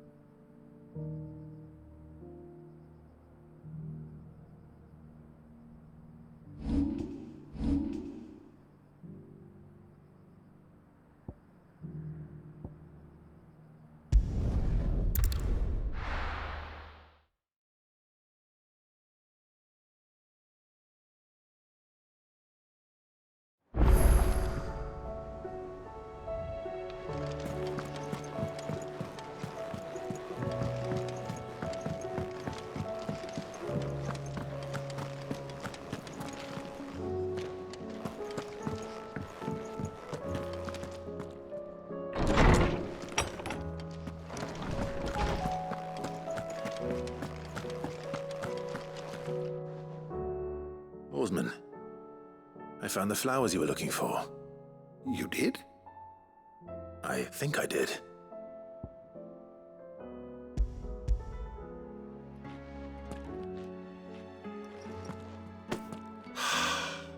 You did indeed. My dear boy, thank you. You wanted to make Dion a gift of one, did you not? Shall I invite him to join us? Oh, I don't... It's no trouble. I'll go and fetch him.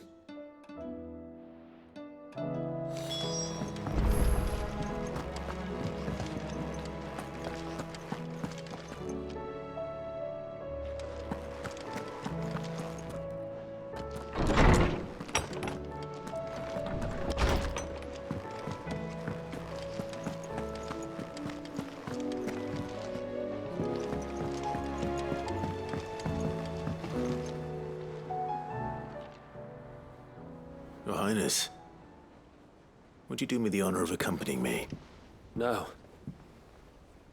It is time, then. No, only to the shelves. Our lawsman has something he'd like to give you. Master Harpocrates. No. I dare not show my face before him. Not after everything I have done.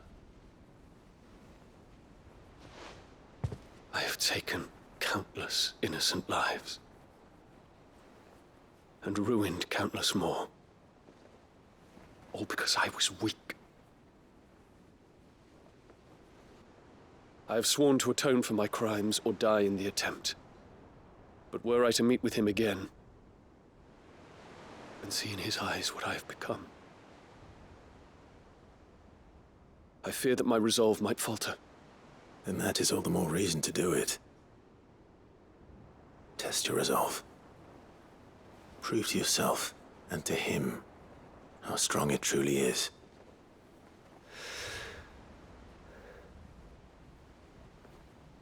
You are right. I must, at the very least, offer him my gratitude. Very well, then. Take me to him. Follow me.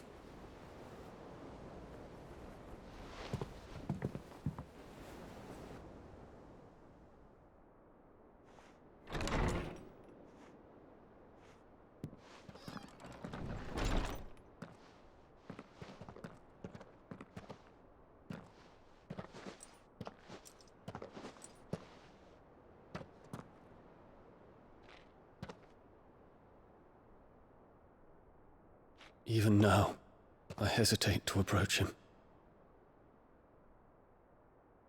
What must he think of me? You'd be surprised.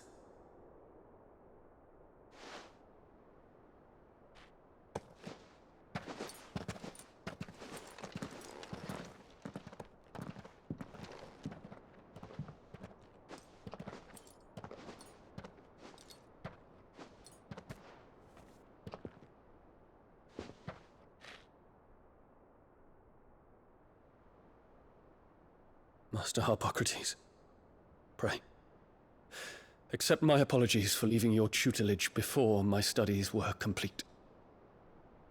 Your lessons opened my mind to a world quite unlike the one I had imagined from within the gilded confines of the palace. And I shall be forever grateful for the efforts you made to enlighten me. Lift up your head, Your Highness. The deeds of youth require no apology.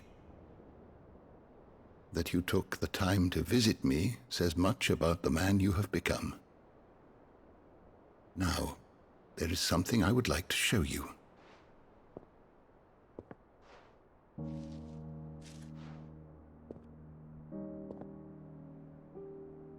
Is that a wyvern tail? The color is unfamiliar to me. Because it is unique to those found in the wild. Something in the harsh environments in which they grow lends them this striking hue. Their roots are indistinguishable from those of their hothouse cousins, but once they bloom, the difference is immediately apparent.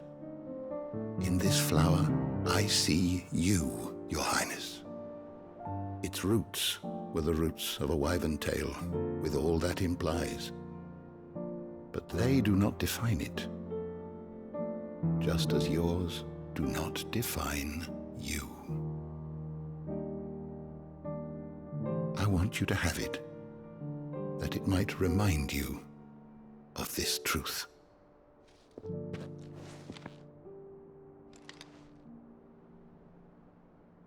Master Harpocrates, I would ask of you a service. Keep your gift until I have fulfilled my duty to the realm, for only then shall I be deserving of it.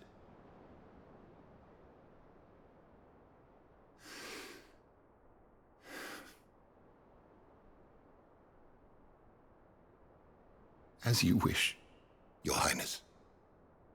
I shall await your return.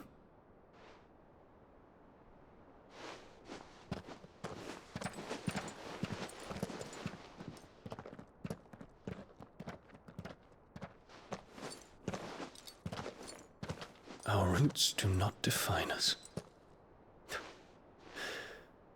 No wonder my stepmother didn't like him. For reuniting me with memories I had thought long lost.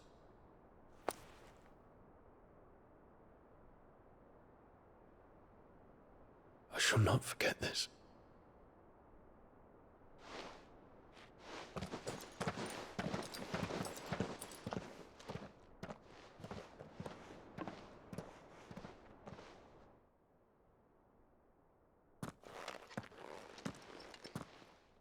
Thank you, Clive.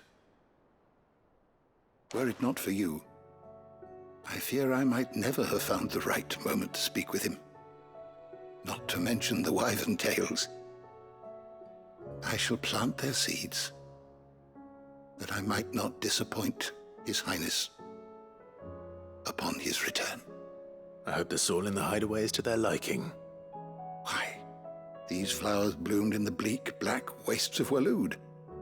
I'm sure Nigel's yard will suit them to a T.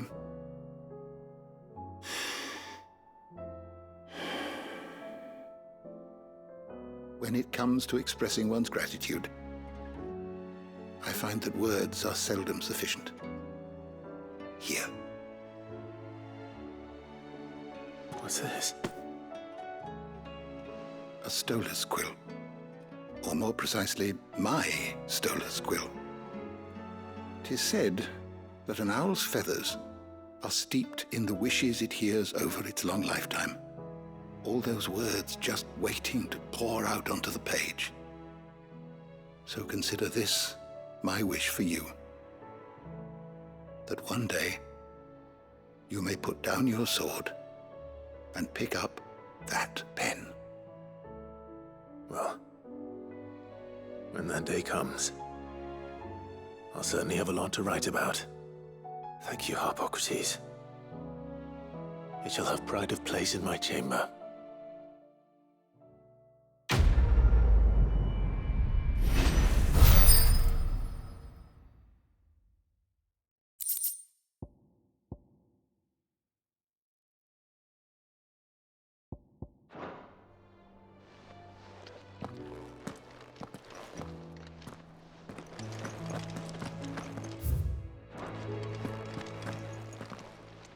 Good morrow to you, my friend. I have a few new notes that might interest you.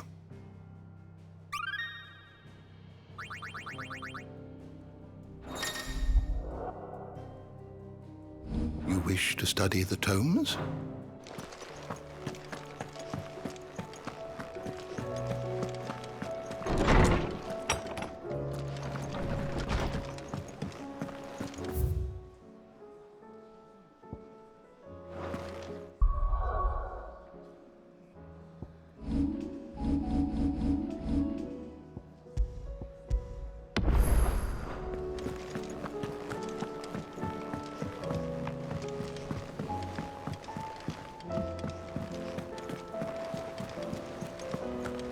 There's something about it. You should have... Welcome back, Sid. Welcome back, Sid.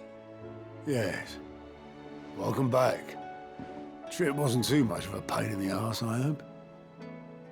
Truth be told, it was me who suggested roping you in to help with the trial.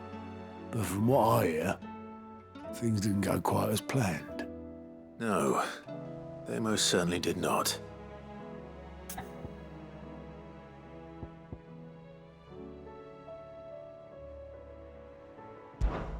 Ember lost his nerve in the face of a beast of prey, but he didn't lose heart. He pressed on, and he achieved his aim. And is that not what we ask of our scouts? Indeed it is. Thank you for your honest appraisal, Sid. The fact remains, however, that Ember will not always have a battle-hardened warrior on hand to pluck him from the jaws of peril. All I have gleaned from this trial is that without someone watching his back, Ember is little more than a liability. Wait, Sergeant. Ember still has much to learn, it's true. And this time he was found wanting. But I'd say he's due a second chance, nonetheless. After all, he did do as you asked. With a bit of hard work, any hand can be made to hold a blade, and any mind can conquer its fears. But a scout's nose is different. You've either got one, or you ain't. And by sniffing out that log, young Ember here has shown he has a conch and a half. Wouldn't do to waste it now, would it? Fine. One more chance.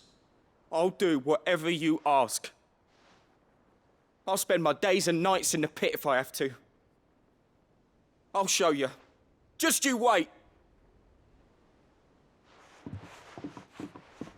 Daft as a brush, that one. But his heart's in the right place. Just like someone else we know. And if you ask me, we've been leaning on him for far too long. That time the Cursebreakers took some of the weight off his shoulders, I reckon. It couldn't hurt. Just don't tell Gav I said so, will you? I won't have him thinking he's been hard done by. Next thing you know, he'll be asking for a day off. Chance would be a fine thing. Back to work. Forgive me, Sid. This did not play out as I expected. Things really do these days. But that's why we need men like Ember more than ever. Men who can make the best out of a bad situation. Remember that. I will, Sid. Thank you.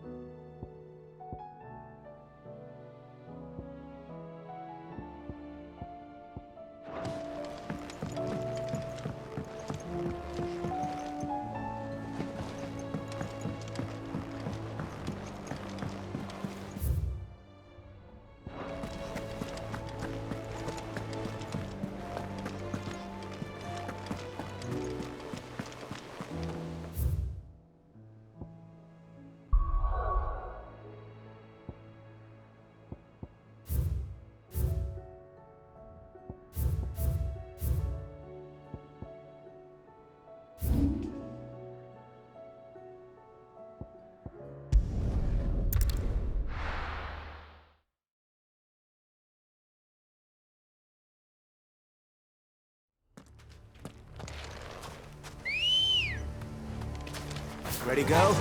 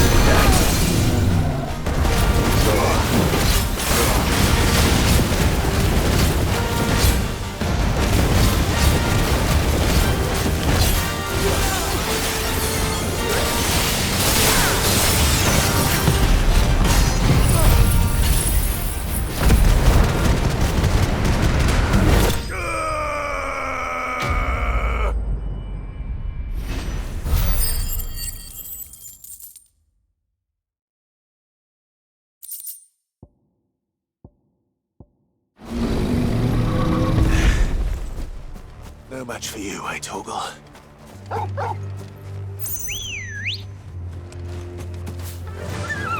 Fly, Ambrosia.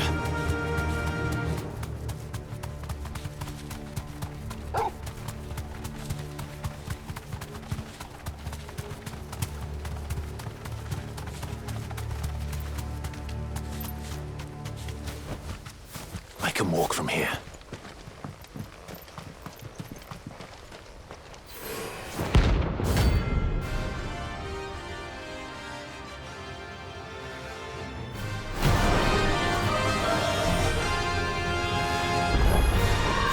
Roman's madness lives on.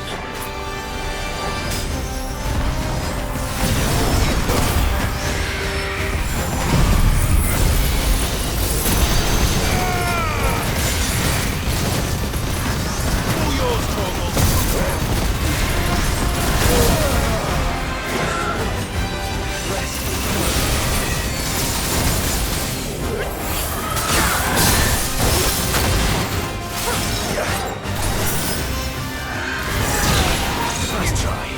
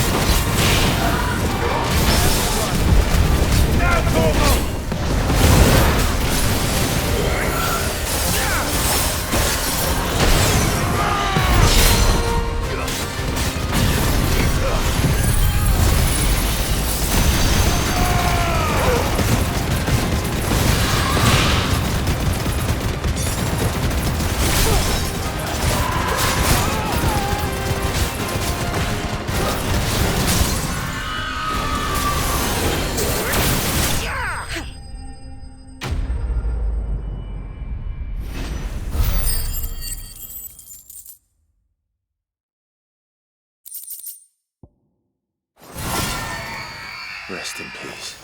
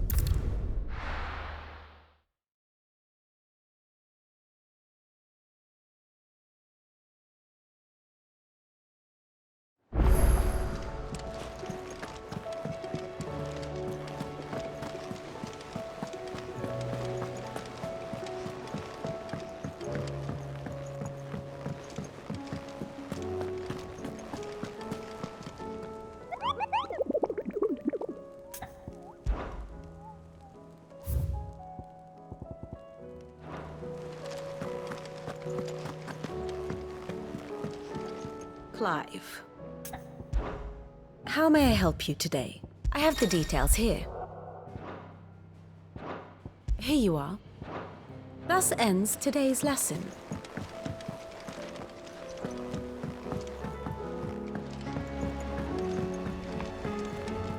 There's something about it. I feel like he's...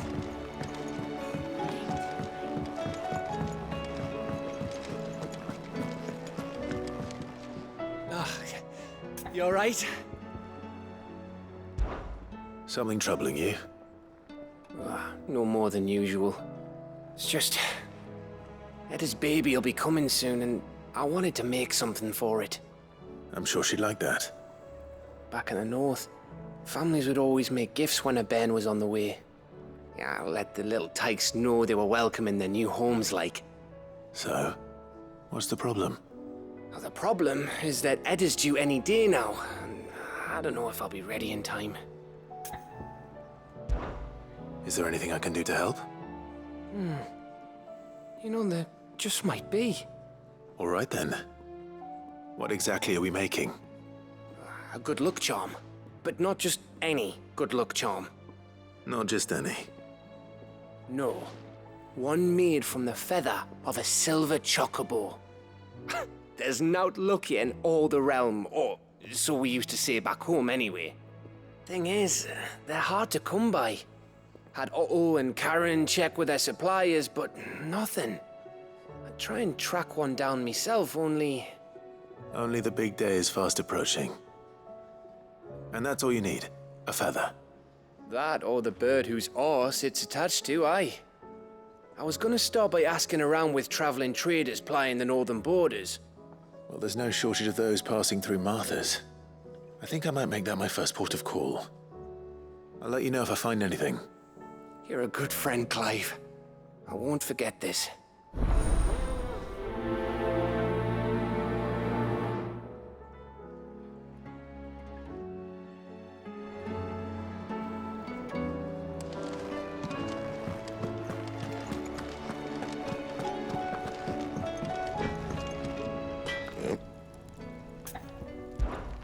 So, what'll it be?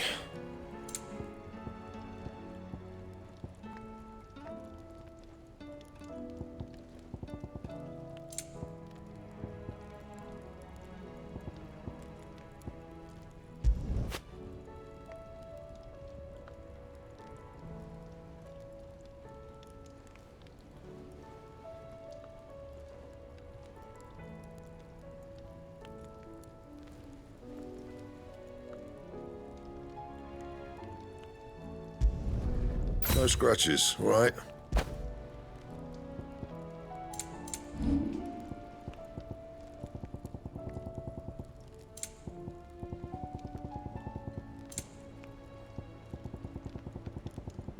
That it? Fine. First the skies, then the crystal. Trouble with your gear, or... So, what'll it be? And?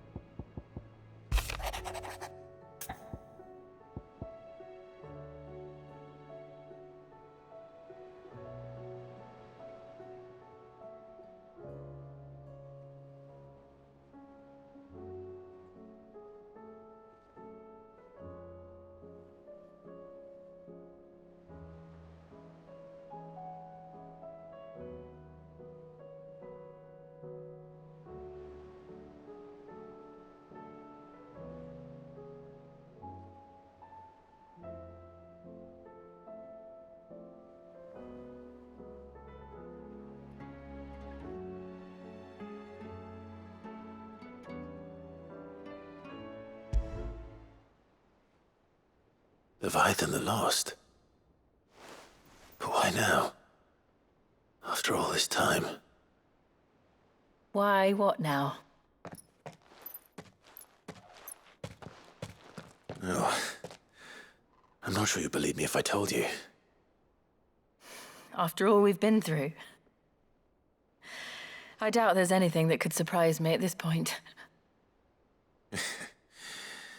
All right then. Rouse Joshua and meet me in the mess. We'll talk there.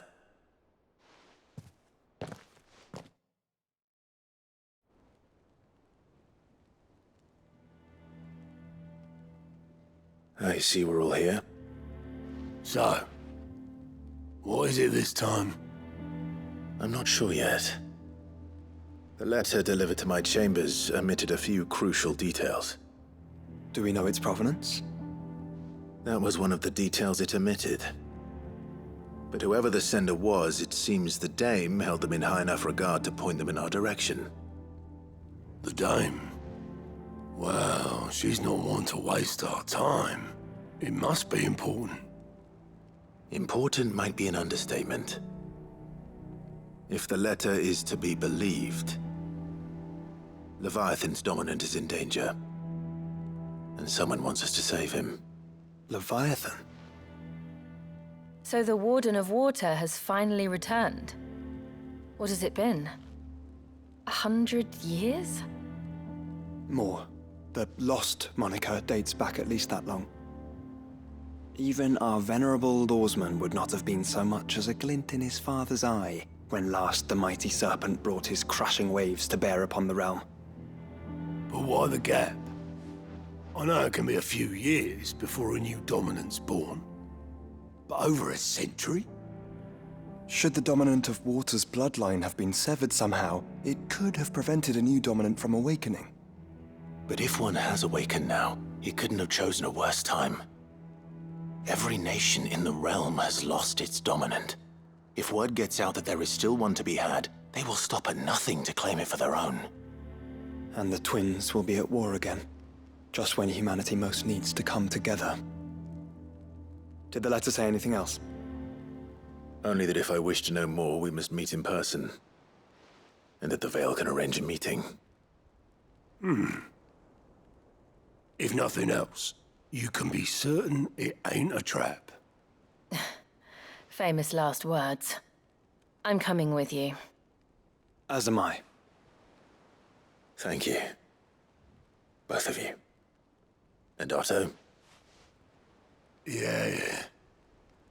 I'll keep an eye on things here. Didn't fancy coming anyway. Thank you. I shall leave the Invincible in your capable hands.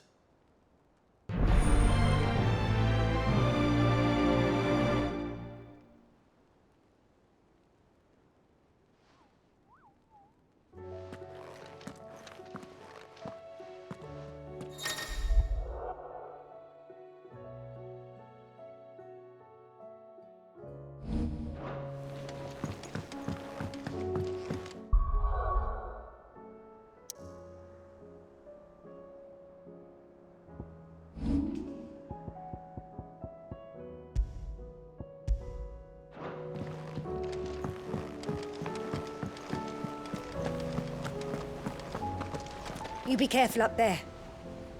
If you happen to snag your britches on anything, be sure to bring them back to me. I'll get them patched up right away.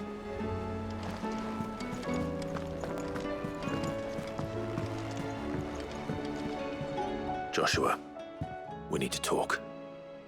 Karen's caught wind of something that I don't think we can afford to ignore.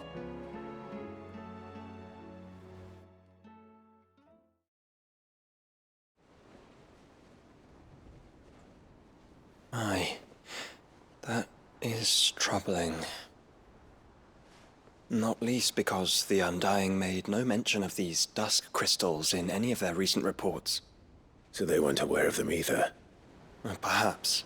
Or perhaps they merely deemed them unworthy of my attention. Wrongly, I might add, for I am inclined to share Lady Karen's misgivings. Then we'd better take her advice and consult Hippocrates forthwith. To the shelves, then. With our combined insight, I'm sure we'll discern something of use. be it no more than a place to start. Let's hope so.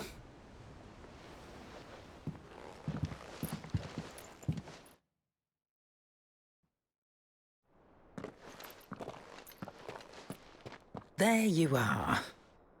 I've taken the liberty of telling these two everything I told you. Thank you, Karen. It's hard to believe such a lusterless shard could conjure much of anything. And you truly think this came from a mother crystal? One we never knew existed? Every other shard in the Twins did. Why should these dusk crystals be any different? Dim though they may be. We know they first appeared on the black market shortly after Ultima Car's primogenesis, darkening the skies. So might the two be connected? Could the spell have created a new mother crystal, perhaps? A replacement for the ones we destroyed?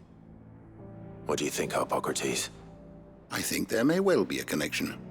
Yet, if we are to believe that the original mother crystals were of Ultima's making, does it seem likely that he would have need of anything so palpably inferior? No. I hazard that it was not Ultima who created these crystals, but humanity. More specifically, our fallen forebears, whose wonders litter the land even now. Legend holds that the fallen challenged the gods in order to win their power, and came tantalizingly close to doing so. It seems only reasonable that they should wish to learn the secrets of the crystals which the gods bestowed upon them. So they could make their own. Precisely. You may recall that the tale of the sins of Zemeckis begins with the colloquy of the sages, a council wherein humanity sought to uncover the last secrets of the gods before waging their war to learn what little remained. It is perfectly possible that an understanding of how to craft crystals was among their many achievements. Among their many achievements, prior to their fall. Indeed. The same enlightened souls forged great and terrible weapons called the iconoclasts, from which icons derive their name, and turned them against each other in the Magitech War.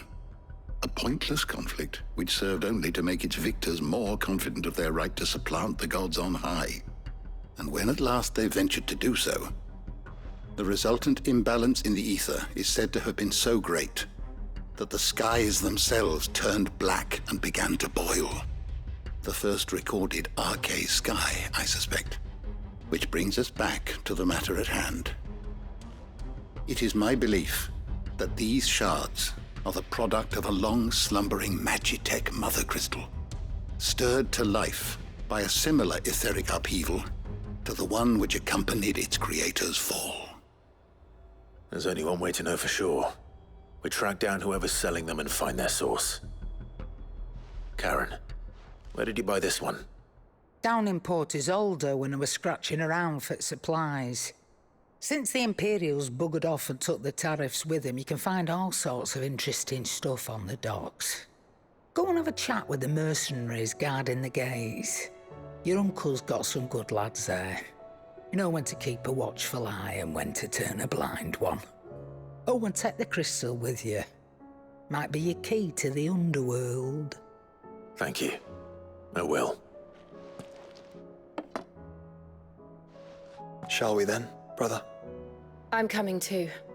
If there is another mother crystal out there and it's anything like the others, you'll need all the help you can get. I was hoping you'd say that.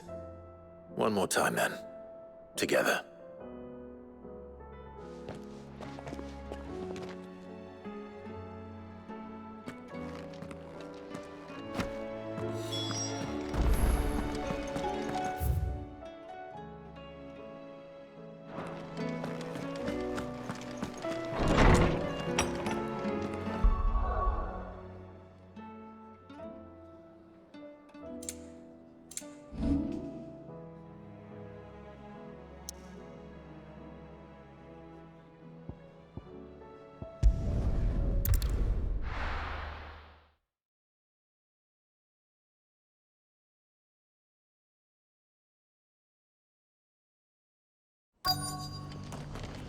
Let's hope one of the merchants here has what Gav needs.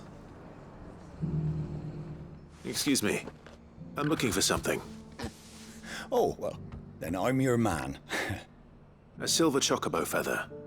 Oh, or maybe not. Though you're not the first to mention the bird around here. There was a man stopped by the rest not long ago, claiming he was attacked by a silver chocobo. Near some gutted hovel, not far from Eastpool. Most took him for a braggart and a liar, but who knows? Perhaps there was some truth to his tale. We'll see. Thank you.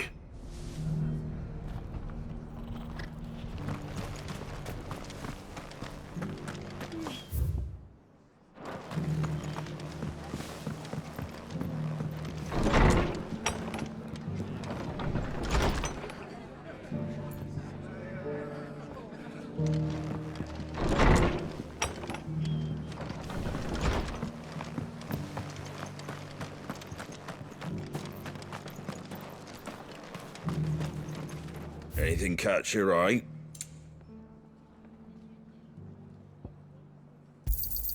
Thanks very much. There you go. Much obliged.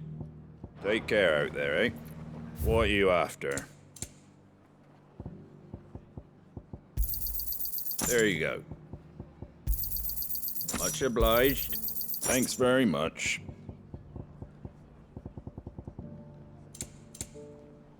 Take care out there, eh? Just 'cause the heavens have gone to rack and ruin, it don't mean we have to. Now, let's get... How do, traveller? You've the look of a man who could do with a new whetstone. Or perhaps a bawdy etching of the Vicerine. Maybe another time. I'm looking for a silver chocobo feather. If that's the case, rumours are all you're likely to find. No one has seen a silver chocobo for years. Word is they were all hunted for their feathers. Some northern nonsense about bringing good luck. Didn't bring them much, nor their bows. If any are still out there, I reckon they'll be doing their damnedest not to be discovered. You're probably right. Thank you anyway.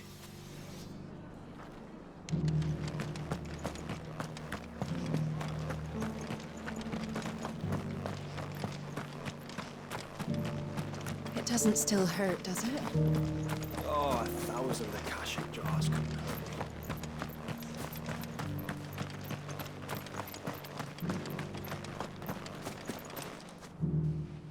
Can I help you with summit? You wouldn't happen to sell silver chocobo feathers, would you? I deal in fruit, not fancies. But if it's fancies you're after, I suggest you try Rhiannon's ride. Was a silver chocobo seen there? Oh, yes. If you believe the ravings of a madman. It wouldn't be the first time. A silver chocobo sighted in the hills near Rhiannon's Ride. It sounds almost too good to be true. But since I'm already here...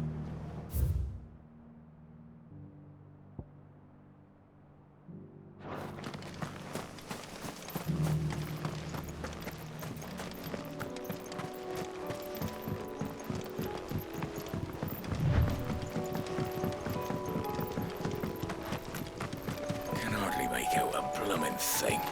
All for a sunny day.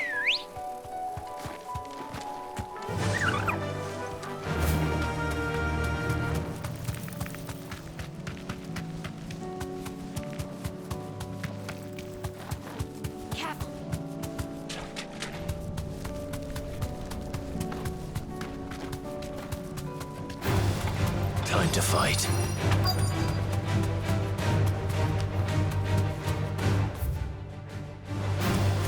Tracks. Not left by bandits for a jet.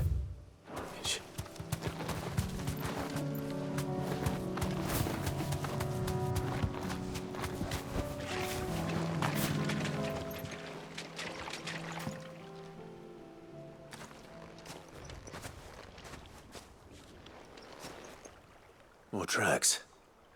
And these look fresh. The chocobo was here. And recently. Perhaps it still is.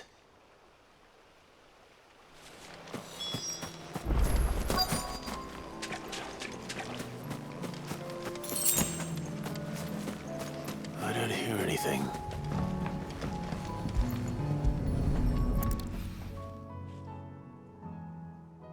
Well, I'll be damned.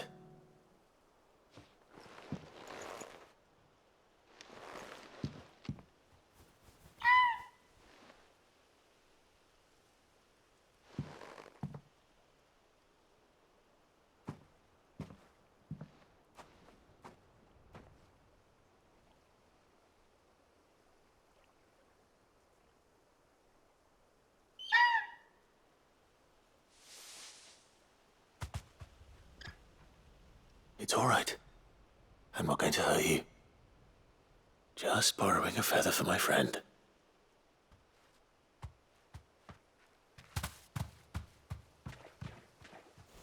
Thank you. Let's get this back to Gav before they change their minds.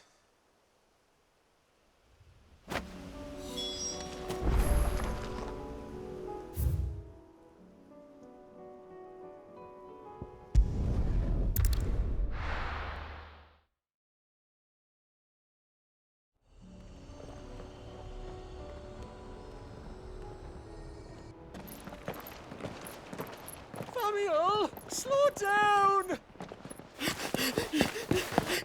Not bloody likely!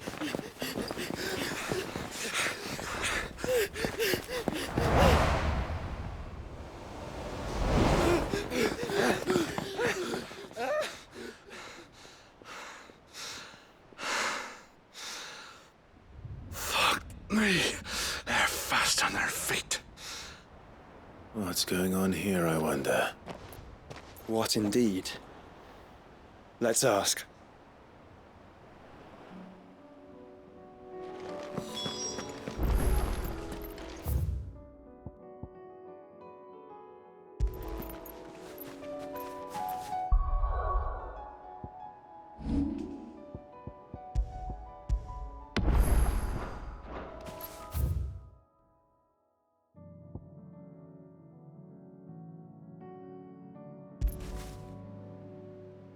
Excuse me. Who were those men just now? Bloody troublemakers, that's who. As soon as I asked them to present their packs for inspection, they turned white as a sheet and legged it. I chased them all away from the gates, but they're swift as hares. Still, at least we kept the bastards out. Don't need their kind stirring up any more strife. And what manner of strife have they been stirring up, exactly? Hey? Are you joking? This business with the crystals? Sorry, we've been away for a while. What's been going on? All right, I'll humor you. After the paltry rations the Imperials left behind dried up, folks started trading crystals out in the open. We turned a blind eye at first. Lord Byron's orders. Way he saw it, it weren't right to deny people the one thing they were all clamoring for. Till the dust started turning up, that is. Dusk crystals, they're called. Ill-favored shards that crack as soon as you look at them. Not that the folk who bought them by the bucket load knew that. And they were baying for blood when they found out. In the end, his lordship had to step in and ban the blasted things. And we've been searching the pack of every trader who's darkened our gates ever since. I see. And you think the men you were pursuing might have been trading in these dusk crystals? Why? You in the market for some? Anyway, I wouldn't rule it out. In fact, I put a few gil on it. We might still be able to catch them. We might. If you are heading up that way, you'll want to keep your sword handy. There's more than dodgy traders plying the roads these days. Understood. We'll be careful.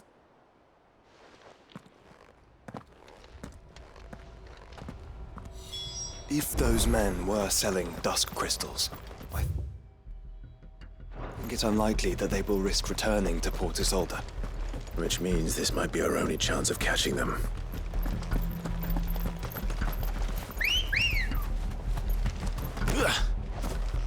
Ready, girl? Run like the wind.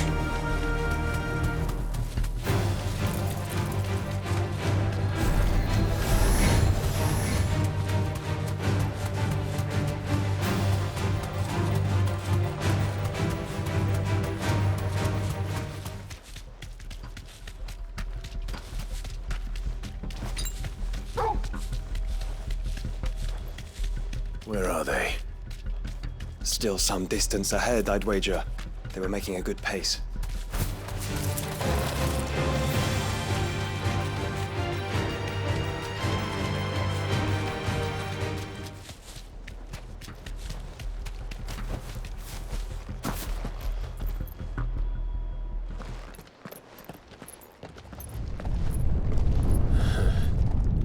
There's another one. Still no sign of those traders, though. No. I just hope we haven't lost them. These blimmin' tremors are scaring off all our customers. The few that weren't scared off by the skies, you mean? Perhaps one of those merchants has seen something. Forgive me, but did you happen to see 3 men in robes pass this way? Yeah, I seen them. Poor bastards. What do you mean? A gang of nasty-looking brutes was on their trail. Caught up with them just up the road, screaming at them they were. Your crystals are your lives and all that. Only the daft buggers kept their crystals and legged it. In which direction, out of interest? Up that way.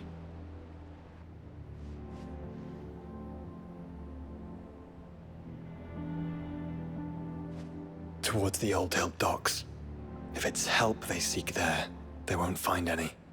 But perhaps they might find a place to hide. Let's hope so. And then we can find them before their pursuers do. Thank you. And please, take care on the road.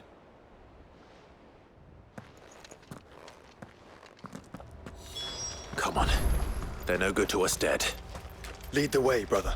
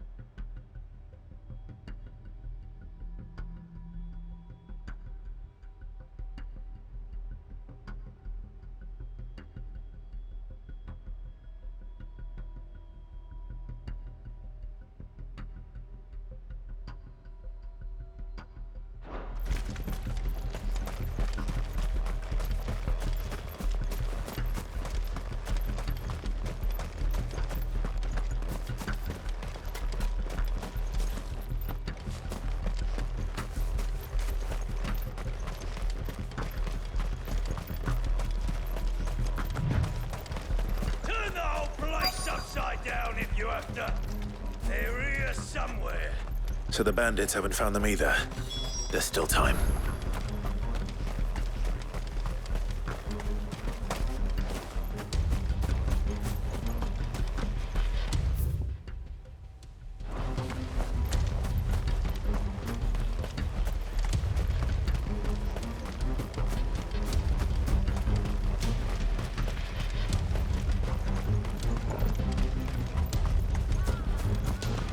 Who the fuck are you?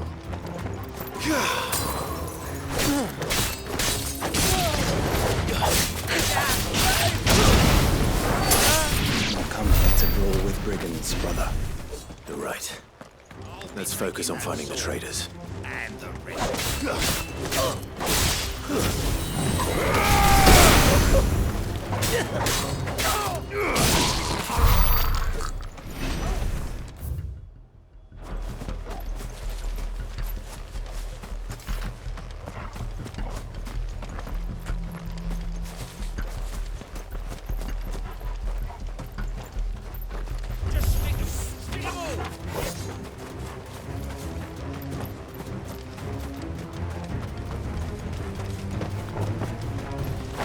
Oi! We got company.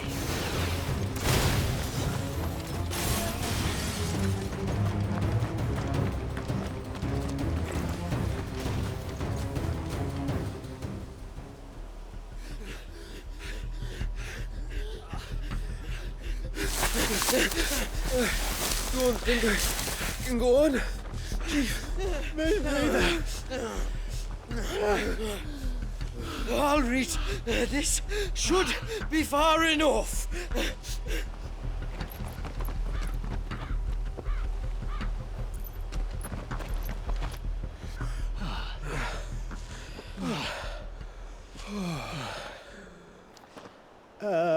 Chief? They've found us. It's getting so a man can't even catch his fucking breath. Gentlemen, a word. We understand you've been selling some crystals. And like I told your thieving mates, you're not fucking getting them. So you can take your massive sword and shove it. I'm sure I could, but we're not thieves. Over here! I can smell the one who shat himself. If you've got a plan, Chief. Tell us you've got a plan. Of course I've got a bloody plan. Good things and all that. Let's start again, shall we? You say you're interested in the crystal trade? Not exactly. In actual fact, we were hoping to talk about this. Is that all? Well, then I know just how to help. If you're after the short shifter, he's over here! Are you mad?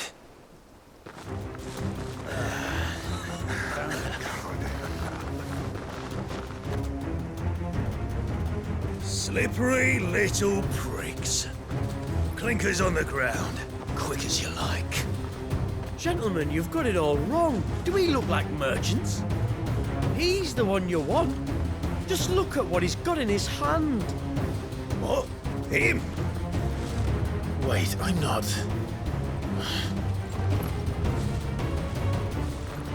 Do let us know if you need any more help. They won't get far, Clive. No, but they'll wish they had.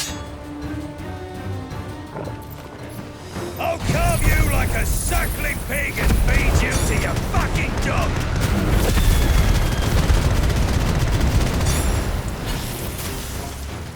Kind of you to think of him.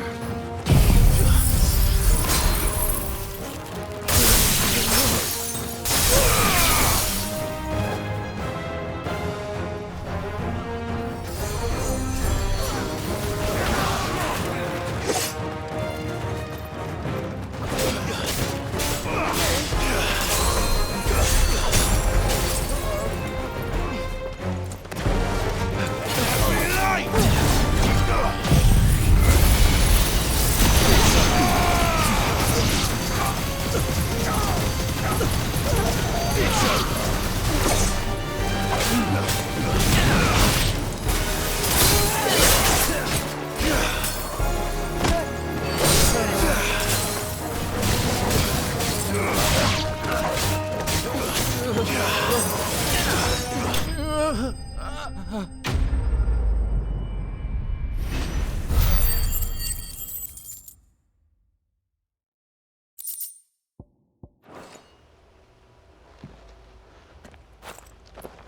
you see which way they went?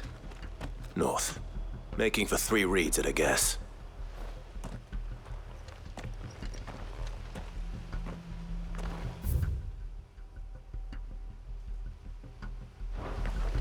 After them. If they reach the swamps, we'll never pick up their trail. Come on.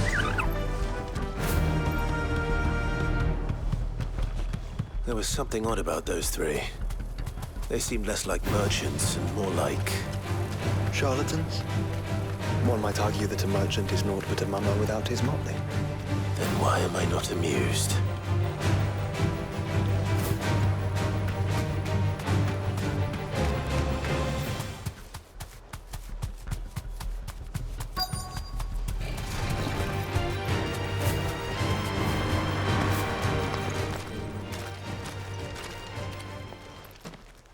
What did you find, boy?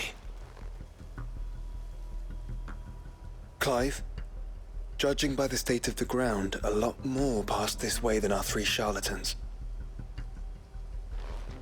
Another group of bandits.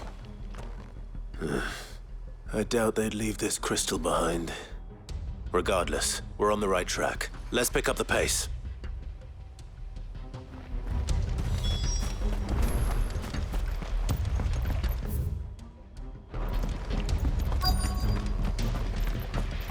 They wouldn't risk stopping at Martha's Rest, would they? Not if they hope to pass unnoticed. I mean, let's stick to the swamps.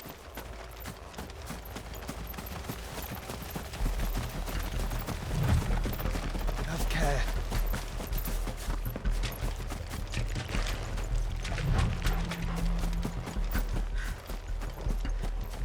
All right, lads. I think we finally lost them. Then think again.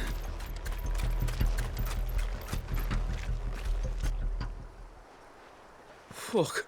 Persistent bastards, I'll give them that. Friends, I knew those louts were no match for you. But of course you did. Because you know what we're capable of, don't you? Now, you deal in crystal. Dusk crystal.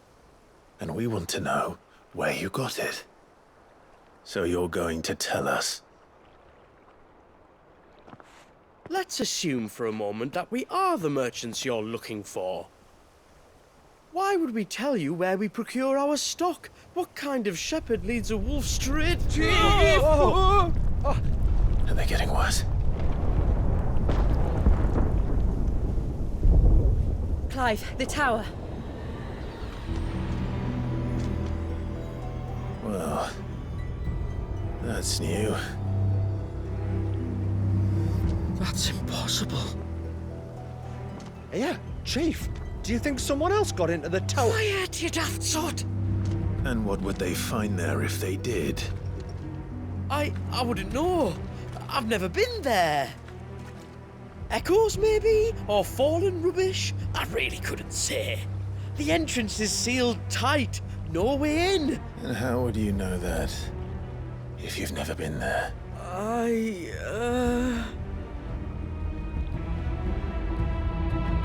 Look! Behind you! An Akashic monster! If you think I'm going to fall for another one of your cheap tricks... Clive, trouble. What? Oh.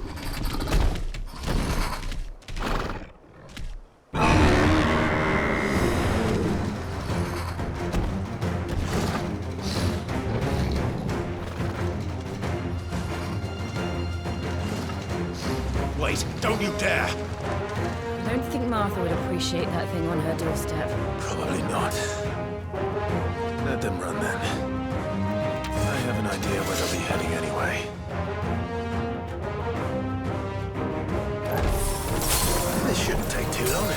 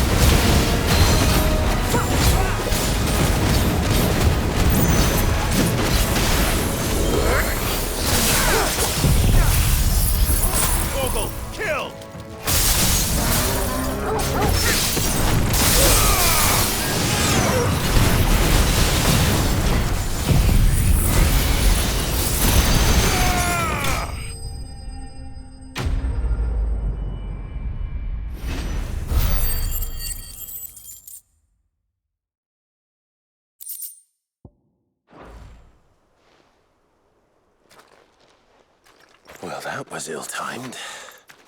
But at least we know what was chasing the merchants. That's twice we've saved them now.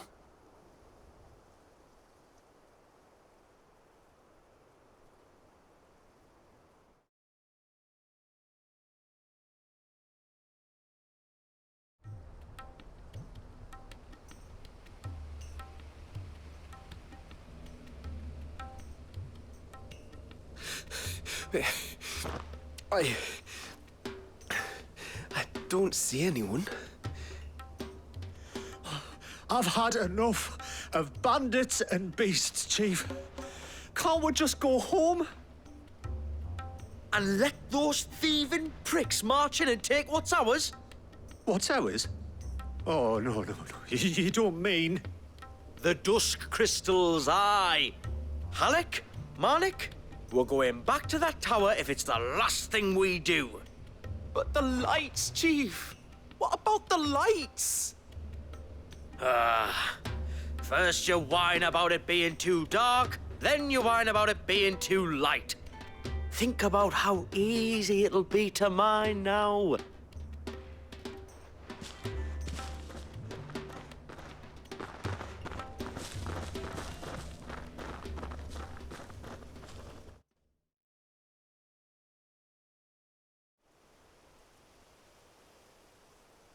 And you're sure they're bound for the tower? When they aren't running away from trouble, they're running towards it. Do you know anything of the place, Joshua? Alas, not. I have seen it labeled Sage Spire on some maps, but beyond that, the ruins are no different from any other fallen derelict. Another impenetrable relic of the past. Not so impenetrable, apparently. Our friends plainly found a way in. They could be living there, like we do in the Invincible. Well, the tower is unquestionably large enough to hide 3 merchants. But is it large enough to hide what we seek? A mother crystal. It would go some way to explain why the area was among the first in Rosaria to fall to the Blight. Then it's settled. We head to Eastpool and make our approach from the dim.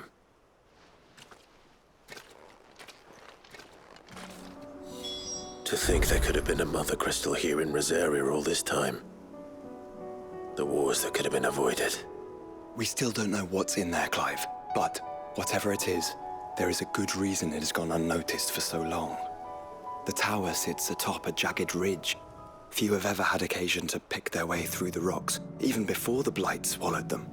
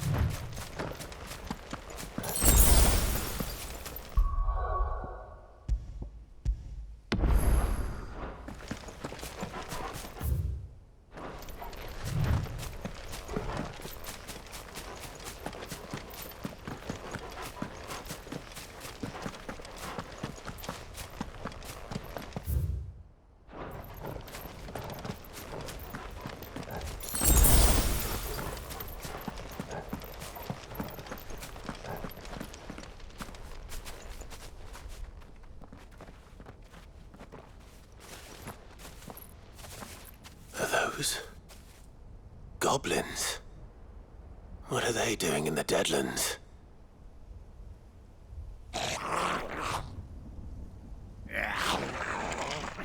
Look what they're carrying. I don't recall ever hearing of goblins using fallen relics as weapons. Well, they certainly aren't welcoming gifts. Clive, remember where we are. No magic. Right.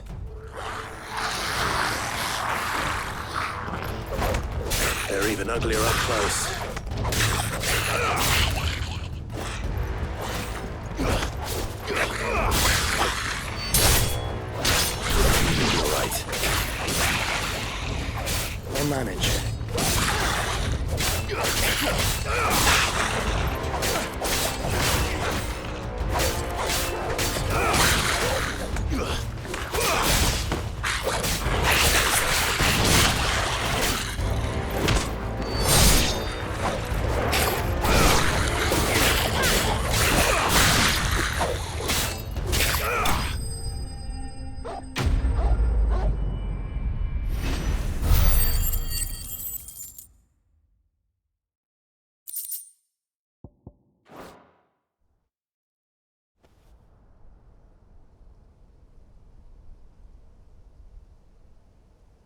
Let's hope that was the last of them. Indeed. I'd almost forgotten what it was like to have to rely on steel alone. Clive? Chill. You may want to see this.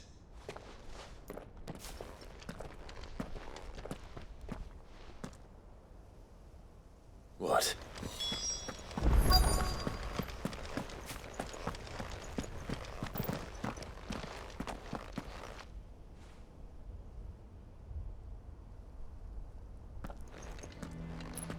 It was open when I found it.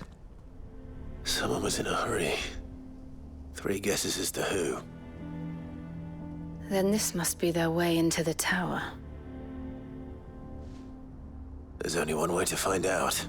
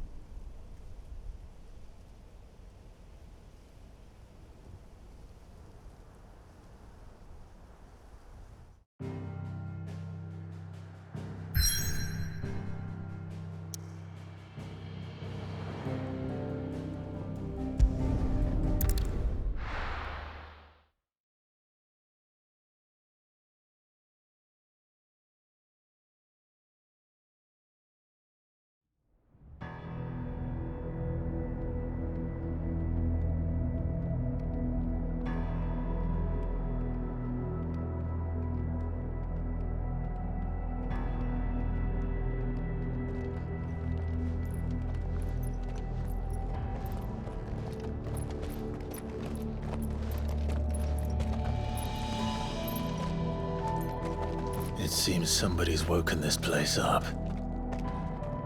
The question is... who? Well, I can tell you who it wasn't. Unauthorized biometrics detected. Someone's here. Initializing security scan. Safety protocols disengaged. I don't think that was someone, Clive. I think it was the tower. Either way, it doesn't sound like we're welcome. Keep your guard up.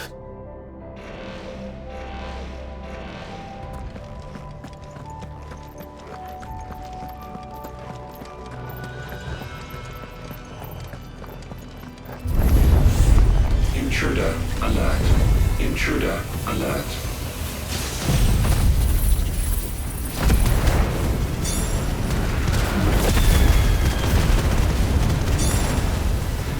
I think my powers have returned. You? The same. Isn't it? The abundance.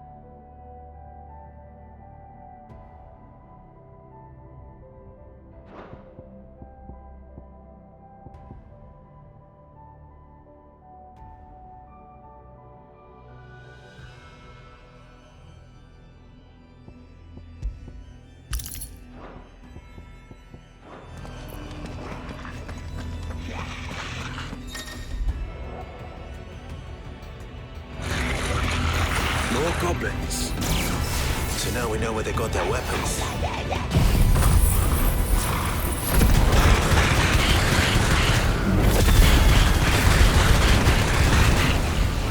But how long have they been hiding here?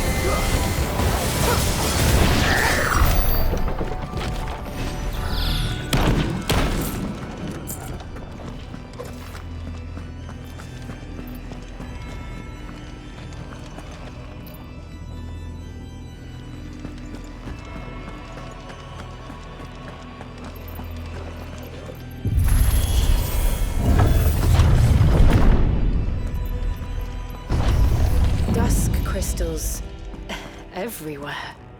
Well, that's one mystery solved. But there's no mother crystal. Yet. We still have plenty of tower to explore.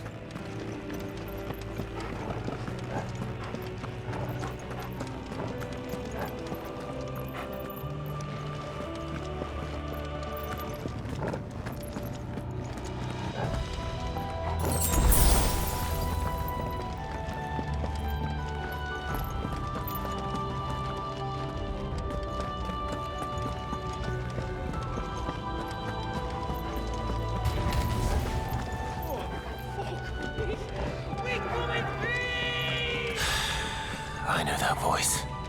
Come on.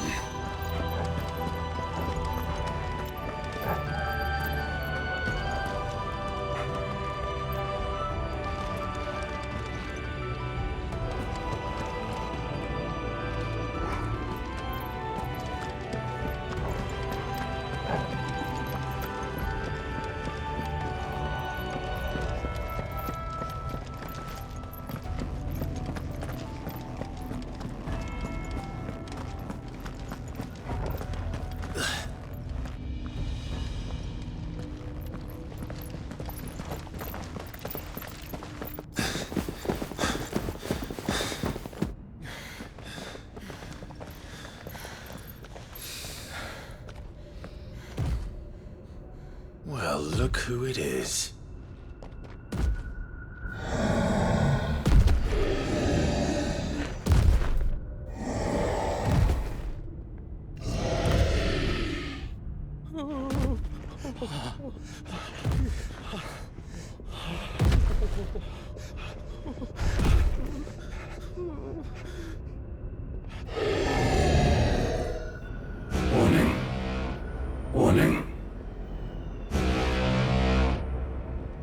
Core defense systems engaged.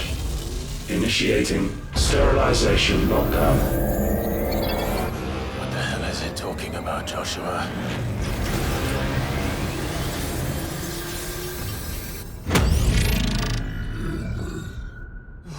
Good things, lads. Good things.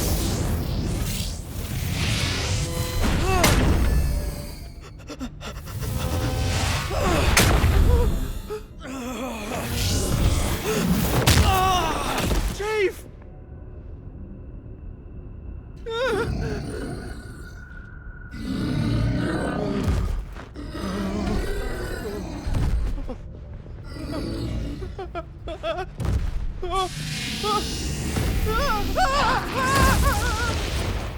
Hey! Over here.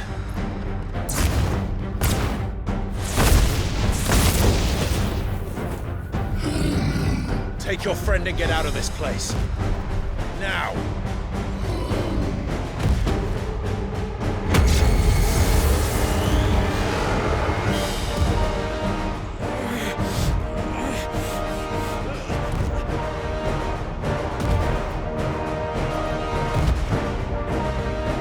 While they run away, we do the fighting.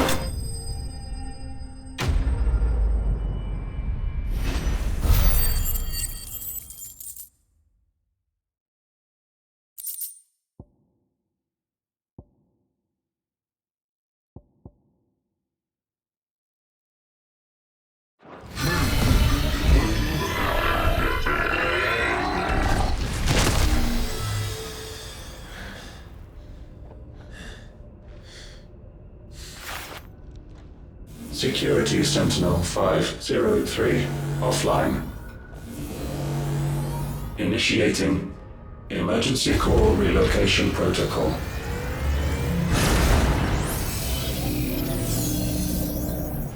If I didn't know better, I'd say that was the heart of a Mother Crystal.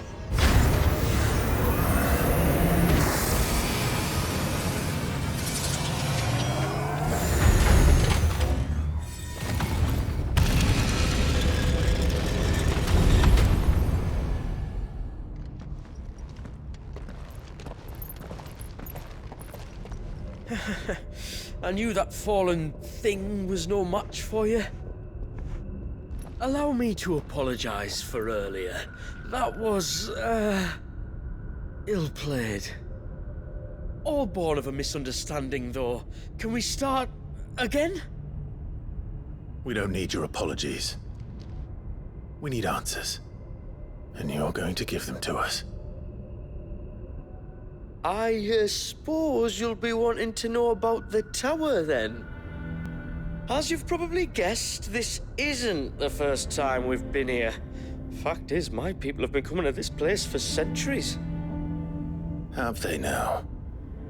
To these ruins in particular? Aye, well, they, talked to us. Told us what this lot was all for.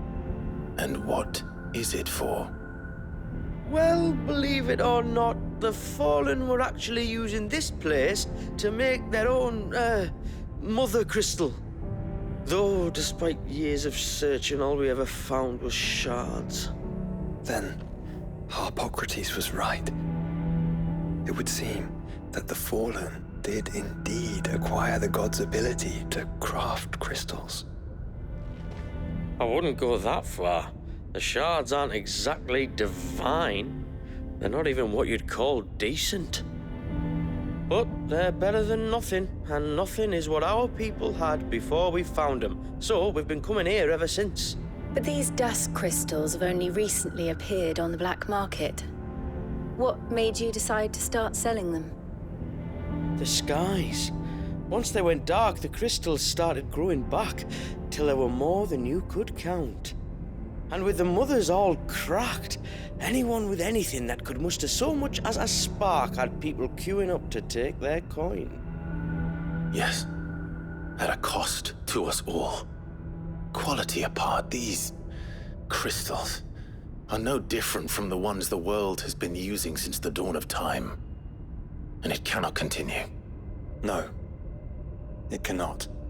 While this is clearly none of Ultima's doing, there can be little doubt but that it serves his cause.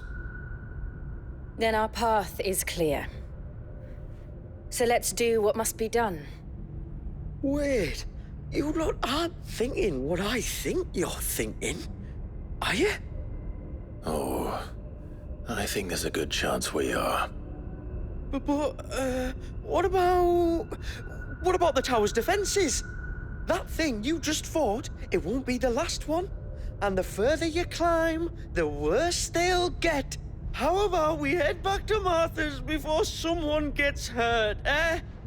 That is sound advice, which I suggest you take before someone gets hurt.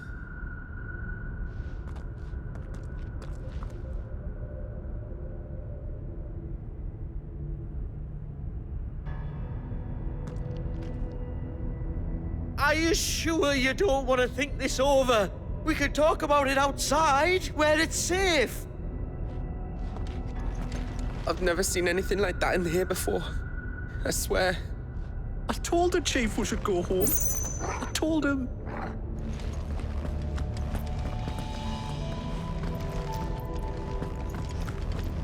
To think the Fallen built all this. The knowledge they must have needed. Knowledge now lost.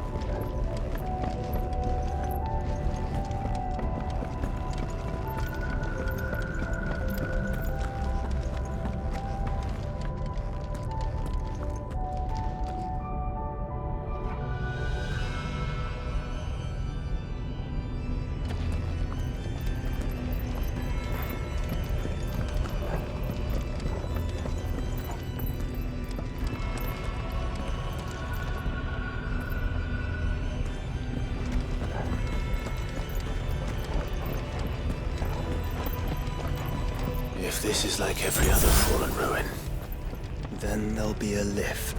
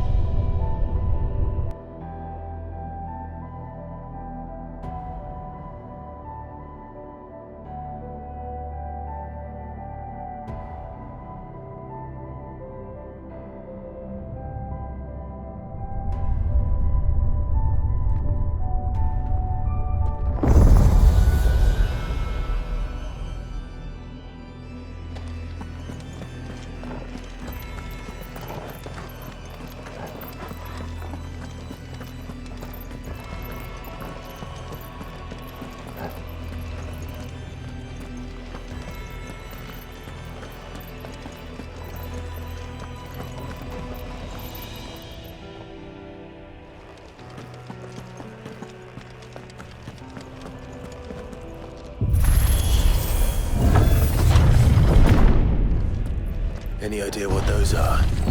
They seem to be containers of some sort. Or perhaps... Cages. Like some sort of twisted menagerie. But why here?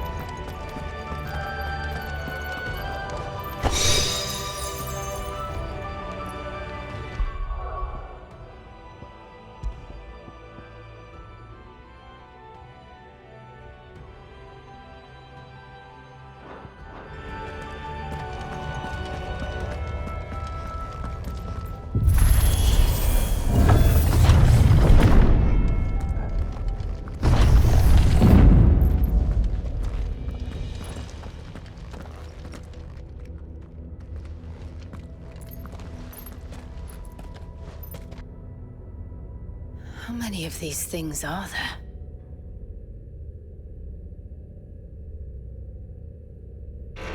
Contaminant detected.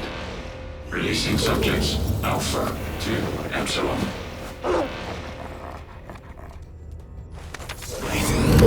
They're still alive.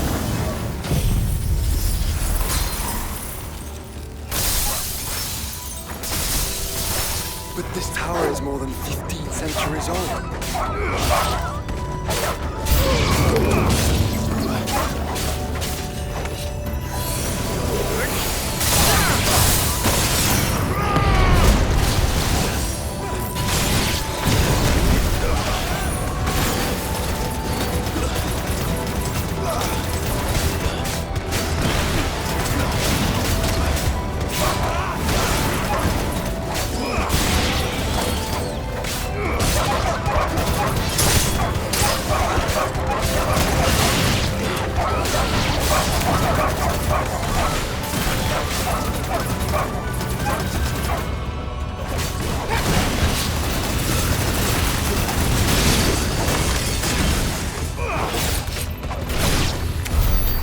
they built this place to grow crystals, why imprison creatures here?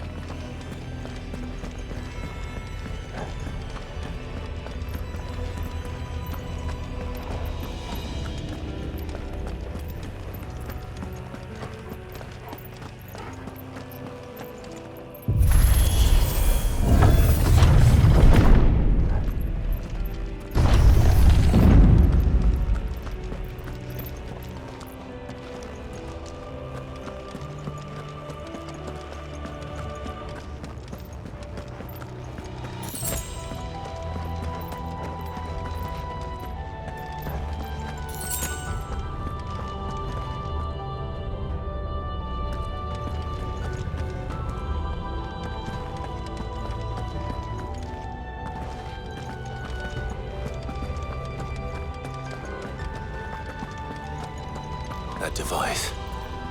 It glows just like the doors.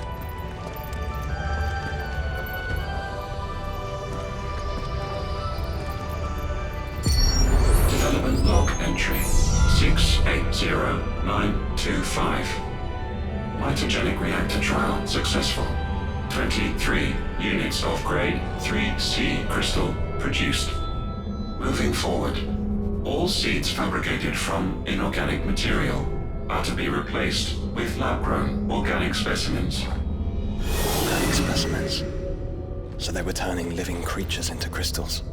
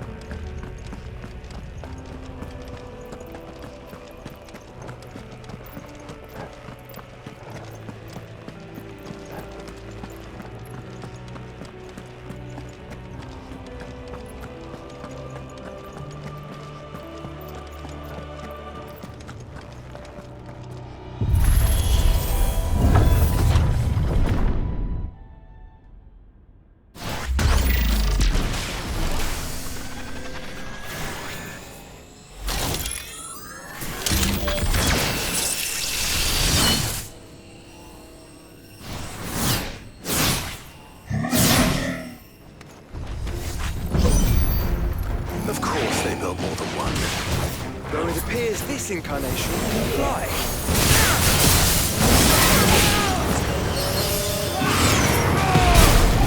Nice try.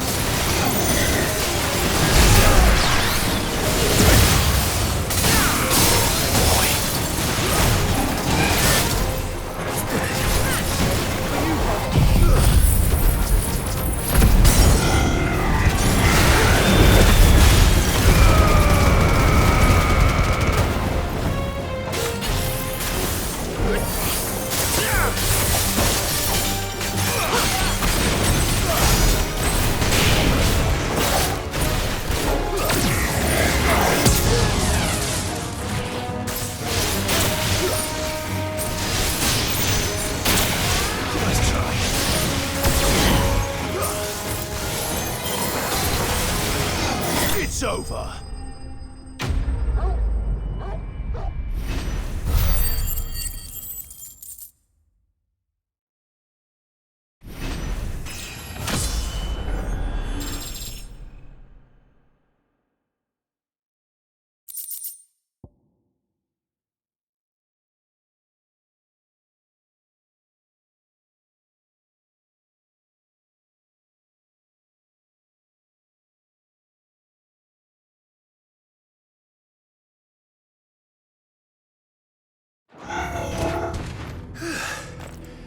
And that makes 2. Yes, but of how many? That depends on how determined they were to conceal their activities.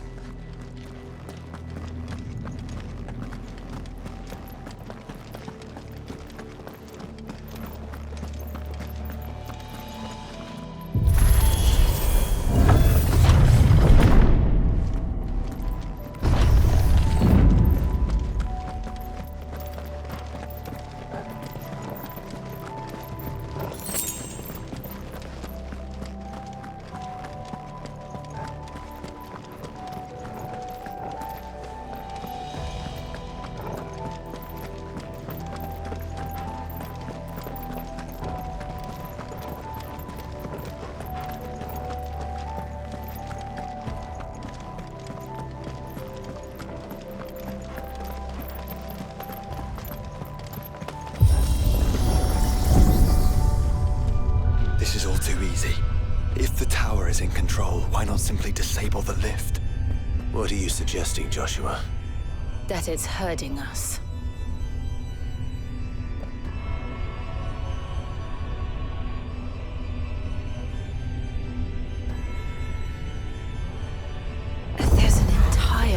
want.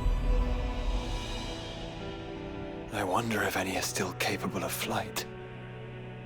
Mid will want to see this.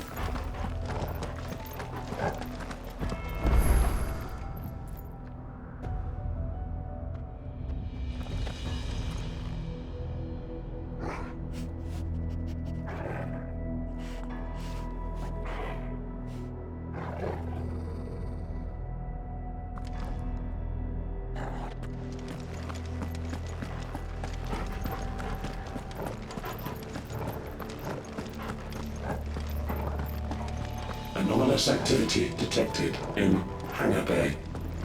Mobilizing Aegis units. We're being watched.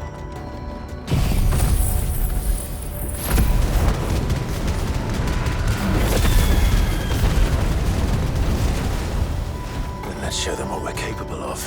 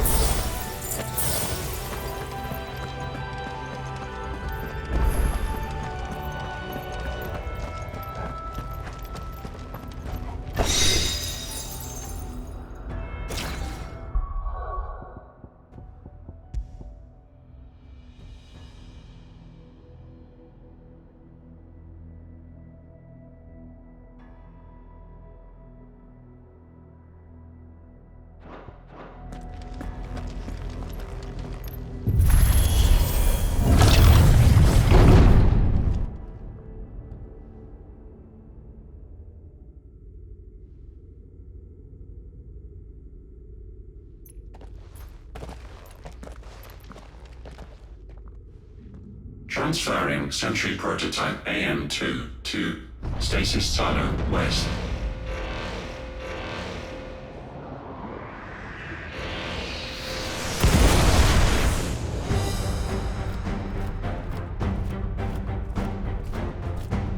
We'll just have to hope those crystals it's sporting are as worthless as the others.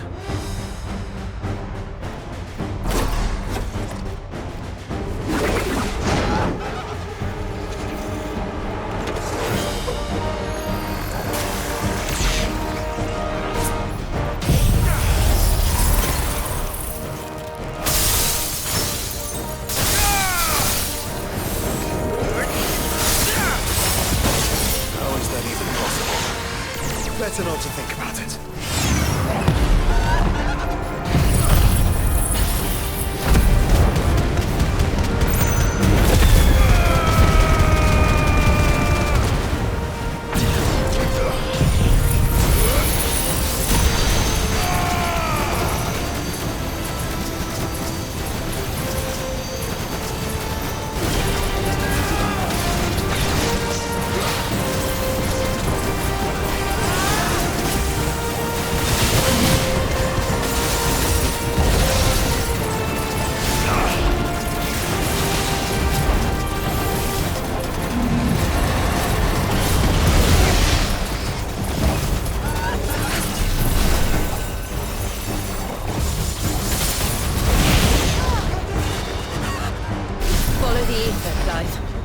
Right.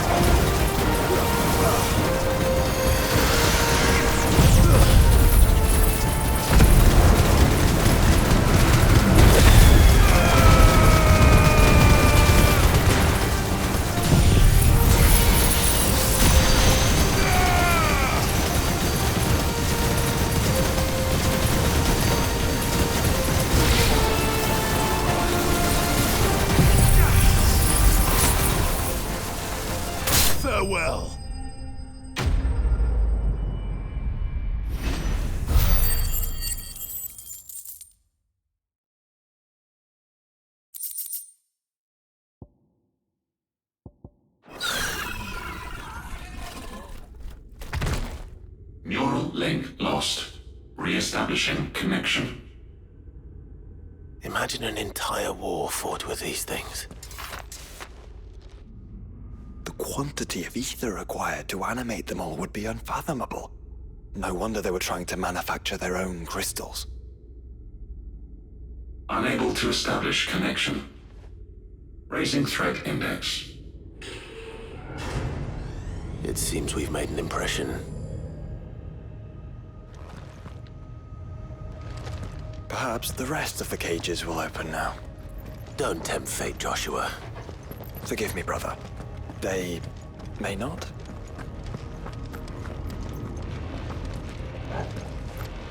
Primary firewalls breached. Code orange.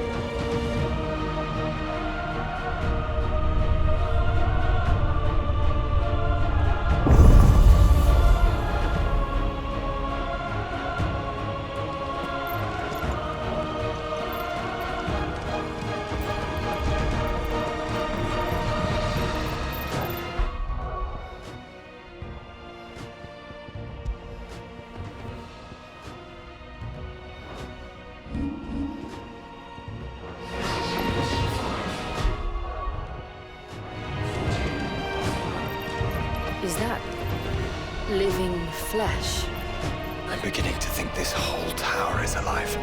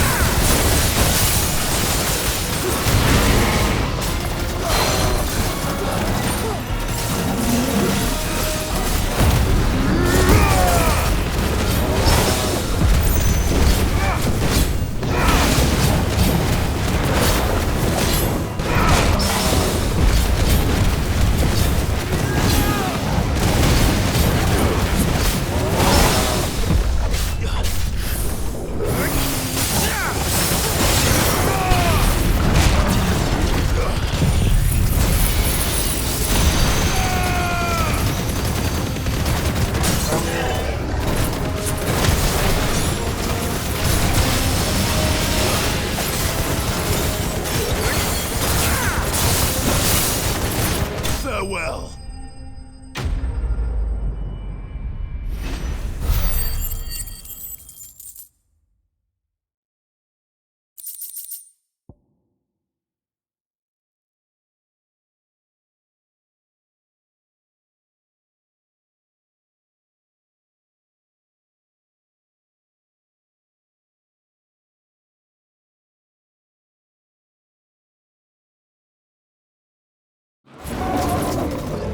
Facility for contaminants. Error.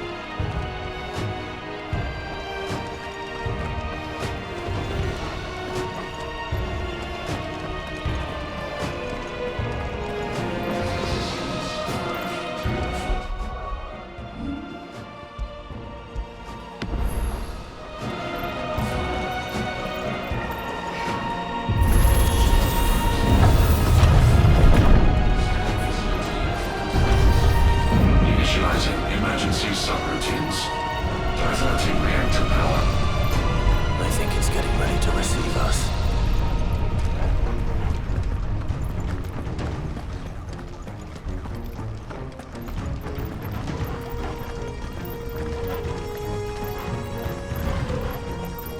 Ah, there's another one of those devices.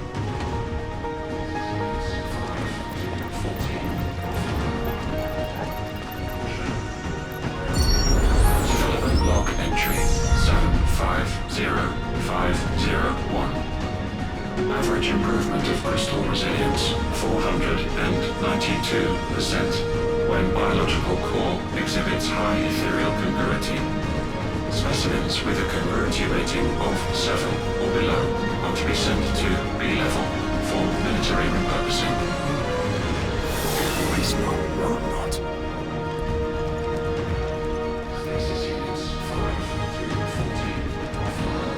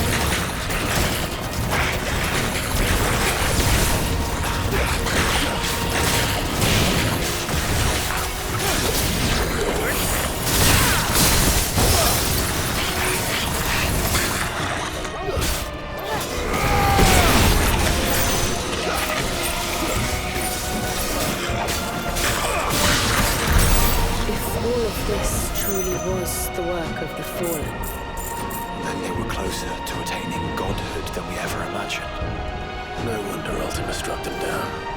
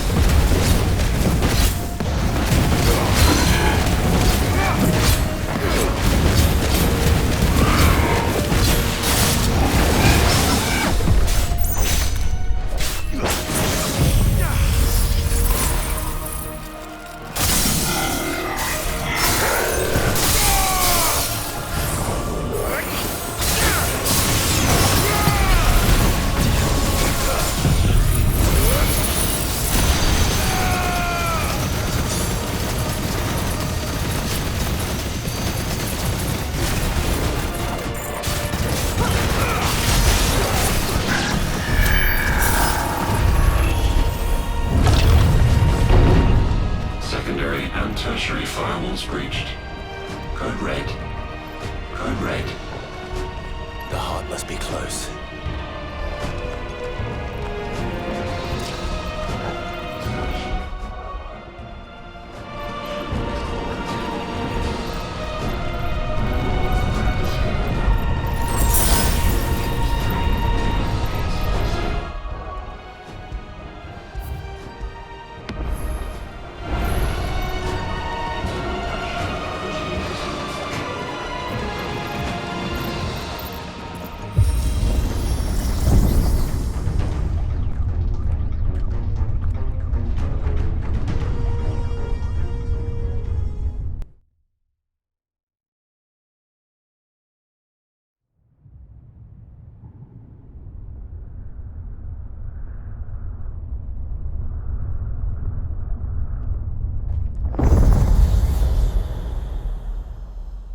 There.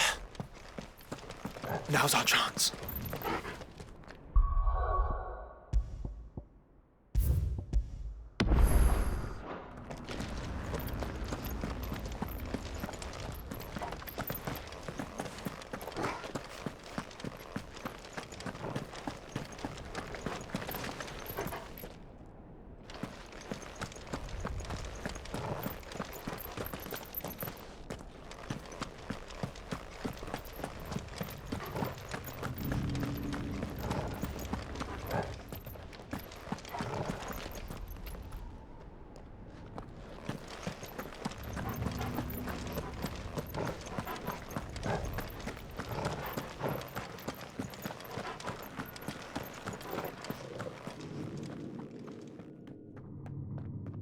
Unauthorized entry detected. Primary core firewalls activated. Initializing Iconoclastic Defense System Omega-1 What the hell is an iconoclastic defense system? I've a feeling we're about to find out. And that we will not like the answer.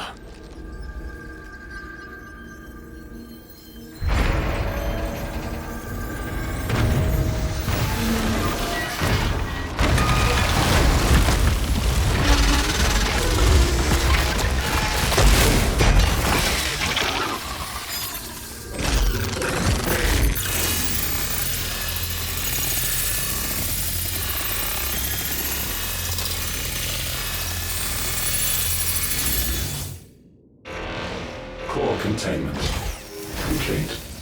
Authorizing environmental sterilization protocol. Well, at least we know where it is this time. Quite. And if we want it...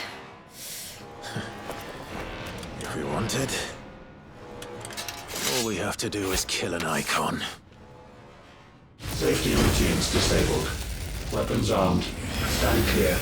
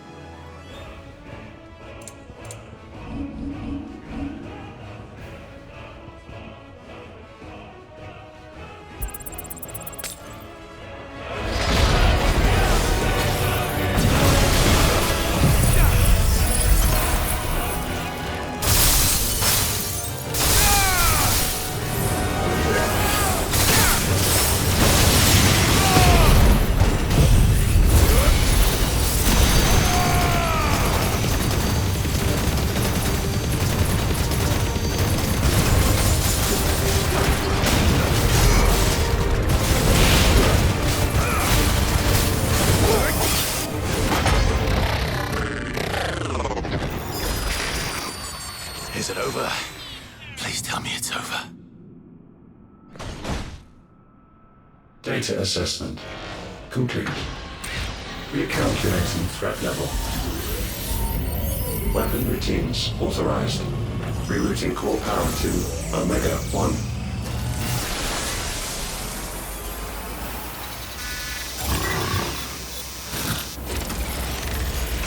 Not yet.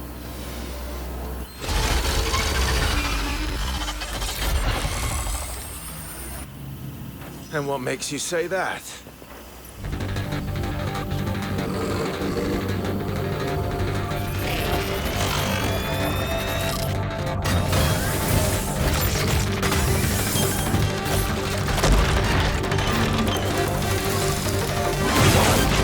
Those new arms, for one.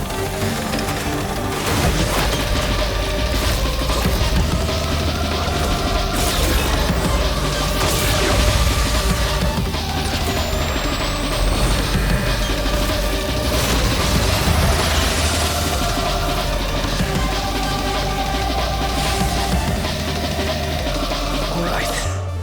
I'm convinced.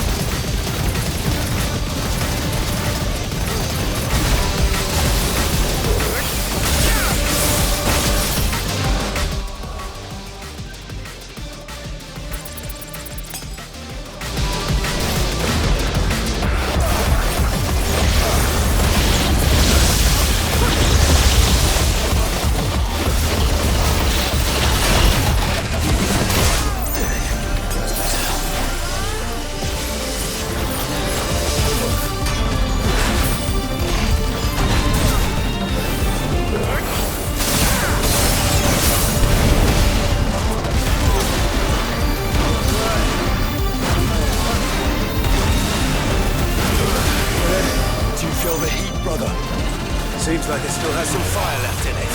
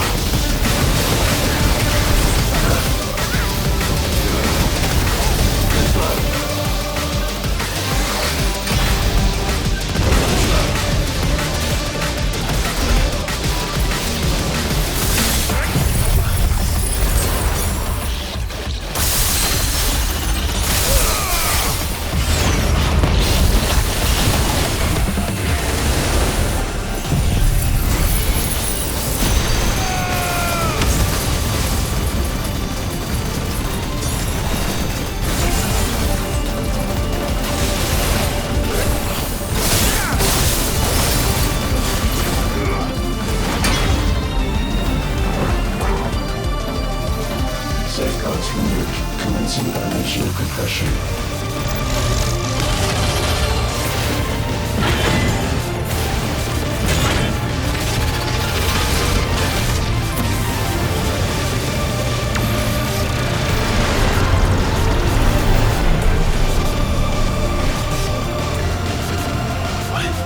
Why can't I? Breathe? Because it's constricting all of creation. Well then, we'd better kill it quick.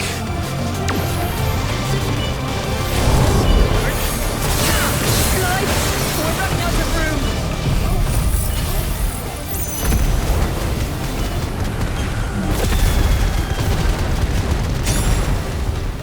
Just keep fighting.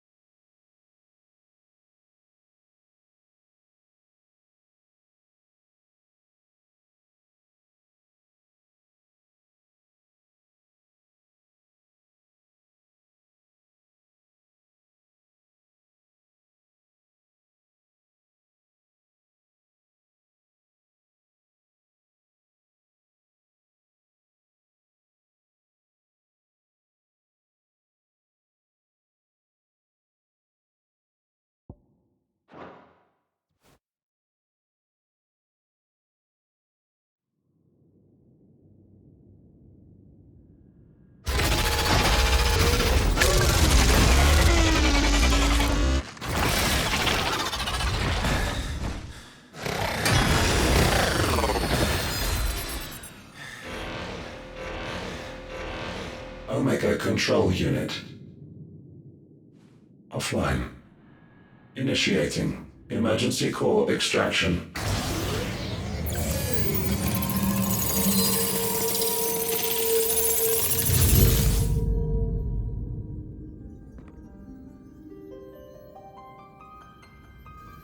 Would you care to do the honors, Clive? Gladly.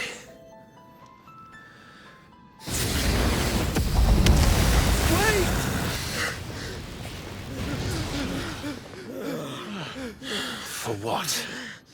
I thought I told you to leave this place. What must you ruin us all? I cannot let you do that. We need these crystals. They're all we have. And just who is this we? We are of an ancient tribe One of the first to lose its lands to the Blight. For countless years, we were forced to roam the Twins. A nation without a Mother Crystal. A people without a blessing. So we found our own. The Dusk Crystals provide us a means to survive. Yes, but at what cost? Like all crystals, these shards channel ether. And where do you think that ether comes from? It's sucked from the land, as a leech sucks blood from a beast.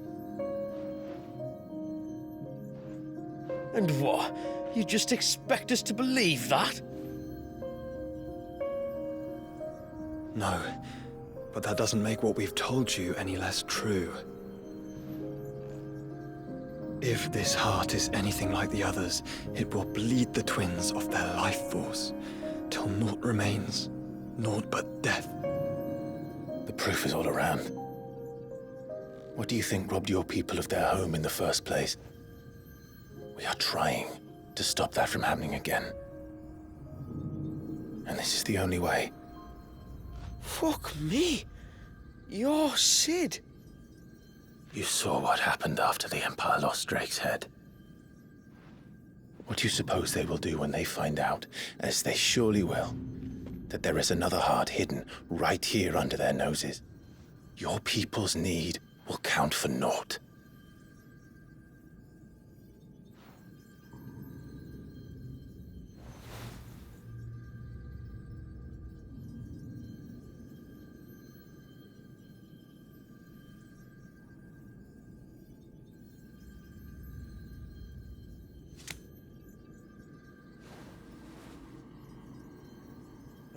Damn it.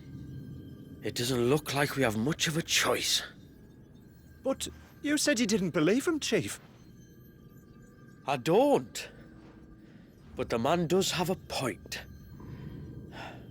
There's no keeping this place a secret now. And hanging on to these crystals will only get our people killed.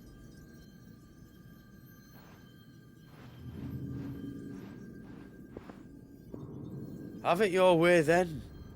Just promise me you'll leave my people out of it. Stand back. It's about to get hot in here.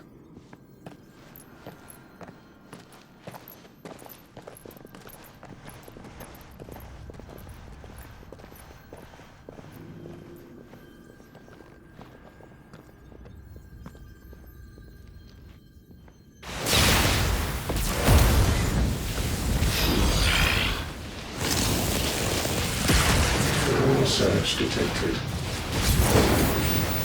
Warning. System overload.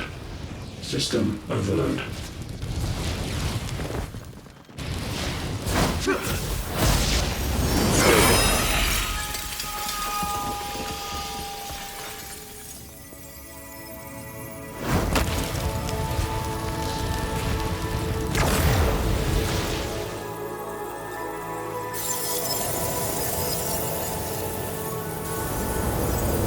Error.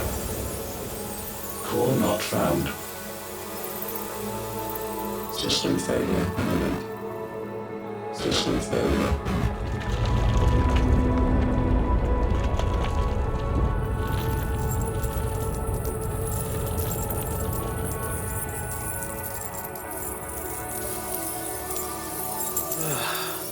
I hope we did the right thing.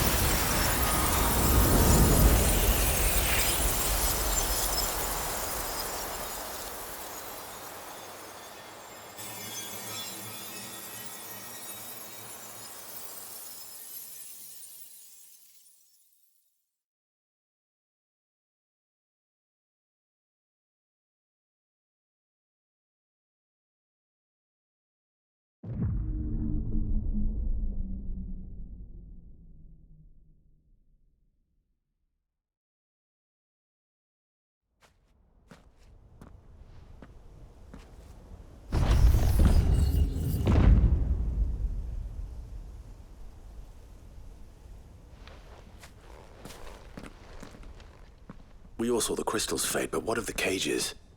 We barely even explored half of the chambers.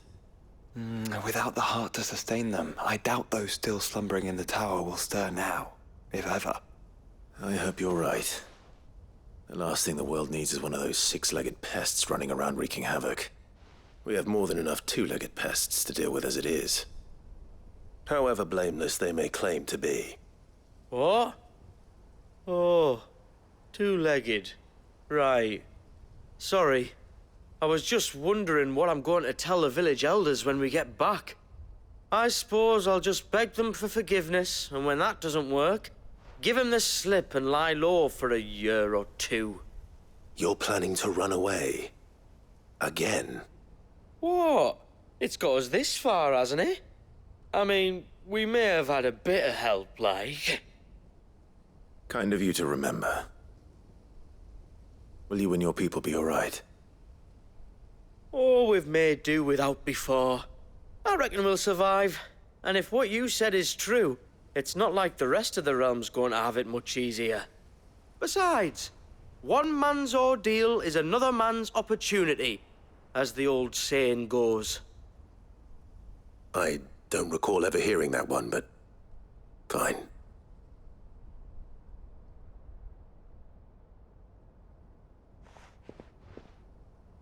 Now, if you don't mind, we've got places to be. We do?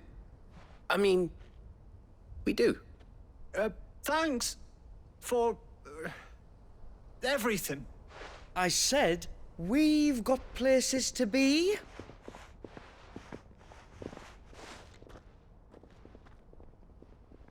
Back to the hideaway, then. Karen and Hippocrates will want to hear about this.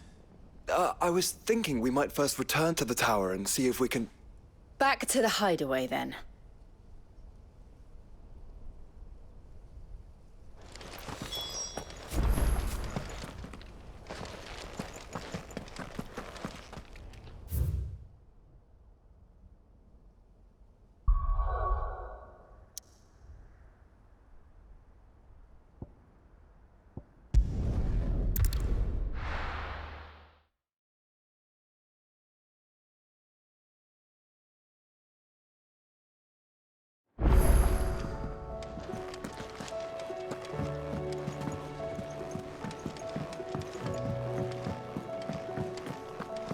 It was no trouble at all. Still. Clive, you're back. How'd you get on? Any luck? Any luck, you say?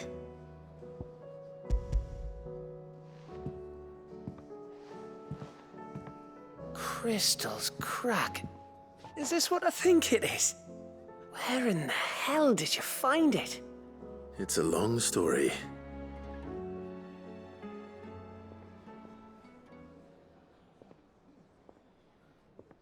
Right there on the road to Eastpool. Who'd have thought it? Everything up there's been abandoned for years. The empty cabin made for the perfect shelter. Though I fear my presence may have forced the poor creatures to look elsewhere. Don't blame yourself, Clive. The Blight's right on Eastpool's doorstep. They'd have had to move on before long, even if you hadn't have turned up. They'll find a new home. Trust me. After all, that's what us endangered animals do.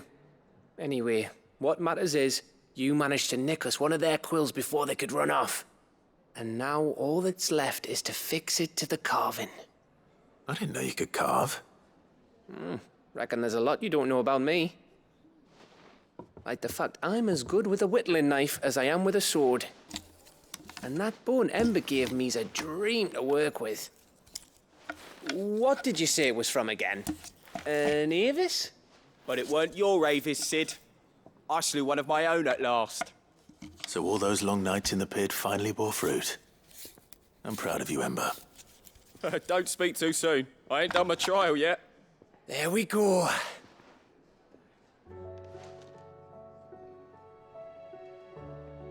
What do you think? I think if you ever hang up your scouting cap, you'll be able to make an honest living. Oh, will I?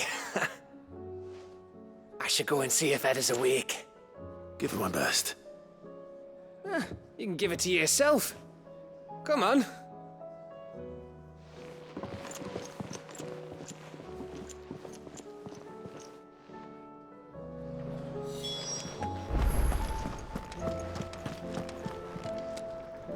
Back, are you? So? Did you find out where the dust crystals were coming from, or what? It's, a long story. And perhaps one better told in the shelves.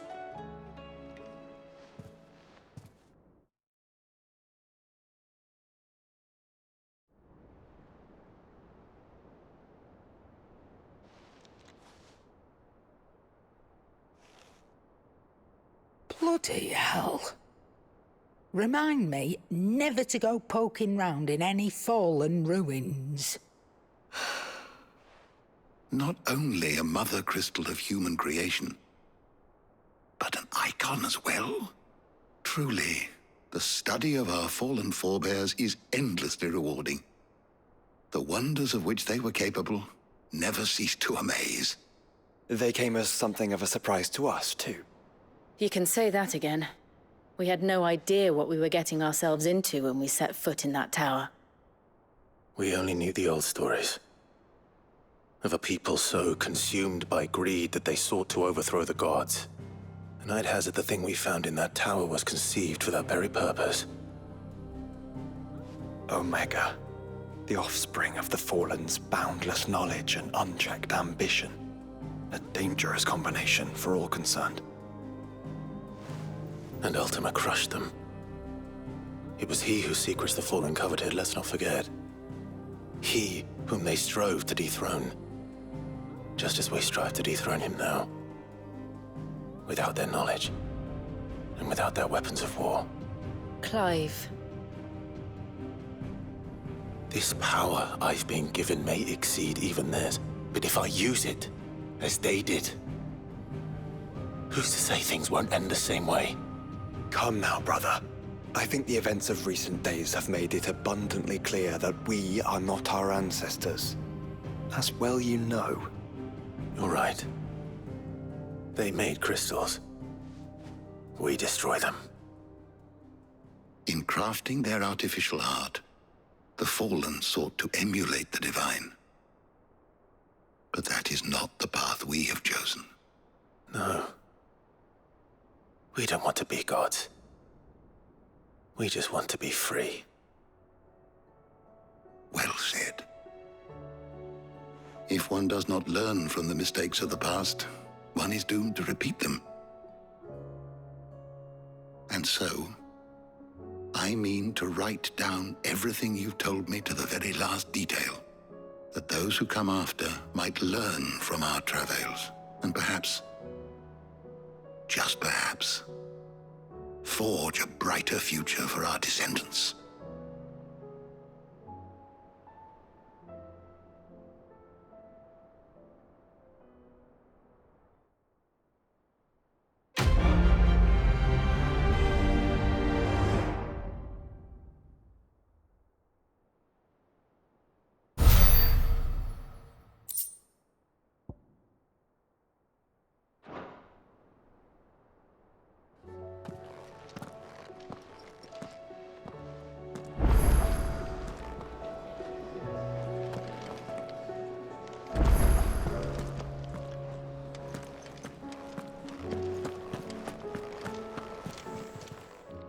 Aye, it's a dangerous world out there.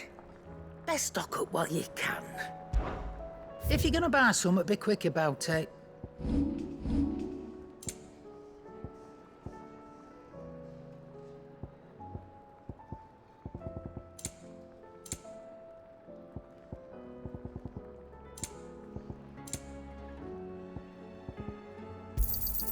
You're rubbing me blind, you know.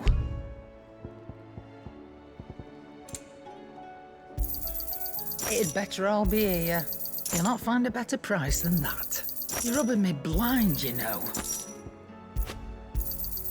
You'll not find a better price than that.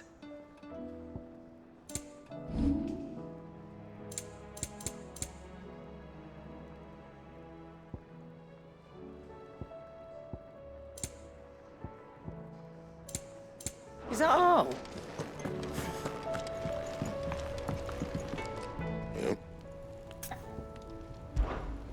on Sancfordian, do you? It'd last you a good while.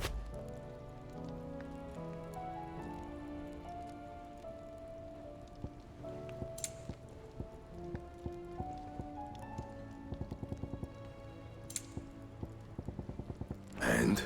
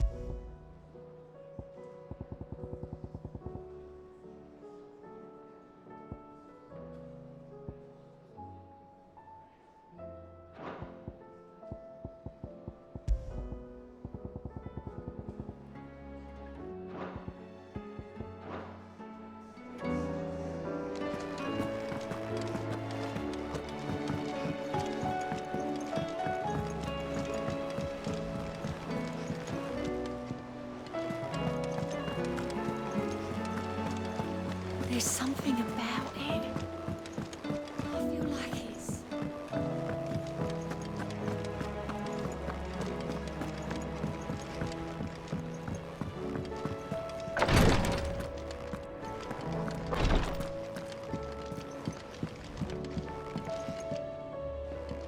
Ah, me lords.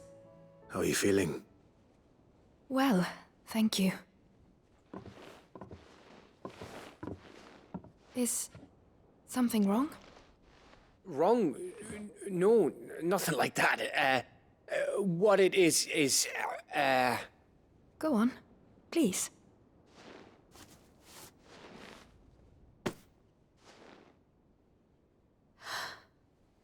It's beautiful. Did you make it? We did. Aye. It's from all of us here at the Hideaway. Your new family, like. It's a good luck charm. We may come up north when a band's on the way. I mean a baby. To let him know that they're part of the family too. Oh, I hope you like it. I don't know what to say. I thank you, my lords, for everything. If there's anything you need, just let us know. I will. Clive, fancy a swift off? I'm thirsty. I could be convinced.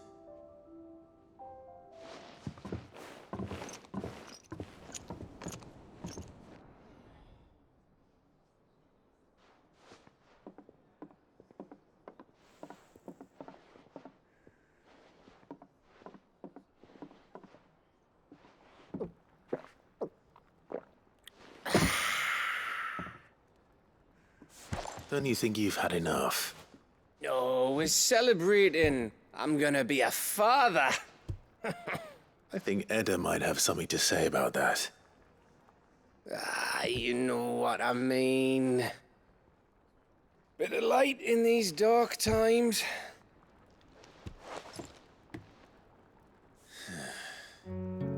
Wasn't long after me 10th name day, my mum told us she was with child again.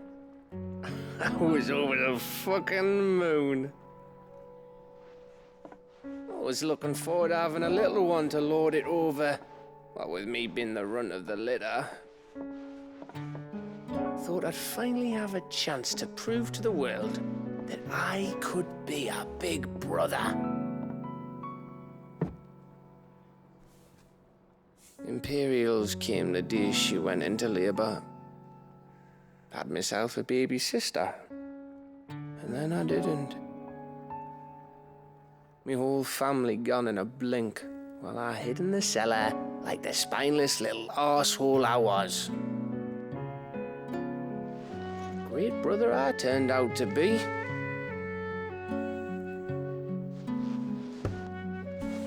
I'll never be a leader. And I'll never be a hero. I'm just a daft little dog who comes running when his master calls. I'll never be like you, or Sid, or Jill, or even Torgal. Have you finished? Maybe.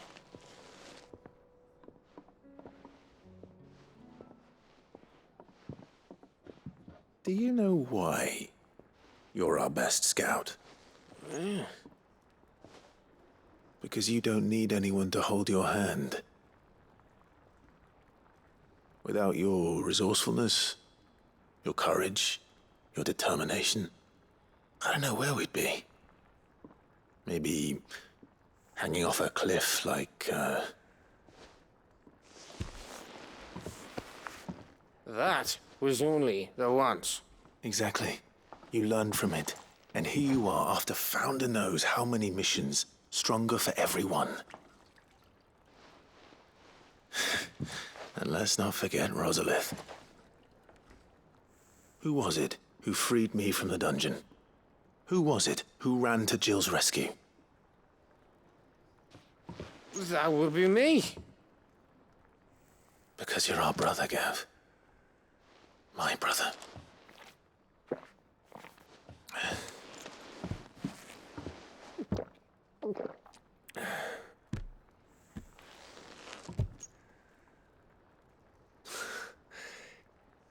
Your brother.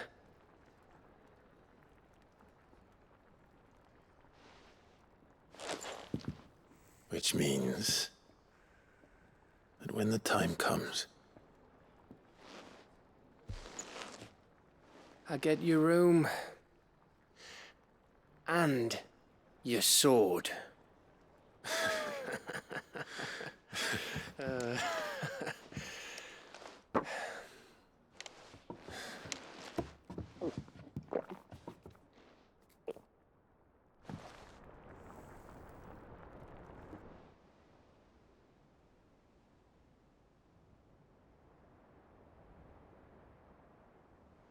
I may have had one too many.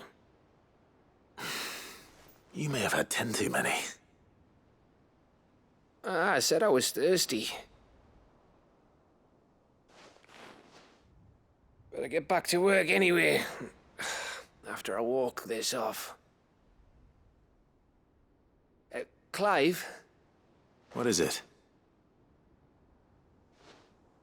Thanks for, you know. I know.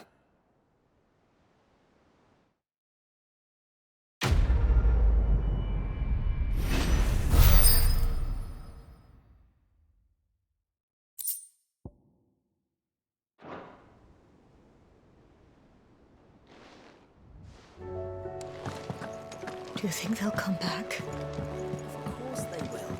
It's just a big prison.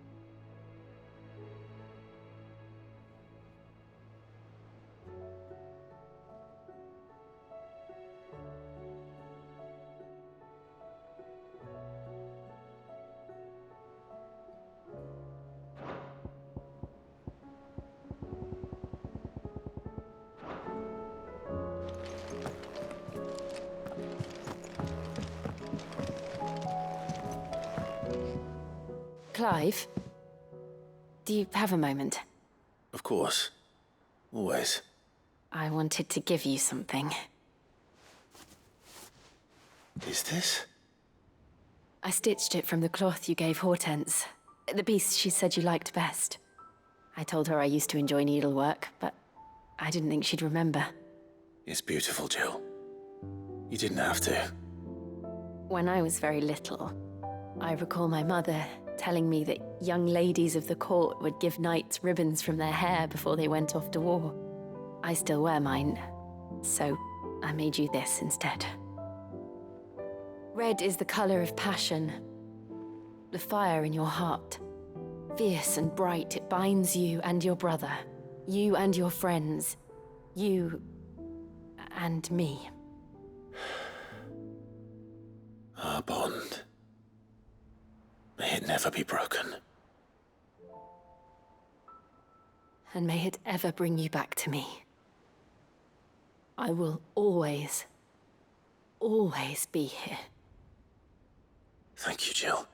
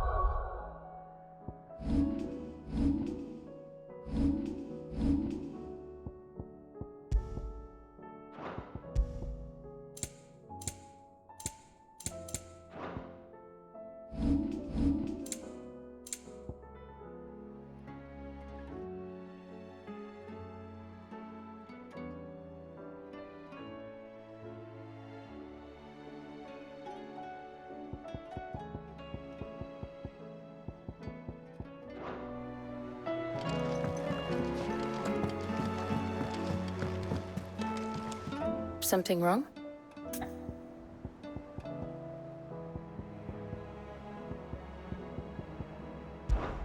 We should be going, Clive.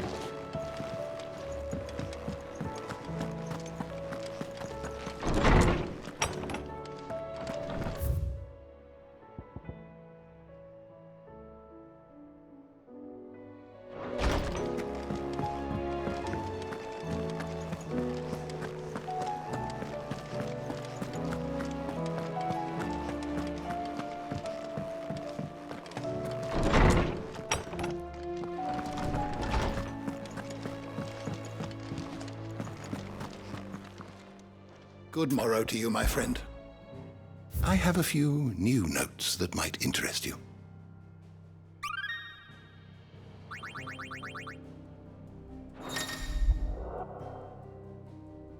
If you have a question for me, I should be happy to answer it. The door to the shelves shall ever be open.